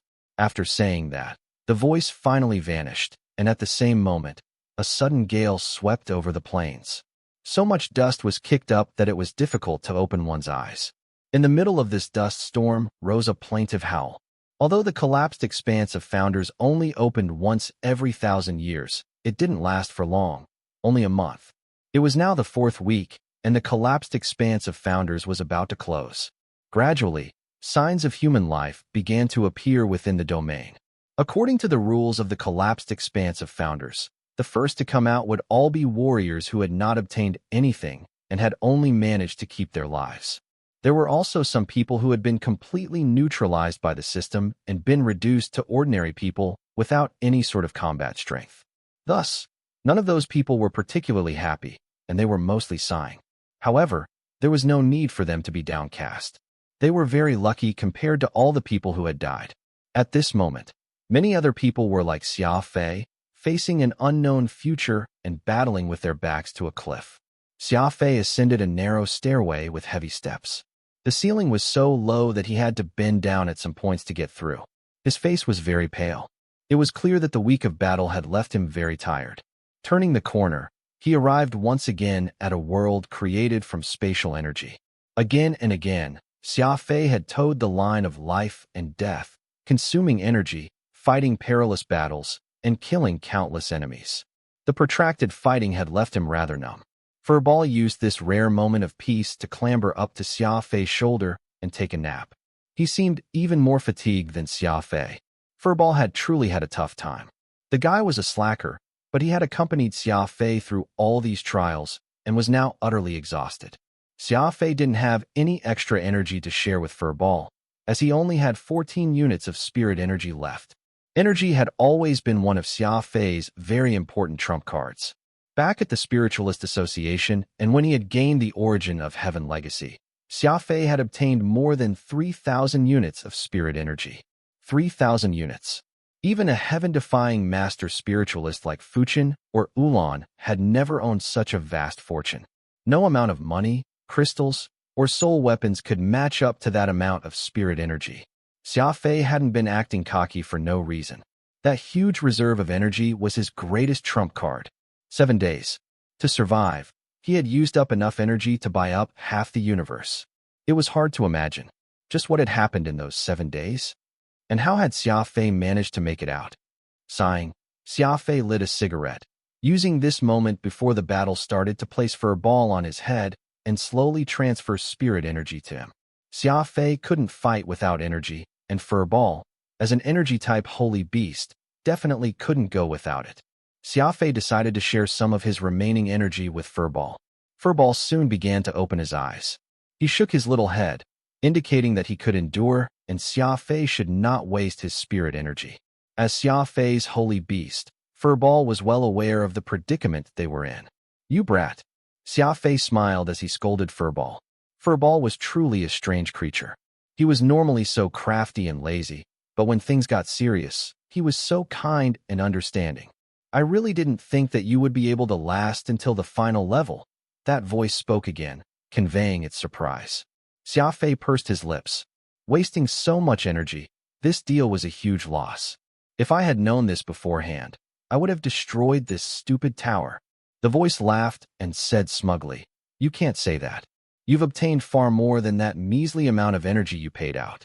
Think back carefully. What level of energy control were you at when you entered Devil Shadow Dragon Tower? And what level are you at now?" Xia Fei was startled, and then he took a deep drag of his cigarette. "You truly have used a lot of energy on this journey, but as you've advanced through the battles and tests, your control over energy, particularly high-level spirit energy, has reached an unprecedented level. Energy is the foundation of everything, and energy control is the foundation of the foundation. I'm sure you don't need me to tell you that no one can surpass you in terms of energy control. If your energy foundation was originally enough to build a tower, your foundation now can support a city." Xia Fei didn't argue and began to mull it over. He originally had pretty good control over energy, so he knew very well how his energy control had improved. It was just that he had been fighting so much that he hadn't paid it much attention. Now that this mysterious voice had mentioned it, Xia Fei finally realized it. While Xia Fei's level hadn't increased, and he had lost so much energy, he had actually made a breakthrough. A warrior's development was ultimately based on their foundation, just like how the depth of a foundation would determine how high one could erect a building. But there was something Xia Fei didn't understand. His energy foundation hadn't been bad, and now, Devil Shadow Dragon Tower had increased it to an absurd level. Was that on purpose? If it was deliberate, what was the goal? As he shifted his finger back a few centimeters, Xia Fei's eyes suddenly brightened. There was a white line connecting him to Furball. This was spirit energy. As if he was performing a spell, the spirit energy suddenly thickened, and then it shrank. It was all under Xia Fei's control, transforming as he wished. His control was many times greater than before. In the past, Xia Fei could only control the energy in his body, but now, this control had extended to his surroundings. He smiled. This surprise discovery left him quite pleased, all of his depression being swept away. His efforts had been rewarded. After 7 days of hellish combat, Xia Fei had obtained supreme control over spirit energy. This is the last level. You just need to win this battle to become the 4th person in history to pass through Devil Shadow Dragon Tower. But I also have some bad news to tell you. If you lose. With a mighty roar, a glossy black object suddenly flashed through the air, striking down a white goose. Thud! The white goose, as long as a human was tall, dropped to the ground. There was a bell-like object on it. It was silver, a soul weapon. That was a sound-type soul weapon. "You've been tricked," a voice suddenly spoke. This came so suddenly that someone was wary, as Xia Fei should have been instantly on his guard. But Xia Fei was actually delighted. Raising his head, Xia Fei became so excited that he began to tremble. He shouted, "Radix! Nirvana! You're alive!" A cross-shaped black blade was spinning in the air, the fiend blade Nirvana. A person stood atop the blade, Radix. Ho! Nirvana landed, delivering Radix to Xia Fei's side. One human, one soul, and one fiend blade gazed at each other, all of them rejoicing at this reunion. What sort of joke is this? I'm an immortal soul while Nirvana is a fiend blade. How could either of us die? Radix replied casually. Xia Fei said gleefully, so long as you're okay, it's fine. Why did the two of you suddenly disappear? I was so used to having the two of you next to me that having to rely only on White Dragon's screech all this time left me extremely uncomfortable. Radix replied nonchalantly. White Skull, Jade Green, the Swiftwind Fan Leaf, the Twin Dragon Roar, the Dark Crystal Soul-Gathering Pagoda. Aren't all of those top-class weapons? All of them are plenty strong. You've got plenty of treasures in your spatial ring. How could you lack weapons to use? Take the White Skull as an example. We went through so much effort to get that heaven-defying weapon, and how many times have you used it? A subtle light flashed in Xia Fei's eyes, and he said softly, weapons are like a chef's knife. Whether it's sharp or not is one thing, and whether one is accustomed to using it is another. Among all my weapons, my favorite is still Nirvana. Xia Fei glanced over at the fiend blade Nirvana, which was less than 4 meters away. Let's not talk about this. Where have you been all this time? Why appear now? Without any warning, Xia Fei struck out at his old friend Radix. The law of primal chaos. The power of reversal could truly scatter Radix's soul to the winds. The world must have gone crazy. Xia Fei clearly had only 14 units of spirit energy left, but he had unleashed such a frenzied attack. In this long-awaited reunion, Xia Fei had unleashed his most lethal move. What had happened? How did the world end up like this? Rumble. When primal chaos emerged, no one could contend against it. At such a close distance, Radix had no hope of escaping.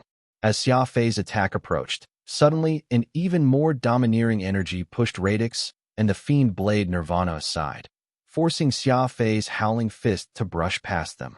Xia Fei, is this how you treat your brother? I went through so much effort to find Radix and Nirvana in the chaotic space and bring them to you, but you try to kill him.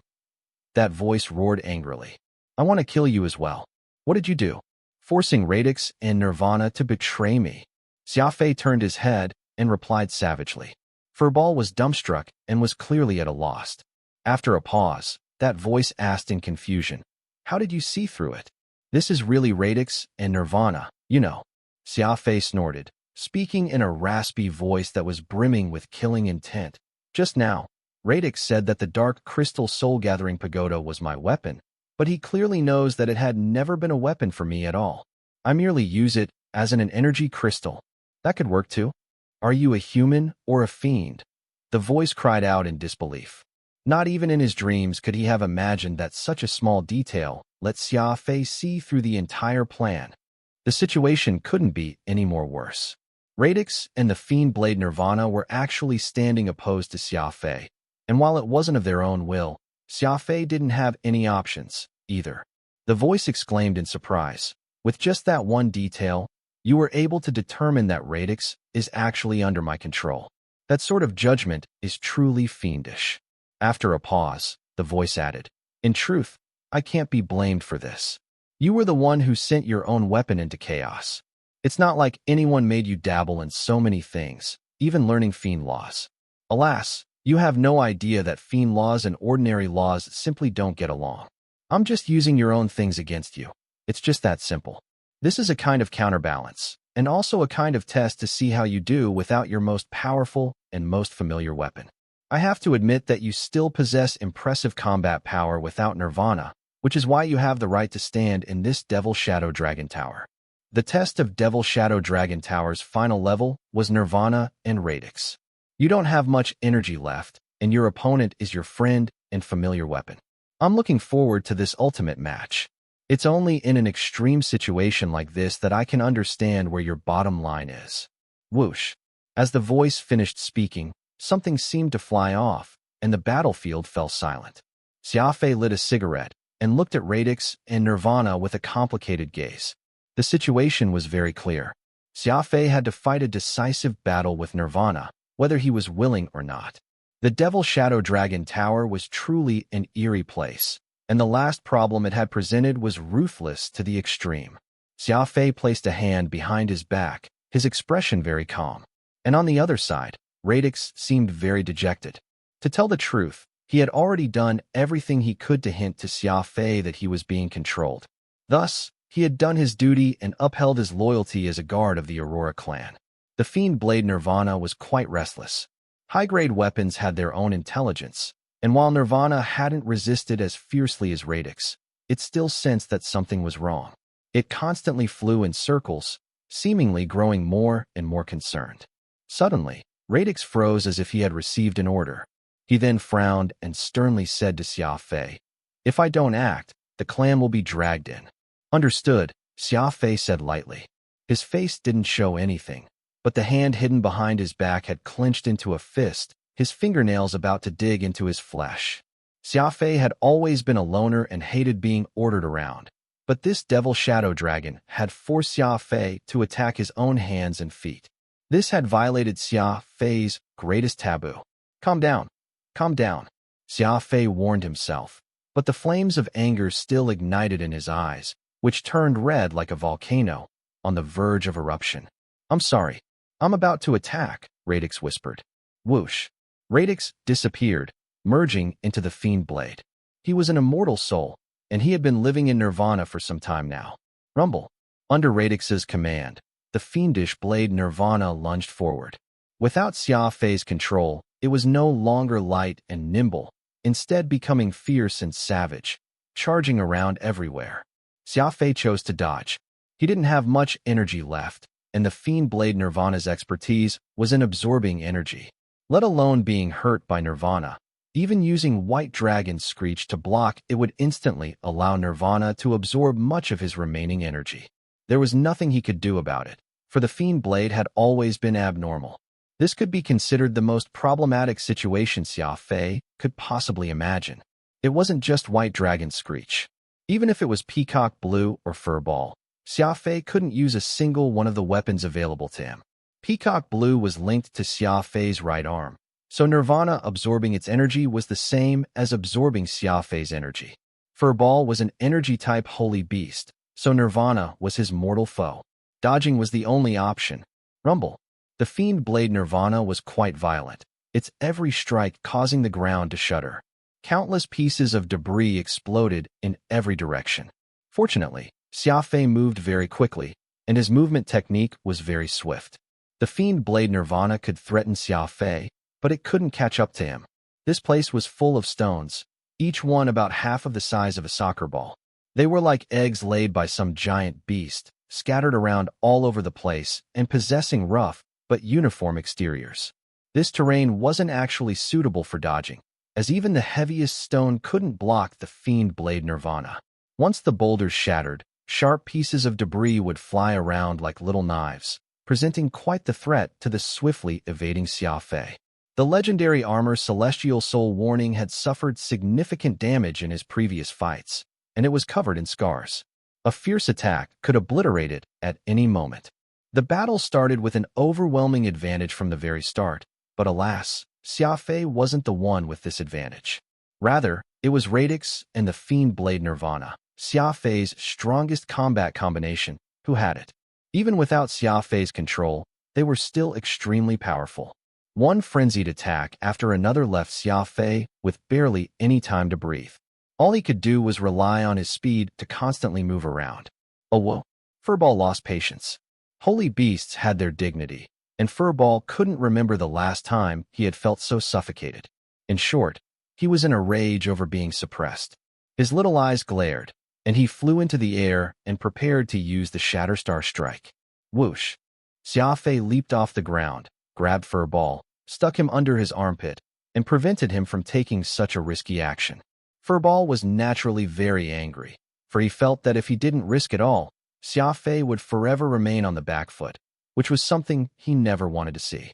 The combat space was the top floor of Devil Shadow Dragon Tower, an artificial region made from spatial energy. It was a rocky shoal around 100 kilometers in width and about 20 kilometers in height. These dimensions were rather small for Xia Fei, preventing him from fully utilizing his speed. But it greatly compensated for Nirvana's lack of speed, and Nirvana's strikes, and the exploding debris were everywhere one looked. Within a few minutes, this place had been completely transformed. There were no more scattered boulders, only meteors raining down and peppering the ground with craters. The voice seemed to notice something, muttering, "Are they putting on a play?" Using this battle to destroy everything with a mind to destroying Devil Shadow Dragon Tower. It was inevitable for one to suspect something from this battle. Under Radix's control, the Fiend Blade Nirvana was holding nothing back. Each strike would leave the space shaking for some time, and the damage was rather intense. Xia Fei had actually used similar methods before, wearing down the enemy before delivering the lethal strike and collapsing space. Was Xia Fei trying to dismantle Devil Shadow Dragon Tower? The thought made the voice chuckle. Impossible. Xia Fei only has 14 units of spirit power left. Trying to destroy Devil Shadow Dragon with such little energy? Keep dreaming. As the owner of Devil Shadow Dragon Tower was rejecting the idea, Xia Fei's lips suddenly curved upward. He was smiling. This was the first time Xia Fei had smiled since entering the final floor of Devil Shadow Dragon Tower. His gaze chilled as he stopped in the very center of the space. Ocular cognition. Origin of heaven. Whoosh. His eyes grew brighter and brighter, like a flashlight in the darkness, radiating a blinding white light. The ocular cognition of the Beast Spirit Codex and the strongest observation art of the Triclopean Fiend race overlapped one another, filling Xia Fei's eyes with magical power. His last bit of energy was all sent out his eyes. The debris around him started to float, as if the magnetic pull from Xia Fei's body was fixing them in the air. This was the first time Xia Fei had used ocular cognition and the origin of heaven to this degree. Not only was Xia Fei's vision getting stronger, he was creating howling gales that surged out from his location.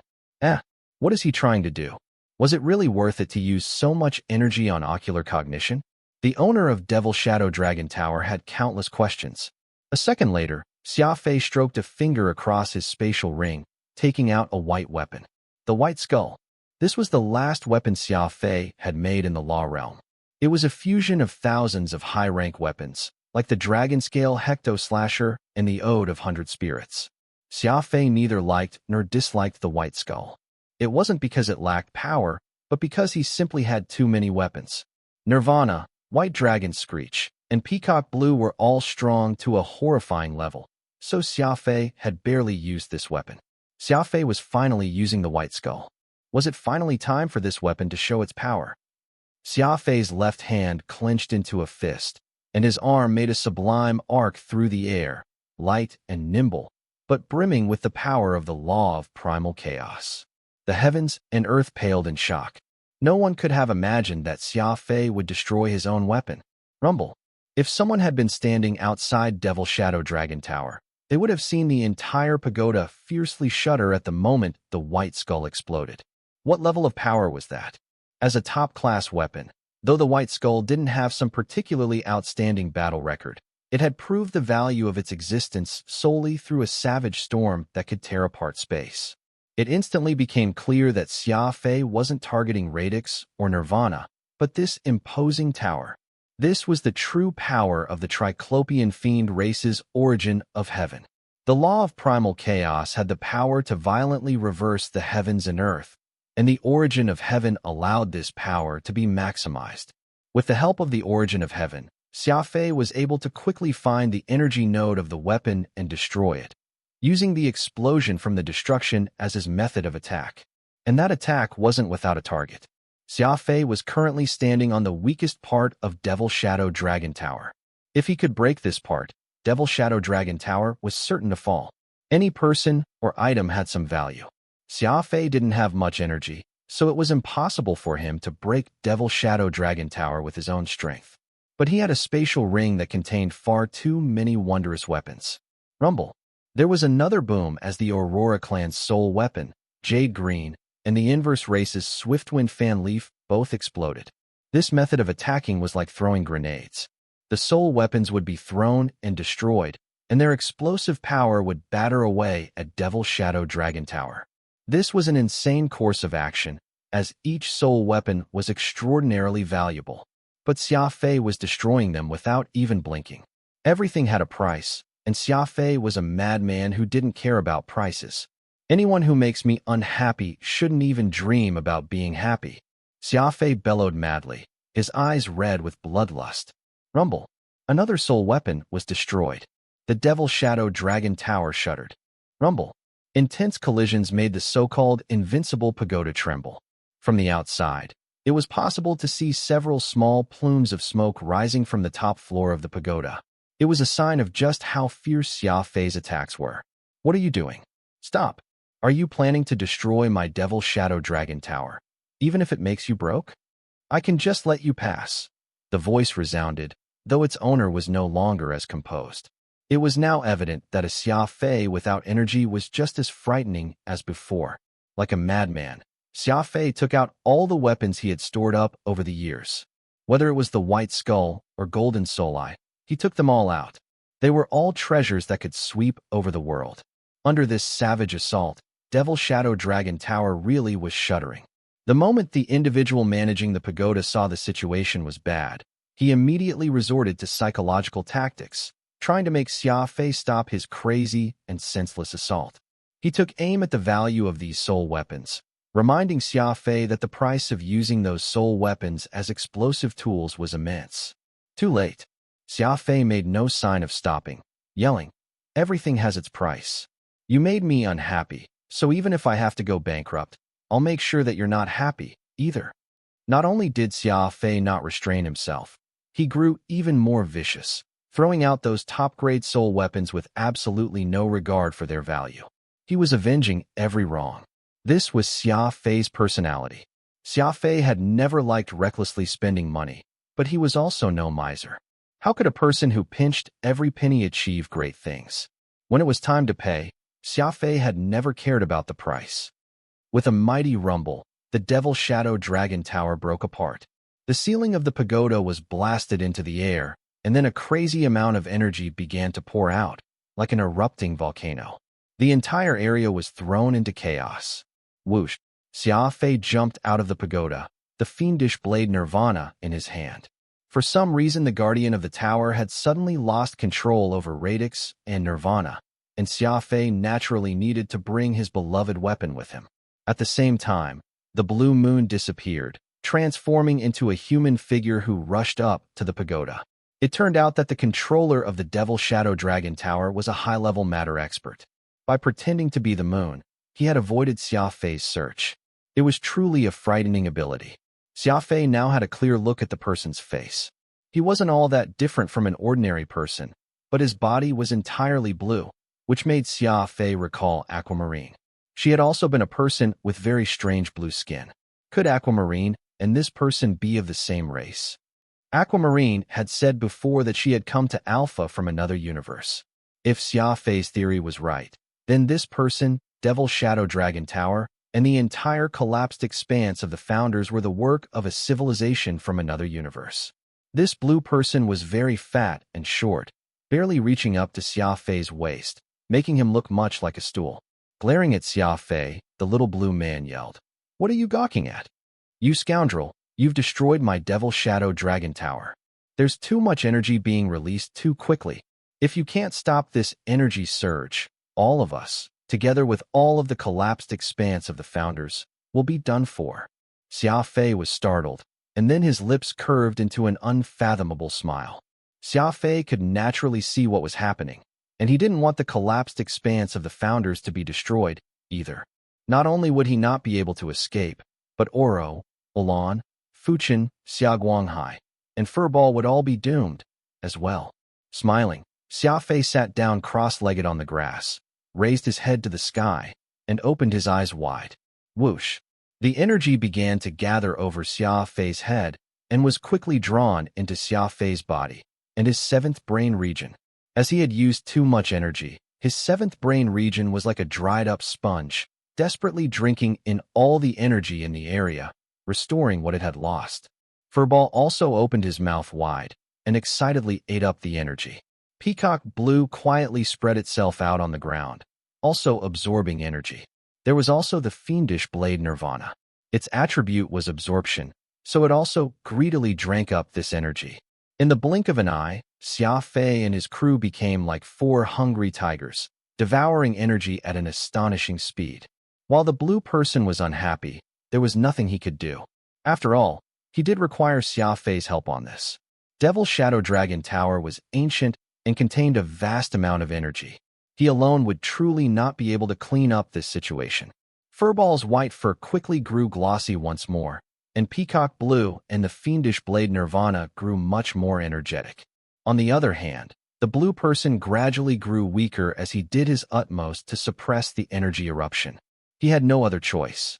Someone had to step forward and control the energy explosion, and Xia Fei had made up his mind to ignore it. He and his crew of gluttons did nothing but eat, and as it went on, the gap between Xia Fei and the blue person began to shrink. Devil Shadow Dragon Tower gradually stopped swaying and became much more stable. The blue person sighed as if a great rock had been lifted off his chest. Whoosh! At that moment, Xia Fei jumped up like a fish and shot at the blue person in an arc, punching at him. Bang! That person was sent flying into the air, spitting out 2 teeth as blue blood trickled from the corner of his mouth. This punch is for Radix. Bang! This punch is for me. Everything had calmed down. Xia Fei had absorbed enough energy, and Furball and the other gluttons had also eaten their fill. Only that blue person was sitting sullenly on the ground across from them, a hand over his mouth. Kid, you really dared to attack me? Do you know who I am?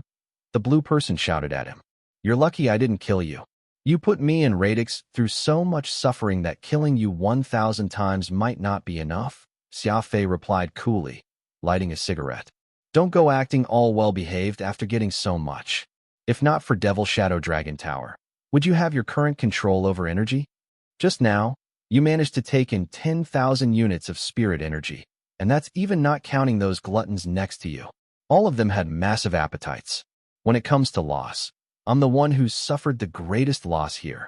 The blue person continued grumbling angrily. Furball made an untimely burp, leaving the blue person even more depressed. Xia Fei alone had taken 10,000 units of spirit energy, so he couldn't have been considered to have suffered a loss. How many weapons on White Skull's level could he make with 10,000 units? Not even Xia Fei himself was sure. Changing the topic, the blue person asked curiously, You clearly had the chance just now, but you didn't kill me. Why not do the deed while I was too busy to defend myself? Smiling, Xia Fei said unashamedly, Taking advantage of a person's weakness isn't my style. Besides, you didn't have any intention of killing me. Otherwise, I wouldn't have shown you any mercy. They were nice-sounding words, but Radix was on the verge of exploding in laughter. Xia Fei loved taking advantage of people's weaknesses. Striking the enemy while they were down was practically his motto. The blue person was startled, and some respect appeared in his eyes. Xia Fei's acting was just too good, and the blue person was yet another victim of Xia Fei's harmless demeanor. My name is Souza. My clan built this Devil Shadow Dragon Tower in the collapsed expanse of the Founders. Whenever this place opens, my clan will send someone here. The strange blue-skinned Souza informed him. Xia Fei frowned slightly. He asked, In other words, it was your clan that built the collapsed expanse of the Founders and the God-Demon system? Souza shook his head. Why would we ever do something as troublesome as that? Only this Devil Shadow Dragon Tower is our clan's duty. We don't need to involve ourselves with the rest. Xia Fei asked swiftly. So you're saying that your clan consists entirely of blue-skinned people like you? Yes. Are all blue-skinned people members of your clan? Xia Fei's eyes flashed with a subtle light. All of these questions were prep work to find out if this guy was together with Aquamarine. That's both correct and incorrect, for there are many people in our clan. We all have the same grand ancestor, but our clan is only one of many. We don't represent the entire blue blood race, Souza answered after some thought. Xia Fei slowly breathed out a smoke ring. I have a friend in Alpha Universe called Aquamarine. Like you, she has blue skin, and when she fights, she can use a powerful technique called Cerulean Soul Gem that turns her entire body into crystal. Xia Fei observed Souza's reaction as he spoke. Souza didn't seem very surprised. Moreover, he hadn't recognized Xia Fei's peacock blue or ocular cognition. Those were things that Aquamarine had brought from her universe, so if she had been part of the same clan as Souza, then he should have known about the immemorial mystical armaments. Once Xia Fei was finished, Souza shrugged and answered, "Our blue blood race shouldn't be going to your universe. The person you speak of might be a traitor of our race, but I'm not an ordinary blue blood race member. We are the Zaydans and have our own duties, so we don't ask about the other affairs of the race. Thus, I don't know this person you're talking about at all." Sighing, Souza added, "But I must warn you that this Aquamarine might not be your friend. Otherwise, she wouldn't have given you a fake name." "Aquamarine is a fake name?" Xia Fei feigned surprise. "Most certainly. It doesn't match the naming conventions of our race at all," Souza answered vaguely and hesitantly. Speaking badly about someone of his race behind their back wasn't a good thing, so he was warning Xia Fei out of kindness to not be fooled by Aquamarine. Xia Fei smiled. Aquamarine had been killed long ago, by him, Cloud Knight, Fuchin, and Tong Jinliang. Souza was at least being sincere in his warning. So much of Xia Fei's wariness disappeared.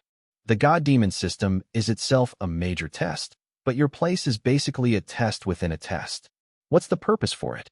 Xia Fei asked curiously. Souza stared at Xia Fei for a bit, his eyes becoming spirited once more. The praise in his eyes was obvious. "To find an evil shadow dragoon," Souza replied in a whisper.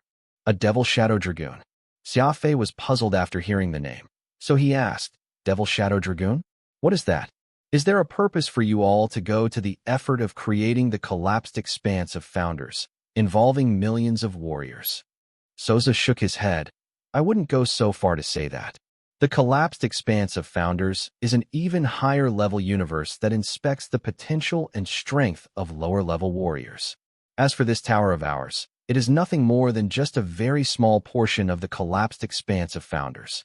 Since its inception, you're only the fourth person that has made it through the Devil Shadow Dragon Tower." Xia Fei did not really understand what was being said, so he continued along his line of questioning. "What happens after you make it through? Others have gone to other places to grab treasures and martial techniques, but you snatched me to this place and made me undergo a series of crazy trials. How is that fair?" Souza smiled. Xia Fei could tell that it took quite the effort to smile, but his blue face lit up with a strange smile nonetheless. "There are a total of 9 universes in existence. One of them has sealed an ultimate creature called Dragon," Souza explained softly. Xia Fei was startled. The evil dragon was something Xia Fei had already learned about, and he was also aware that it was the most powerful of the 3 supreme evil beasts. It was a monster that claimed to stand at the top of the biological food chain, an existence that superseded everything else. Unfortunately, everything Xia Fei had heard along the way had just been rumors. Perhaps it was because Xia Fei was not yet at a sufficient level, so he had never been able to hear any more information regarding the devil dragon. But now that Souza had mentioned the dragon, Xia Fei instantly had plenty of thoughts. Without a doubt, this mysterious and distant creature was ultimately a threat to everything in known existence. Swoosh! Souza swung his arm grandly and pulled out a star map. There were 5 stars on the bottom of the star map that were in a formation together, then 2 stars above, and they were all linked. Souza pointed to the map and said, "Look here. Every star represents a universe. The 5 below that are connected to each other are called the lower 5 stars. The Alpha universe you reside in is one of these important nodes. Through Alpha, you're able to enter a higher plane, the Gemini stars, which refer to the 2 stars above. I'm from the left, the one shining brightly. It's called the Annihilation universe. The dim star next to it represents the Dragon Valley where the evil dragon resides, also known as the Dragon universe." Xia Fei was startled after hearing Souza's words. "The legendary evil dragon is in the Dragon Valley. You're actually so close to Dragon Valley." Souza folded his hands behind his back and nodded. "That's right. The Annihilation universe is the closest to the evil dragon, and is just a legend where you're from. There are countless ruins and ancient battlefields that the evil dragon left behind in the Annihilation universe, as well as the descendants of those war gods from the ancient past." Xia Fei shook his head in disbelief. "That's too outrageous. You previously said that there are a total of 9 universes in existence, and there are only 5 depicted here on your star map. I have no idea what the rules are for the sequence of universes, but your universe seemed to be the only one that has a direct connection to the Dragon Valley, which also means that if the evil dragon were to ever to emerge once more, It will be the annihilation universe between the Gemini stars that would be the first to suffer. Meanwhile, the annihilation universe has countless paths that lead to the plane below. So if the warriors of the annihilation universe fail to fend off the evil dragon, catastrophe will soon descend upon the Alpha universe and my old home of the Law realm. Souza looked at Xia Fei with grim satisfaction and nodded slightly. That's right. Annihilation is the first line of defense against the Dragon Valley, and it is the only one as well. We have a very heavy responsibility. As for the universal sequence, because of how much time has passed, it is already impossible to calculate. No one can figure out just why those super experts that were victorious over the evil dragon back then arranged it like this, or whether the structure is something completely beyond their control. Xia Fei lit a cigarette. This conversation he had was very stimulating. This was the first time Xia Fei had learned where the terminal point of existence was. He'd had no idea it was actually so close. There were many paths from the annihilation universe, all leading to the lower 5 stars. They had always been completely exposed to the evil dragon's firepower from the very beginning. As long as it could break past that first and last line of defense, then there was nothing else to stop its rampage. Then what about the final 2 universes? Xia Fei asked again. Whether it was the Triclopian fiend race's legacy or Souza's description, both had verified that there were only 9 universes in existence. So Xia Fei was very curious about the 2 universes that were not shown anywhere on the star map. Shaking his head, Souza answered in a solemn tone. We lost contact with the other 2 universes eons ago. No one has any idea if they still exist. The situation was becoming more and more mystifying. Xia Fei recalled the cosmic gate he went through when entering the collapsed expanse of Founders, and how there was an image of 5 connected stars on it. Xia Fei had originally thought it was 5 connected planets, but to think it signified the 5 universes, each of them inextricably connected to each other through the cosmic gate. Rubbing his chin with one hand, Xia Fei suddenly burst into laughter.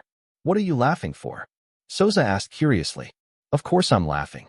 At the very least, I've now learned the entire structure of existence. Thinking back to when I first set foot off Earth, I had believed that the Alliance was a grand and encompassing domain. Honestly, even I am quite surprised to find myself to have reached the point that I am currently standing at right now, Xia Fei replied as he reminisced. I'm not at all surprised. Given your extreme personality, I doubt you've ever suffered a loss, Souza said, shaking his head. This blue-blood warrior from the Gemini stars felt a great headache when he considered Xia Fei's personality. Sly to a fault and brutal to boot. It was as if every extreme element could be found in him.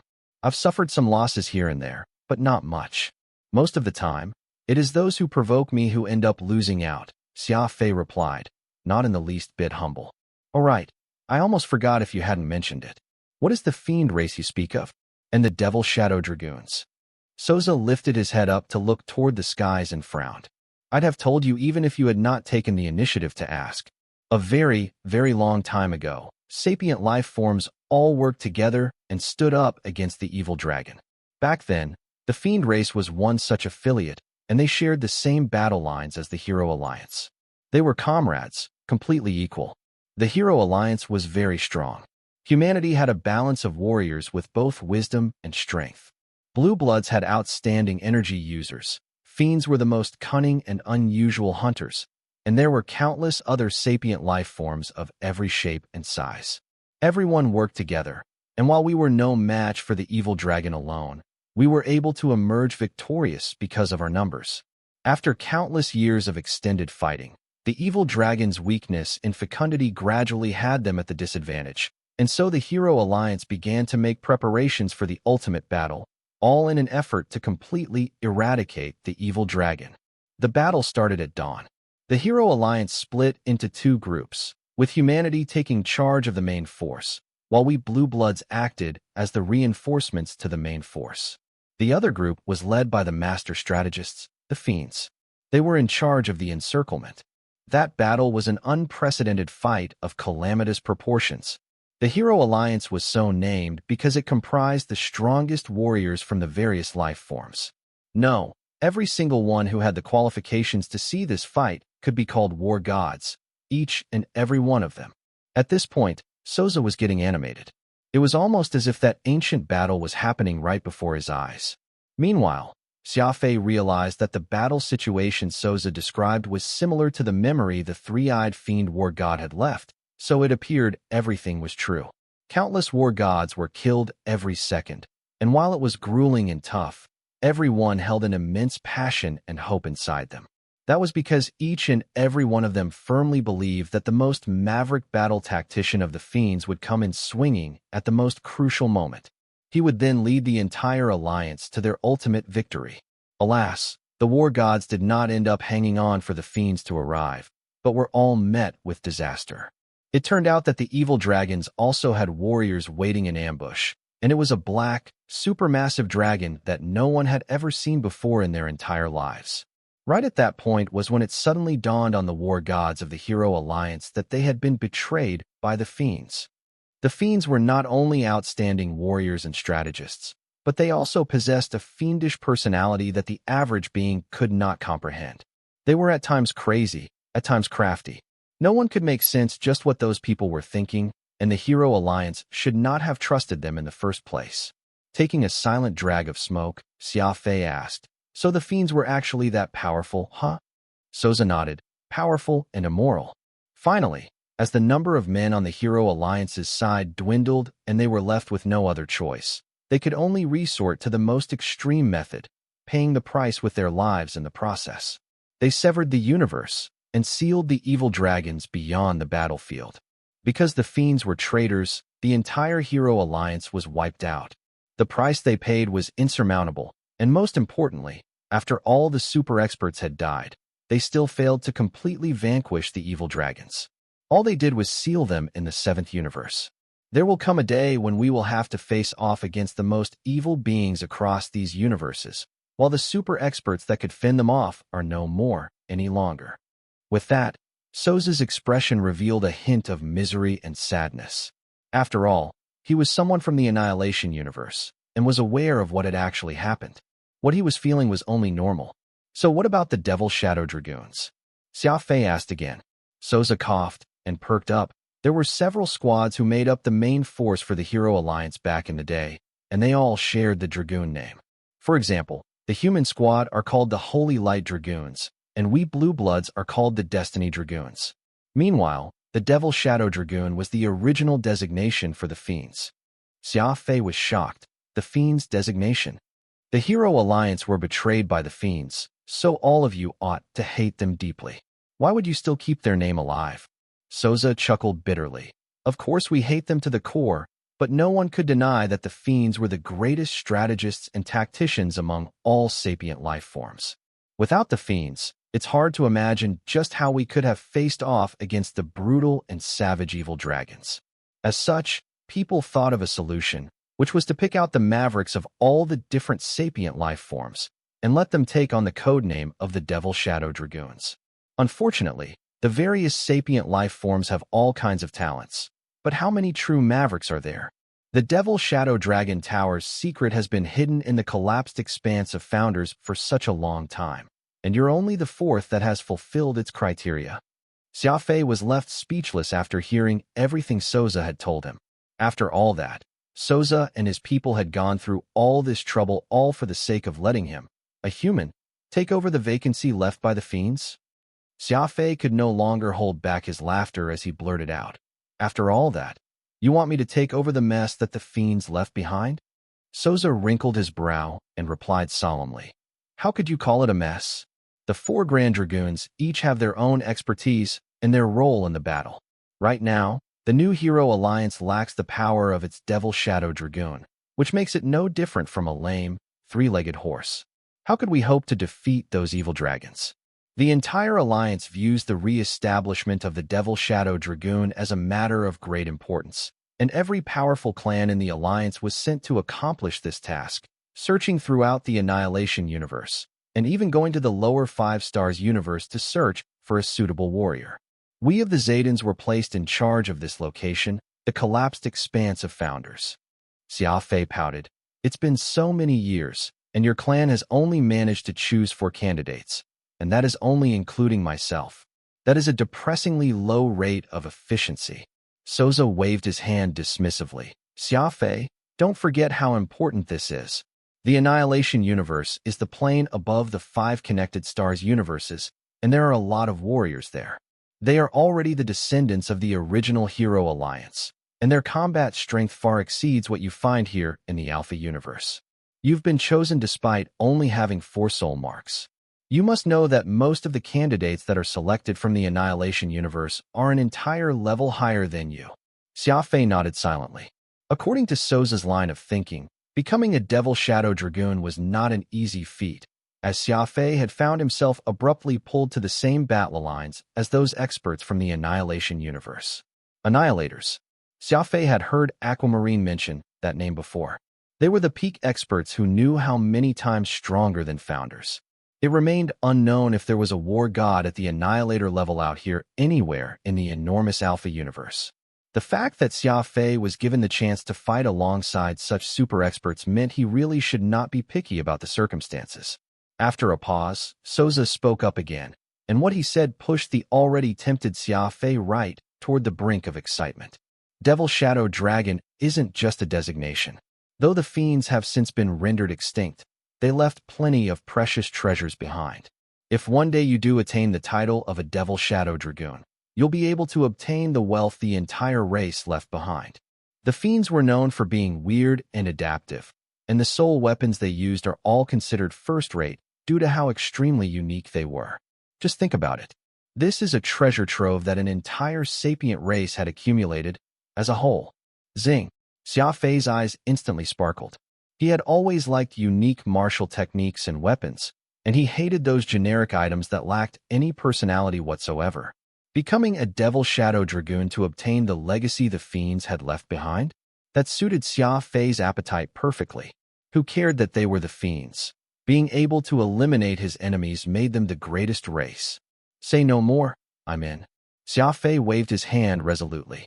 Souza seemed to have seen the countless money signs appearing in Xia Fei's eyes. It seemed like the temptation of the fiend's legacy was far more effective than the labored explanation Souza had given him. Clap. Souza clapped, and laid a palm heavily on Xia Fei's shoulder, loudly declaring, "Okay, from today onward, you're a new Hero Alliance's Neophyte Dragoon. I'll send your information straight to the Alliance." Hold it. Xia Fei's expression changed as he held a hand out to keep Souza from leaving. He asked in his puzzlement, "What did you just say? Neophyte Dragoon? Does that mean I'm not an official Dragoon yet?" Souza shook off Xia Fei's vice-like grip and said evenly, "It's not as if we Zaydans represent the entire Hero Alliance. All I can do is make my recommendation to the Alliance, and whether you'll be accepted into the Devil Shadow Dragoon will all depend on the will from above. Of course, you're not the only one who will be given the title of Neophyte Dragoon." Seeing Xia Fei looked very dissatisfied, Souza hurriedly added, "Whatever you do, don't underestimate the word Dragoon. All those years back, every single one of those Dragoons were indomitable war gods that were capable of anything. One could imagine just how powerful they were, strong enough to split apart entire universes in half. Until now, not more than 200 individuals have attained the title of Dragoon, and that's across 5 universes, including the Annihilation Universe that I hail from. Out of all of those 200 warriors, those with the lowest cultivation are high-ranked Annihilators." Xia Fei was surprised, muttering to himself, "So that's how powerful the Dragoons are?" But of course. However, a Neophyte Dragoon title is enough for you to dominate the Alpha Universe. Plus, look here. Souza took out a clear crystal bead that was not too large in size. However, its color was akin to pure water, with not even a hint of impurity, and it was giving off a very tempting scent. This is the Life Advancement Bead, something that could be considered a miracle drug. After taking this in, not only will you experience a complete purification, you could even find your 7th brain region enlarging again, without even any adverse side effects. The value of this Life Advancement Bead already surpasses even a top-grade soul weapon in the Annihilation Universe. Even if the price was an entire clan's life in exchange for this bead, there would be people out there who would fight over the chance to take it. Souza had said a lot, but it was obvious that this Life Advancement Bead that could expand one's 7th brain region was a super item of astronomical value. Aside from the Life Advancement Bead and the Neophyte Dragoon title, you'll still receive a 3rd gift, and that is opening the inheritance treasury of the fiends, allowing you to pick 3 weapons from within. Souza glimpsed at that battered celestial soul warning that Xia Fei was wearing, and he said, "That war armor you have on is at the high-grade founder tier, which was originally not too bad. But unfortunately, it has since been ruined, and it will never reach its previous standard, even after repairs. If you wish, you can also pick an Annihilator-grade war armor from the inheritance of the fiends." Whoosh. Xia Fei was originally fretting over that. After all, the Neophyte Dragoon title was not anything practically impressive, but if he could pick out 3 treasures from the fiend's inheritance treasury, that was definitely a fatal temptation. Just thinking about using a super war armor at Annihilator grade, while still being a level 4 founder, excited him greatly. Seeing Xia Fei was enticed, Souza handed over the life advancement bead in his hand to Xia Fei, and somewhat unwillingly said, "While you have just obtained an ocean's worth of energy, eat this life advancement bead. It'll help you purify your entire body once, and eliminate all the useless impurities inside you." Xia Fei took the transparent bead and rolled it about in his hand. After hearing everything, Xia Fei was completely convinced of Souza's background, so Xia Fei opened his mouth, tossed the life advancement bead in, and chewed. The bead looked like it was a gem of sorts, when in fact it had a very soft texture to it, like he was biting into maltose candy. However, he did not taste sweetness after breaking it, but the sweet coolness of ice from an iceberg. If Fuchin were around, he would surely be shocked in his ecstasy, as this taste is really pure, Xia Fei thought to himself. Whenever he came across anything that tasted unique, he would always think of that gourmand, Fuchin. Suddenly, the pure ice water sensation began to rapidly fill his bones. It was like there were countless rivers coursing through his body, driving Xia Fei's metabolism to cleanse his body over and over. Souza's words were by no means an exaggeration. He felt like he had been reborn. Xia Fei spread out his arms wide, letting out a satisfying bellow. The muscles all over his body tensed, and he was on his tiptoes, his entire body straight as a javelin. Round after round, time and again, the life advancement bead kept cleansing Xia Fei's body. He suddenly thought of how wuxia novels would describe the Buddha cleansing workout, and he wondered if it was the same sensation he was now feeling. After an entire quarter of an hour, the life advancement bead finally stopped its purification of Xia Fei's body and began to work on Xia Fei's 7th brain region. Whoosh! Like the feeling of a rushing river. He had no idea just what was gushing right for his brain region, but Xia Fei's 7th brain region began instantly expanding. Rumble! This surge was akin to a cosmic explosion, powerful and overbearing. Years back, when Xia Fei had consumed purple jade, it had not been as explosive as this even when it broke the barrier of his 7th brain region in one go. However, the Xia Fei of today was by no means the same as the Xia Fei of before. Just his brain alone was making him feel a little lightheaded. Right at the moment when Xia Fei was feeling slightly woozy, no one noticed that the corner of Souza's lips curled into a strange smirk. A 500% increase in the brain region. That is essentially 5 times the normal limit of an average human. This is remarkable. Truly remarkable. Radix was yelling loudly, completely excited after having not said a word for a very long time. Because he had been controlled by Souza to attack Xia Fei, Radix felt rather humiliated and was too mortified to speak. But after the life advancement bead increased the size of Xia Fei's 7th brain region, Radix could not bottle up any longer. That was because Xia Fei's 7th brain region had already achieved an unthinkable 500% size increase, well beyond the limit. Even Souza was agape. He knew that Xia Fei's 7th brain region would grow after consuming the bead, but he was still shocked to see it increase to such a degree. Smiling, the feeling of this widening of his 7th brain region naturally made Xia Fei pleased as a peach. All of a sudden, even as the tip of Xia Fei's toes touched the ground, he went speeding off at great speed. Speed. Insane speed. The ultimate skill that Xia Fei had become famous with had improved once more. In just a second, Xia Fei's top speed broke the 30 million meters per second limit. Level 8 law of speed, broken. Compared to the expansion of his brain region, this increase in speed was much more apparent, and Xia Fei was even more excited by it. Improving on speed as the most heaven-defying combat technique was harder than ascending to heaven. This time, Xia Fei had relied on the miraculous power from the life advancement bead to break through level 8 in the blink of an eye. He now had a speed that surpassed 30 million meters per second. That was close to light speed. For some unknown reason, Xia Fei's footsteps did not stop. He was getting faster and faster, almost as if the increase in speed was not his only goal. Circling around the lake, Xia Fei made it around like a streak of lightning, stirring up the dust and soil behind him enough to cover the sky. Radix was very excited, but Souza's expression was gradually turning grim. It looked like Xia Fei's speed increase was not something he had wanted to see. A strange and powerful force was exerting on everything around, chilling everyone right down to their bones. It was Xia Fei's inner demon.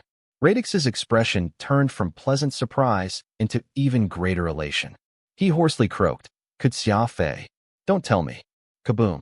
Before Radix could finish his sentence, the inner demon inside him exploded out. After the dust settled, the entire world was enveloped in a majestic fiendish aura. On Xia Fei's back, a pair of wings had materialized. No, they were not wings. They were fiend wings. What had grown out on Xia Fei's back was none other than the most powerful set of wings from the Skywing clan, the fiend wings. After Grand Ancestor Xia Guqing, Xia Fei was the second in his entire clan to have his own pair of fiend wings. Xia Fei only had the one fiend wing before, so he had been very much inferior when compared to Xia Guqing. But today, Xia Fei had finally displayed his second fiend wing. His fiendish aura was not inferior to Xia Guqing's anymore. Even more impressive was when Xia Fei had his two fiend wings out, along with his level 8 law of speed. This was not something that even Xia Guqing could do. Furball and Radix were both very excited. They knew how unmatched in combat the fiend wings were as an upgrade. A warrior's quality would largely decide the final outcome of a fight, and anyone who flinched in a fight, no matter how high a cultivation they had, the moment they wavered, how could they ever clash successfully against their enemy? That was why strength was not the only quality that was important when it came to fighting. They needed to give off the right demeanor as well. The fact the Skywings would yell out their slogan was by no means superfluous. Souza did not appear to be happy as he stood on the sidelines, the expression on his face turning grimmer by the second, which was very strange. Several minutes ago, he had been praising Xia Fei to be a rare talent. Yet why was he hesitant now that he saw Xia Fei whip out his set of fiend wings? After testing out the limits of his inner demon, Xia Fei returned to where Souza and the others were standing, a bright smile on his face. Even ignoring the fact that he had managed to make a breakthrough with the very difficult law of speed, Xia Fei had even managed to obtain over 10,000 standard units of spirit energy from Souza. He was starting to realize that his trip to the collapsed expanse of the Founders had not been for naught. Feeling a lot better, Xia Fei turned to face Souza. "When do you think we can head to the Fiend's treasury to take a look?" Souza appeared to have been lost in thought just now. He was startled and came back to his senses, replying, "Yes, you deserve to pick out 3 of the Fiend's inheritance. But I have to first make a report to my superiors about you. The view here is decent, so why don't you rest here for now, and wait for me to make my report and come find you after?" Xia Fei nodded. The fierce battle had left him very exhausted, and he ought to take a rest for a bit. The door to the water prison slowly opened, and Fuchen lifted his head. He saw several people enter and furiously spat. "Shu Yuha, you coward, relying on Nanshatsi's power to get me locked up here. If you have the capability, let me out and let us have a fight to the death." Shu Yuha waved his hand and sent the people beside him away. He closed the door behind him and scoffed. "Nanshatsi is my master, so what's wrong with having my master come in to lend me a hand with my business? If you're capable, you should also find someone to aid you." His words were very glib, and Xia Fei could feel a wave of pain in his chest. Indeed, it was none other than the dark spiritualists who had locked Fuchen up in the water prison. These people had not only entered the collapsed expanse of the Founders, they had even wrestled away control of a portion of the system. Fuchen had not expected the dark spiritualists to be prepared to such an extent. He had ended up in his enemy's trap not long after entering the collapsed expanse of the Founders. Shu Yuha stood on the surface of the brackish water and considered.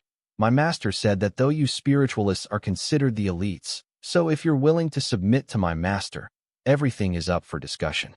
All the trouble that you people have caused us, my master is willing to bury the hatchet and forgive, which is already extremely benevolent of him. Benevolent? Fuchin screamed back at him. You treacherous people dare have the face to mention benevolence. I spit on you. The spiritualists and dark spiritualists had never stood on the same side since ages past. Enough with your nonsense. If you wish to take my life, then just do it already. As long as I still live, I'll forever stay at odds with you scumbags. Shu Yuha sighed and taunted him ominously. Those are your words. Had my master not made such arrangements, I would not have cared to bother myself with you. You think you're still that lord among your unrestricteds? Don't be a fool. Your sect senior has already chased you out. You're not even worth a dog's fart right now. Furthermore, those pathetic sect brothers and disciples of yours had even become pliant to the spiritualist guild. What a disgrace. Everyone knows that you unrestricteds often call yourself the orthodox spiritualists, seeing yourselves as being a tier above the rest.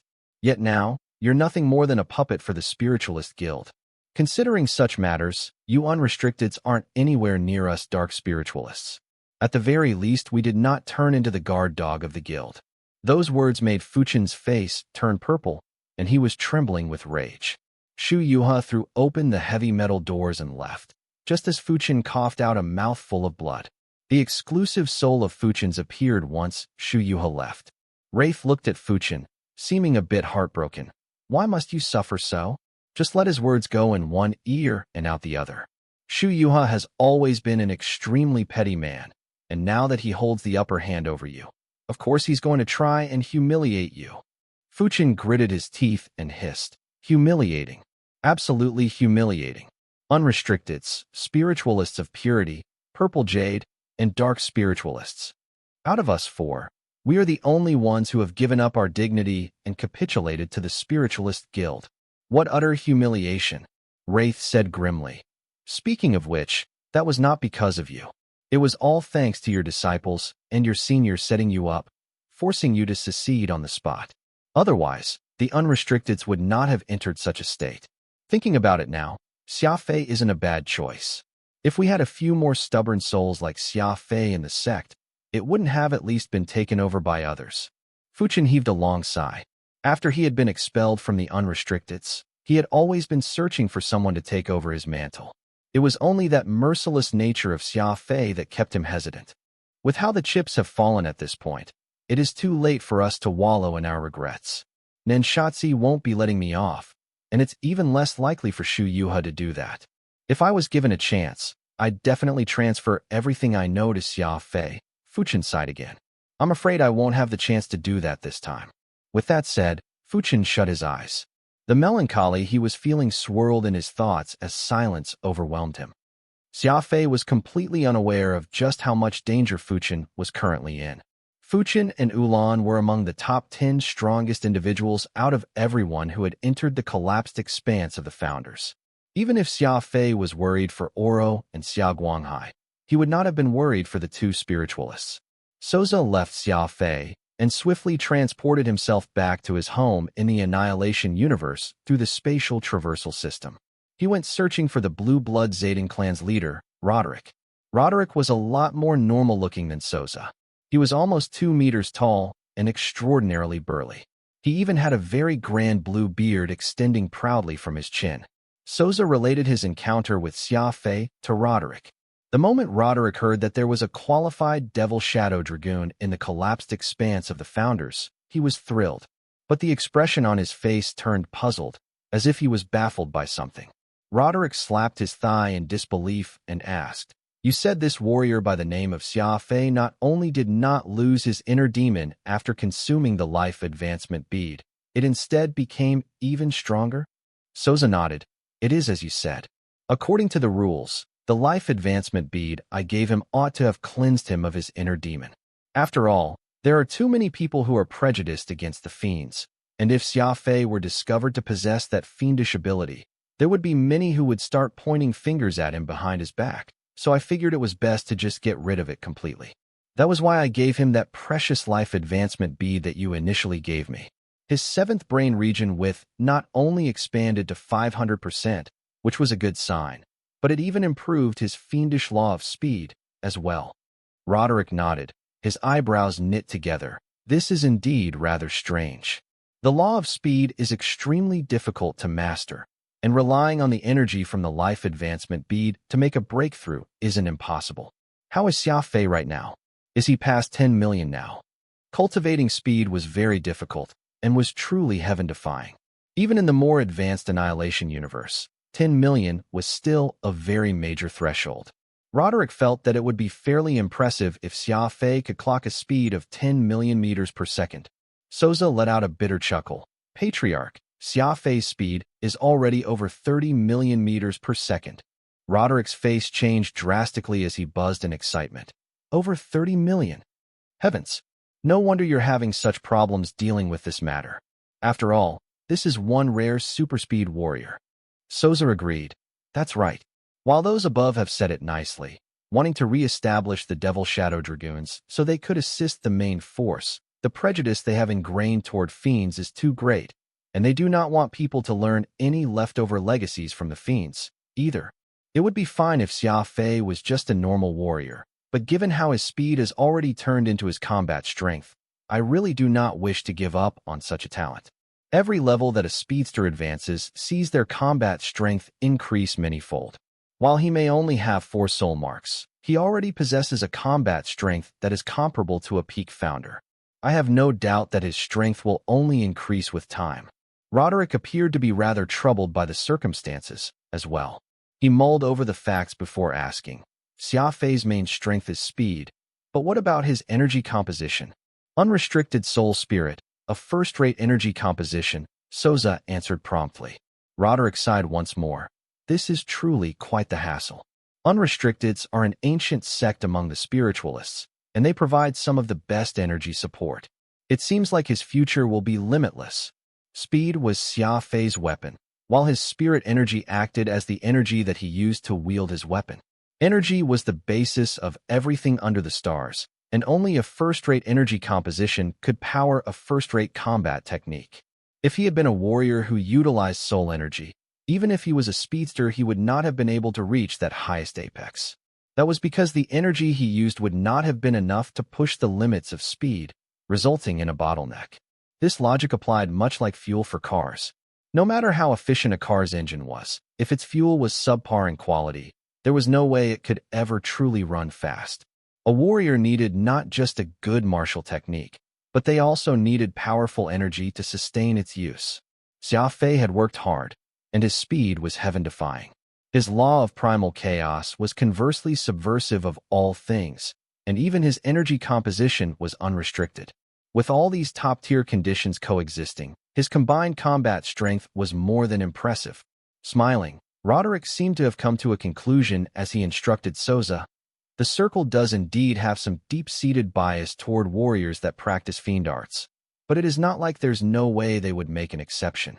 He had simply learned it by accident, and it is not as if he is truly a remnant of the fiend race. Forget about it. I'll take a personal trip to make the report, and you can rest easy letting him choose the weapon he needs. Souza nodded, visibly relieved. All of a sudden, after Roderick had taken several quick steps away, he turned to ask, "Oh right, you said that Xia Fei had learned 2 fiend arts. One was the fiendish law of speed. What was the other?"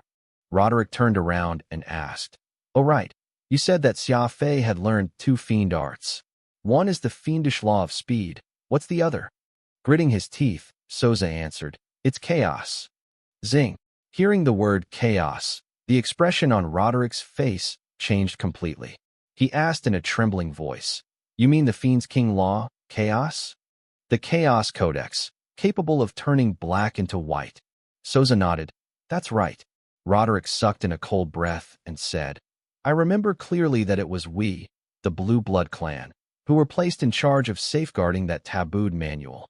So how did it end up in the 5 stars, and Xia Fei even managed to learn it?"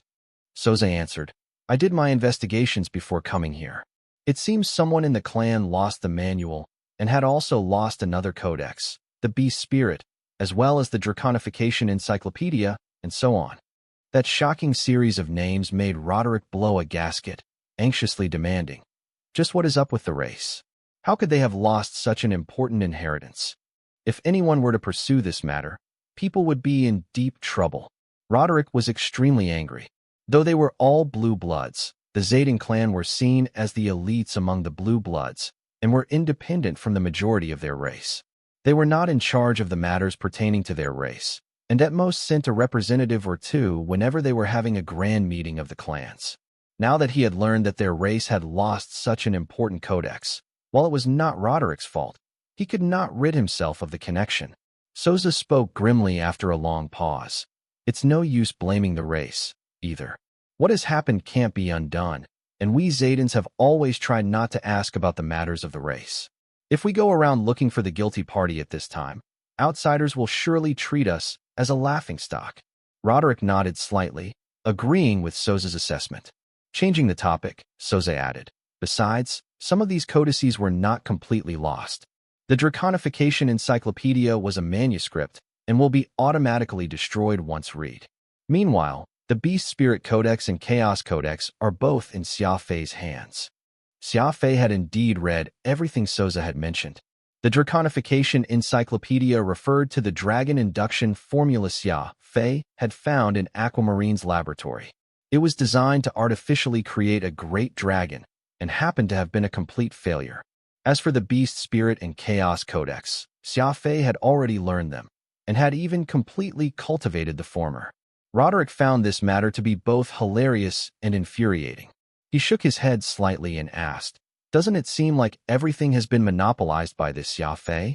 A warrior that's still fighting around in the 5-star universe actually learned a power that was considered an ultimate codex in the Annihilation universe. That must be the main reason why you're so troubled, right?" Souza nodded. Patriarch is right. Codices are the quintessence of law powers and should be things that are learned after mastering a law, before they proceed to working hard on the codex. Of course, there are also geniuses out there who could just skip the tiers and learn a codex directly. But this is the first time I've seen someone who could do that from the lower 5 stars, the lower rung universes. Just this fact alone means that we might have underestimated the potential that these warriors from the lower 5 stars possess. Xia Fei would have been flabbergasted if he was here to hear all this. It turned out that he had a codex, not a law, an upgrade above laws. Xia Fei had found the law of primal chaos something very difficult to learn right from the very beginning, yet it was already on its way to catch up to his law of speed. This was because the law of primal chaos was not an ordinary law to begin with, but a codex, something that was a tier above a law. The law of speed was the toughest out of all the laws, and was also the most powerful one. Meanwhile, the two codices of Beast Spirit and Chaos Law were a middle rank and high rank codex respectively, their difficulty comparable to the law of speed. That was why Xia Fei had found primal chaos too difficult.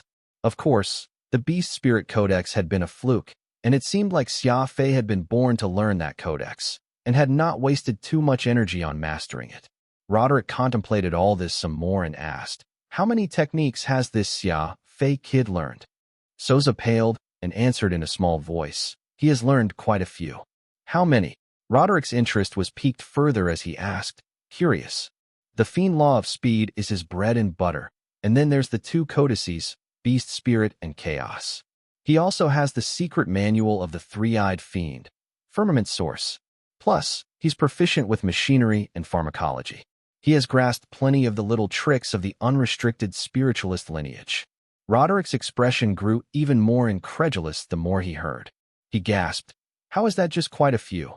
It's too much. Of the assorted techniques you mentioned, is Xia Fei proficient with them all?"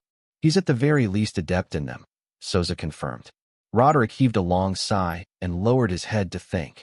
Xia Fei had completely changed Roderick's very low impressions toward the lower 5 stars universes. Whether Xia Fei was supposed to have those codices or not, the key was that he had managed to do so.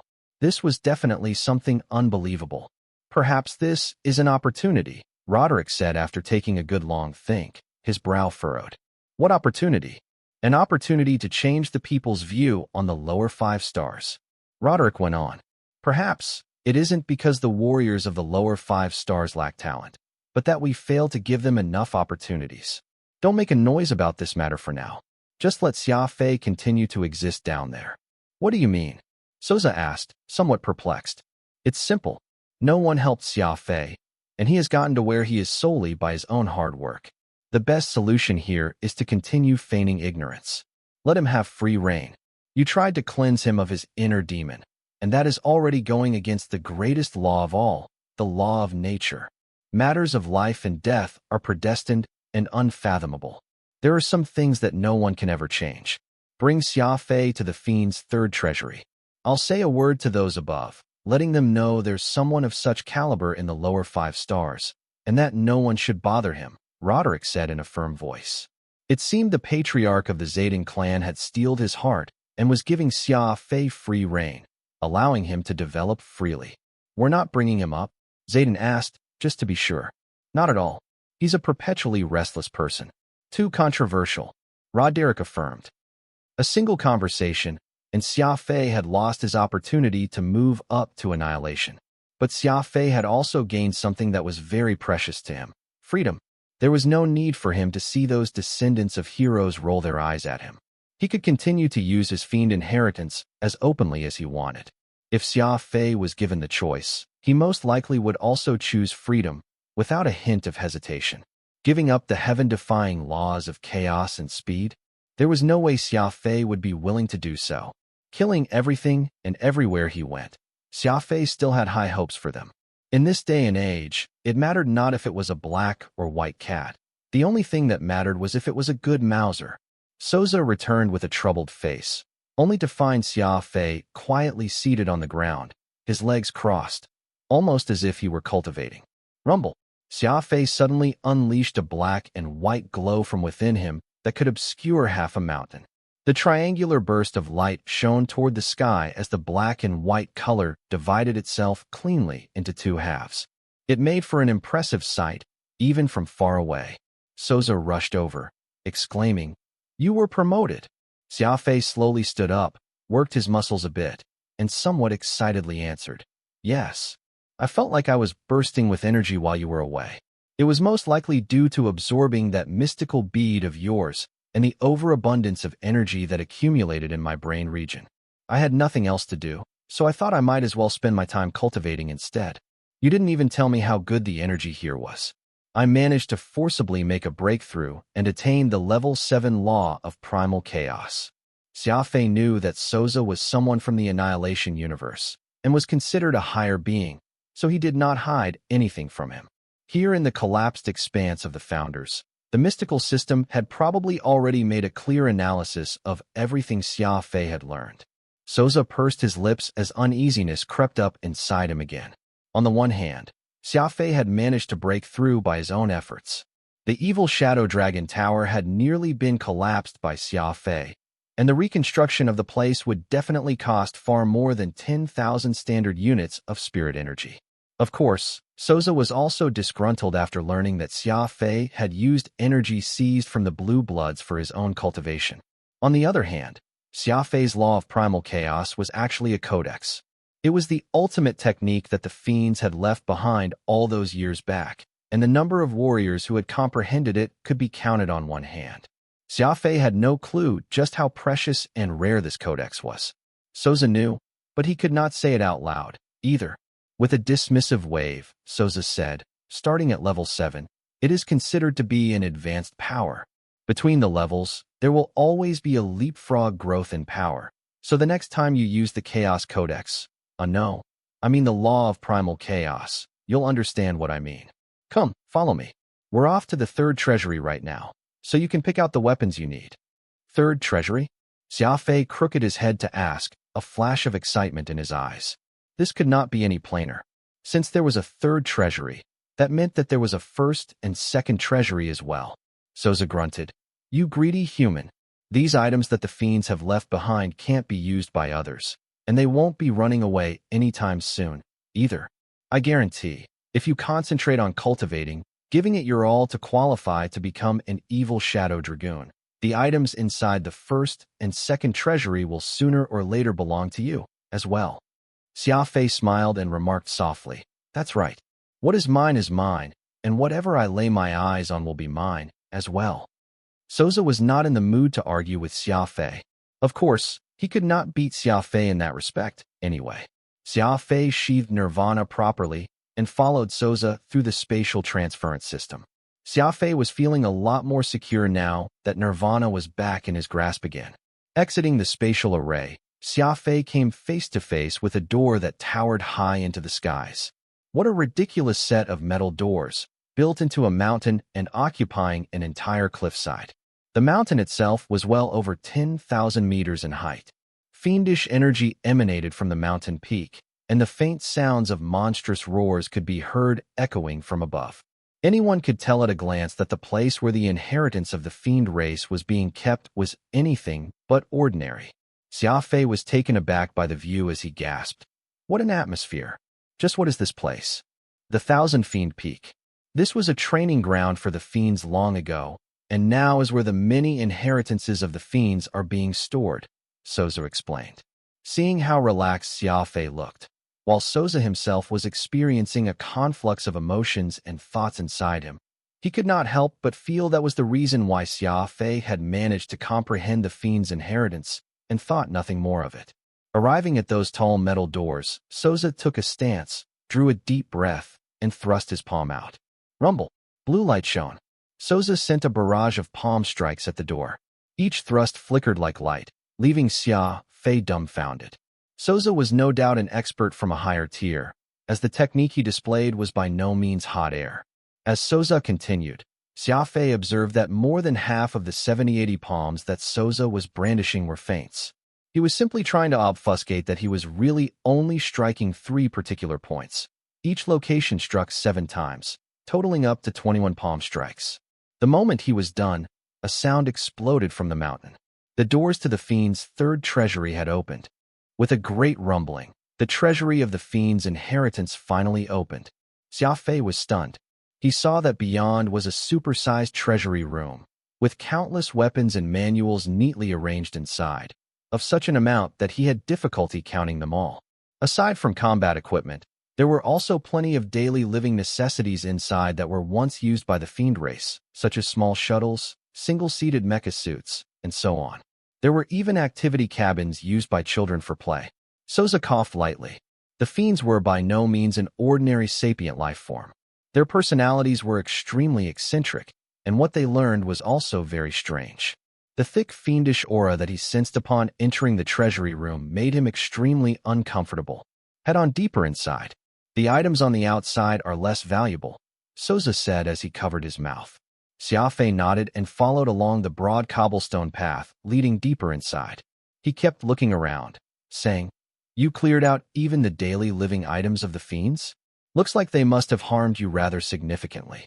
Souza pouted and said in a deep voice, "Harm? If we're talking about harm, then the betrayal of the Hero Alliance by the fiend race would be much deeper.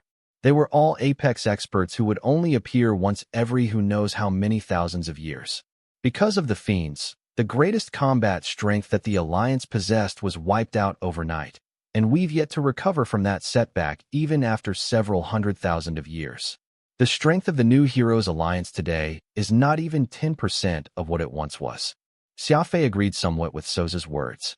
In addition to the talent and hard work that those super experts had put in, they were also indispensable when it came to their words and deeds.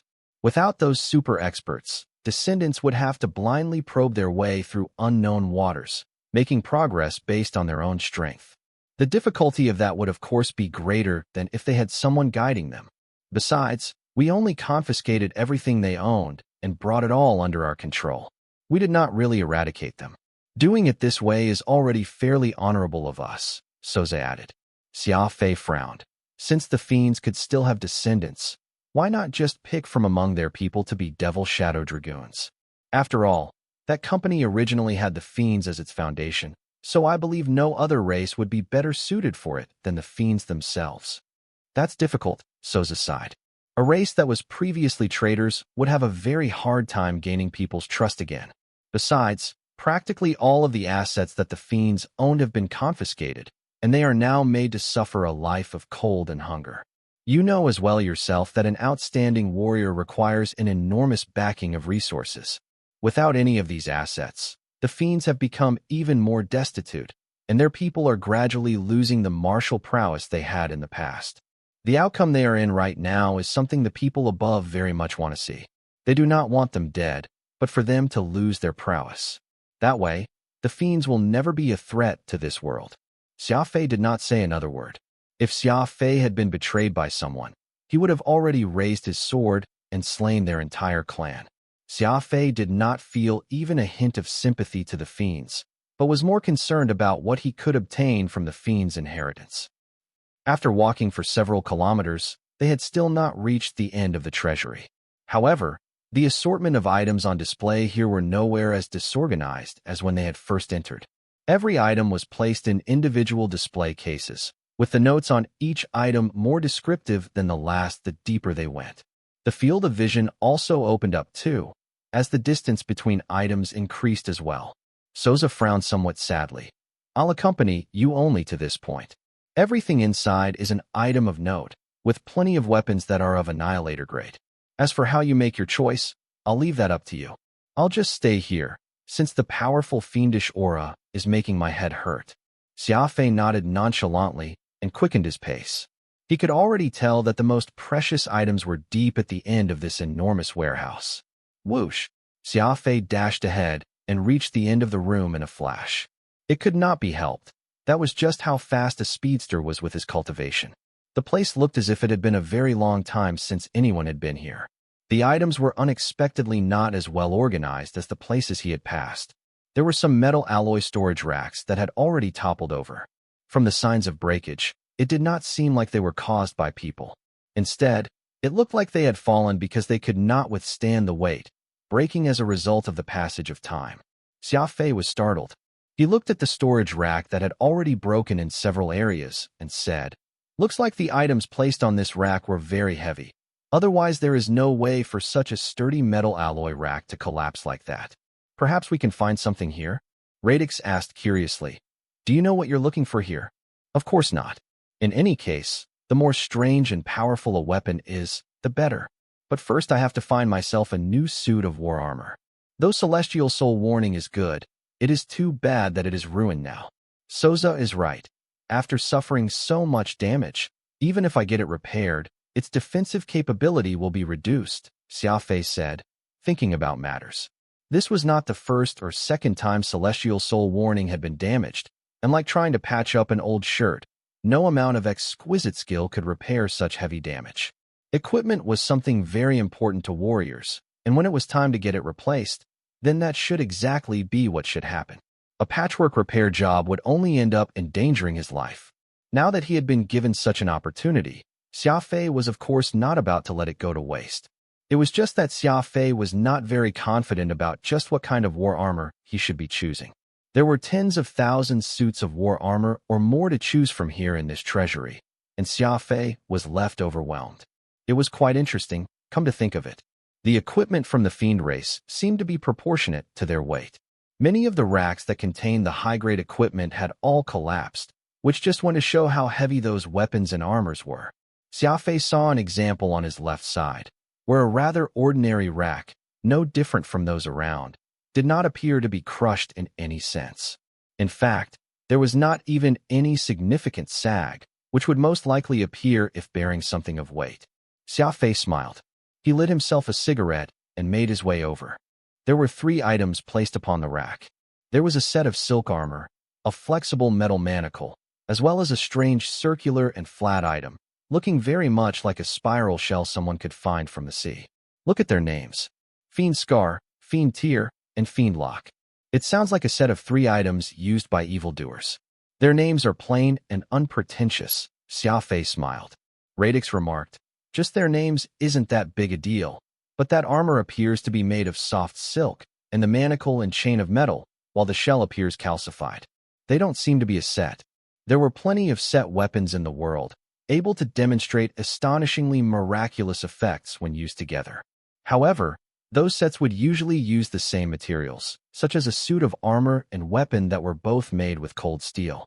These 3 items were clearly of completely different make and properties, so if they were truly a set, they would be considered an anomaly among set equipment. Xia Fei glanced at the description of these 3 items and saw that they were all very vague. All that was stated was the fact that the 3 were Grade 1 Annihilator, something that they had come across when they were doing a check of a fiend hero's old home, and had taken them from the clan's ancestral tomb.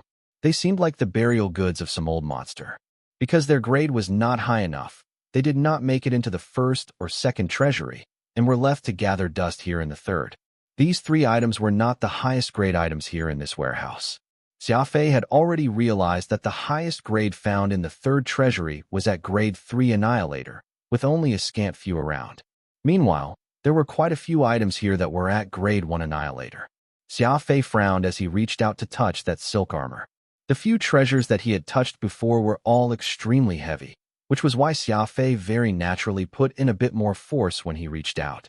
After all, it would have been very embarrassing if he failed to pick it up in one grab. Whoosh! Xia Fei scared himself. This silken war armor was as light as the air itself. There was absolutely no weight to it at all. Xia Fei was quite startled by it. So light. Xia Fei exclaimed. Aren't you exaggerating a bit too much? That war armor is made of silk, so of course it would not be anything heavy. Radix commented. Xia Fei shook his head. No, this is different.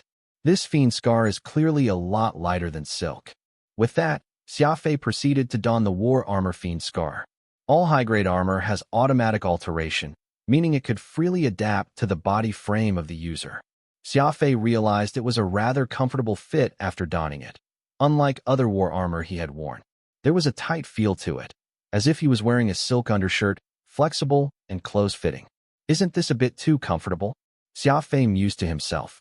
From what Xia Fei understood, the primary job a war armor had was defense, and comfort was at best secondary. The truth was, most war armor would indeed sacrifice comfort for the sake of increased defense. Those warriors that displayed their shiny armor to show off their might were actually very tense and uncomfortable wearing them. A person who had never worn war armor would never understand why Xia Fei was so surprised. After letting Furball attack him a few times, Xia Fei felt that this war armor that went by the name of Fiend Scar was very different from everything else. While it was as comfortable as an undershirt, it did not sacrifice its functionality at the same time. It was a perfect harmony of both form and functionality. Anti-deep water pressure, resistant to fire, ice, slashing, and piercing. It was comprehensive to a fault. This is good stuff. Definitely high-quality war armor. Radix gasped after the series of tests. A flexible armor is most suitable for you to bring your speed to bear. This suit of war armor is perfect for you with its grade 1 Annihilator defense and a silk-like toughness and weight. Xia Fei felt very satisfied with his pick as well, so he next picked up the weapon there, Fiendlock. To put it plainly, Fiendlock was a metal alloy wire. It was formed from a great number of slim and almost imperceptible metal threads, with a clasp at one end that could be wrapped around the wrist, while the other end had a silver metal hook that glinted malevolently. Fiendlock's workmanship could only be described as fascinating. Only the gods knew how those thin metal threads had been made, and just what sort of skilled craftsman it had taken to combine them all into a weapon. Xia Fei brandished his wrist and threw out Fiendlock. A flash of silver, and Fiendlock cleanly cut through a metal rack to his right. There was not even any sound from the attack, as if he was slicing through tofu. Even the armor that was on the rack was cut in two. Well, this item's called a lock, but it's actually a knife. Xia Fei exclaimed in shock. It's like a quick blade that was made with flexible materials, designed so that the edge of the knife can twist arbitrarily. I wonder who could have come up with such a design. After he said that, Xia Fei suddenly had a wondrous idea. He used his energy to control Fiendlock's shape and whipped it out with force. Another flash of silver, and a human shape was cut out from the hard granite wall. The clothes and hair were all finely defined. Are you attempting to make a sculpture? Radix asked, bemused. Xia Fei's whimsical ideas had always left Radix pleasantly surprised. Using Fiendlock to engage in sculpturing isn't bad. This chain knife is far too flexible and really easy to control. If I really were to use this as a weapon, if I wanted to cut off a single strand of hair from my opponent, I would definitely not cut off two. Xia Fei smiled. Aside from being sharp, Fiendlock also allowed fine control. Xia Fei had already come up with plenty of ideas on how he could use it. For example, when used for torture, Fiendlock would allow him to flinch off his enemy's flesh, bit by bit. Taking off Fiend Scar and removing Fiendlock, Xia Fei withdrew a gravimeter from his spatial ring and placed the two items on it. What are you doing? Radix was very curious. He came around and stared at the number display and got the shock of his life. All he saw on the display was a big fat 0. That meant that Fiend Lock and Fiend Scar had no mass to them at all. No wait. How amazing. After all, even air has mass, yet these two weapons don't have any? That's impossible, unless they are not even material to begin with. A flash of light glowed in Xia Fei's eyes. He turned his head expectantly and set his eyes on the third treasure, Fiend Tear. It was hard to believe that Fiend Scar and Fiend Lock would actually have no mass. Xia Fei's logical mind was instantly thrown into a scrambled mess. Even air had mass in this world. So how could these two mystical items have 0 mass? Just what were they made of? Lifting his head, Xia Fei's eyes turned toward the final item, the Fiend Tear. Fiend Tear did not appear to be a weapon. It looked like a shell anyone could find out and see, silent and adorned with pretty white patterns all over it. It looked as mesmerizing as a whirlpool, involuntarily drawing everyone's gaze right to the heart of the swirl. Xia Fei got up and took the Fiend Tear in his hand, fiddling with it carefully. Radix poked his neck from the side and asked inquisitively, "What does this thing do?" "I have no idea," Xia Fei shrugged. In the blink of an eye, 30 minutes had passed, and Xia Fei was getting somewhat annoyed. He grumbled, "Is this thing testing my intelligence or something? It clearly has no use whatsoever, and there's no way to get it open, either.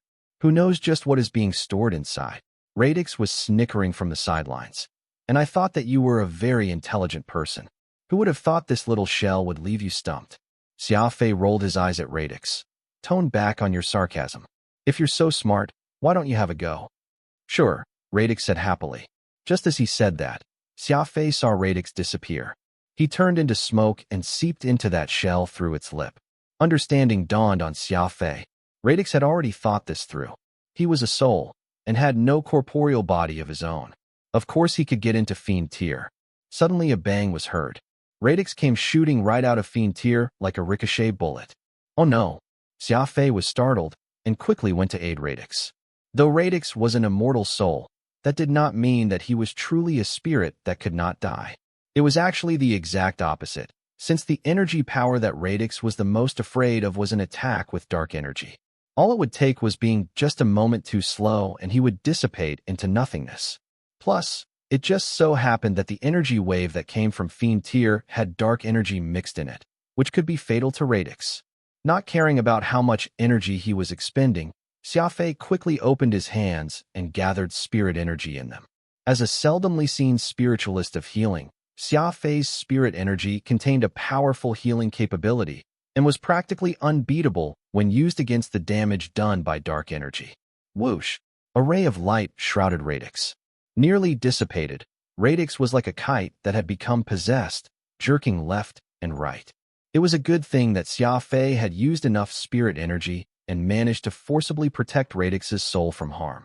Several minutes passed, and Radix gradually stopped twitching. His complexion was pale, and his eyes were dull, as if he had seen a ghost. "What did you see?" Xia Fei asked him directly. Radix was silent for a good while before answering in a trembling voice. "I have no idea what, but two eyes that looked very much like bells glared at me with great hatred. My heart nearly leapt out of my throat, and I immediately found myself ejected right out of Fiend Tear." Xia Fei furrowed his brow, confused. "At the end of the day, you're still a warrior. How could you be afraid of anything?" Radix ignored Xia Fei's comment and grunted indignantly. "Why don't you give it a try? If you're so bold." Xia Fei shook his head. "There's no need. I believe you. Looks like there's something inhabiting the Fiend Tear. How very interesting." Getting up, Xia Fei took Fiend Lock, Fiend Scar, and Fiend Tear into his hands and said, "Let's go. I'm choosing these 3 items. Though I have no idea what the Fiend Tear is for, what I can tell from both the Fiend Lock and Fiend Scar tells me that it should be at about the same level of power as they are. Besides, the 3 of them are a set, so it makes no sense for me to leave one behind." Radix nodded casually. "Well, looks like you've gotten your hands on something mysterious again." "No, I got 2 things." Xia Fei corrected him. "What's the other thing you got?" Radix asked. Xia Fei simply rolled up his pants leg to reveal that black water droplet on his calf.